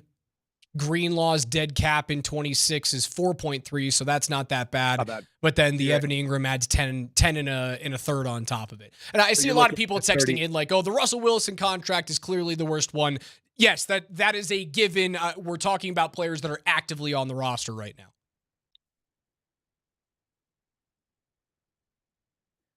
If all 3 of those players get hurt, if all 3 of those players are hurt this year, you're not making the playoffs, Coach. It's not happening. You're right. Although all 3 of those players are hurt, are you not the Denver Broncos of 2024 that made the playoffs? That's not who you're meant to be, though, this year. That's not who you're supposed to be this year. But I'm just saying you made the playoffs in 2024. What are the players that to get Talanoa Hufanga, to get Dre Greenlaw, to get Evan Ingram at those positions, who do you not have? You actually have now potentially a healthy Alex Singleton, which you did not have last season. You still have PJ Locke and Brandon Jones as your starting safeties. So Talanoa Hufanga is a bit of a bonus. And then Evan Ingram, you had Lucas Kroll, Adam Troutman, and my guy, Nate Adkins. It's the same crew. It really is. You just added and edified with guys that can make plays.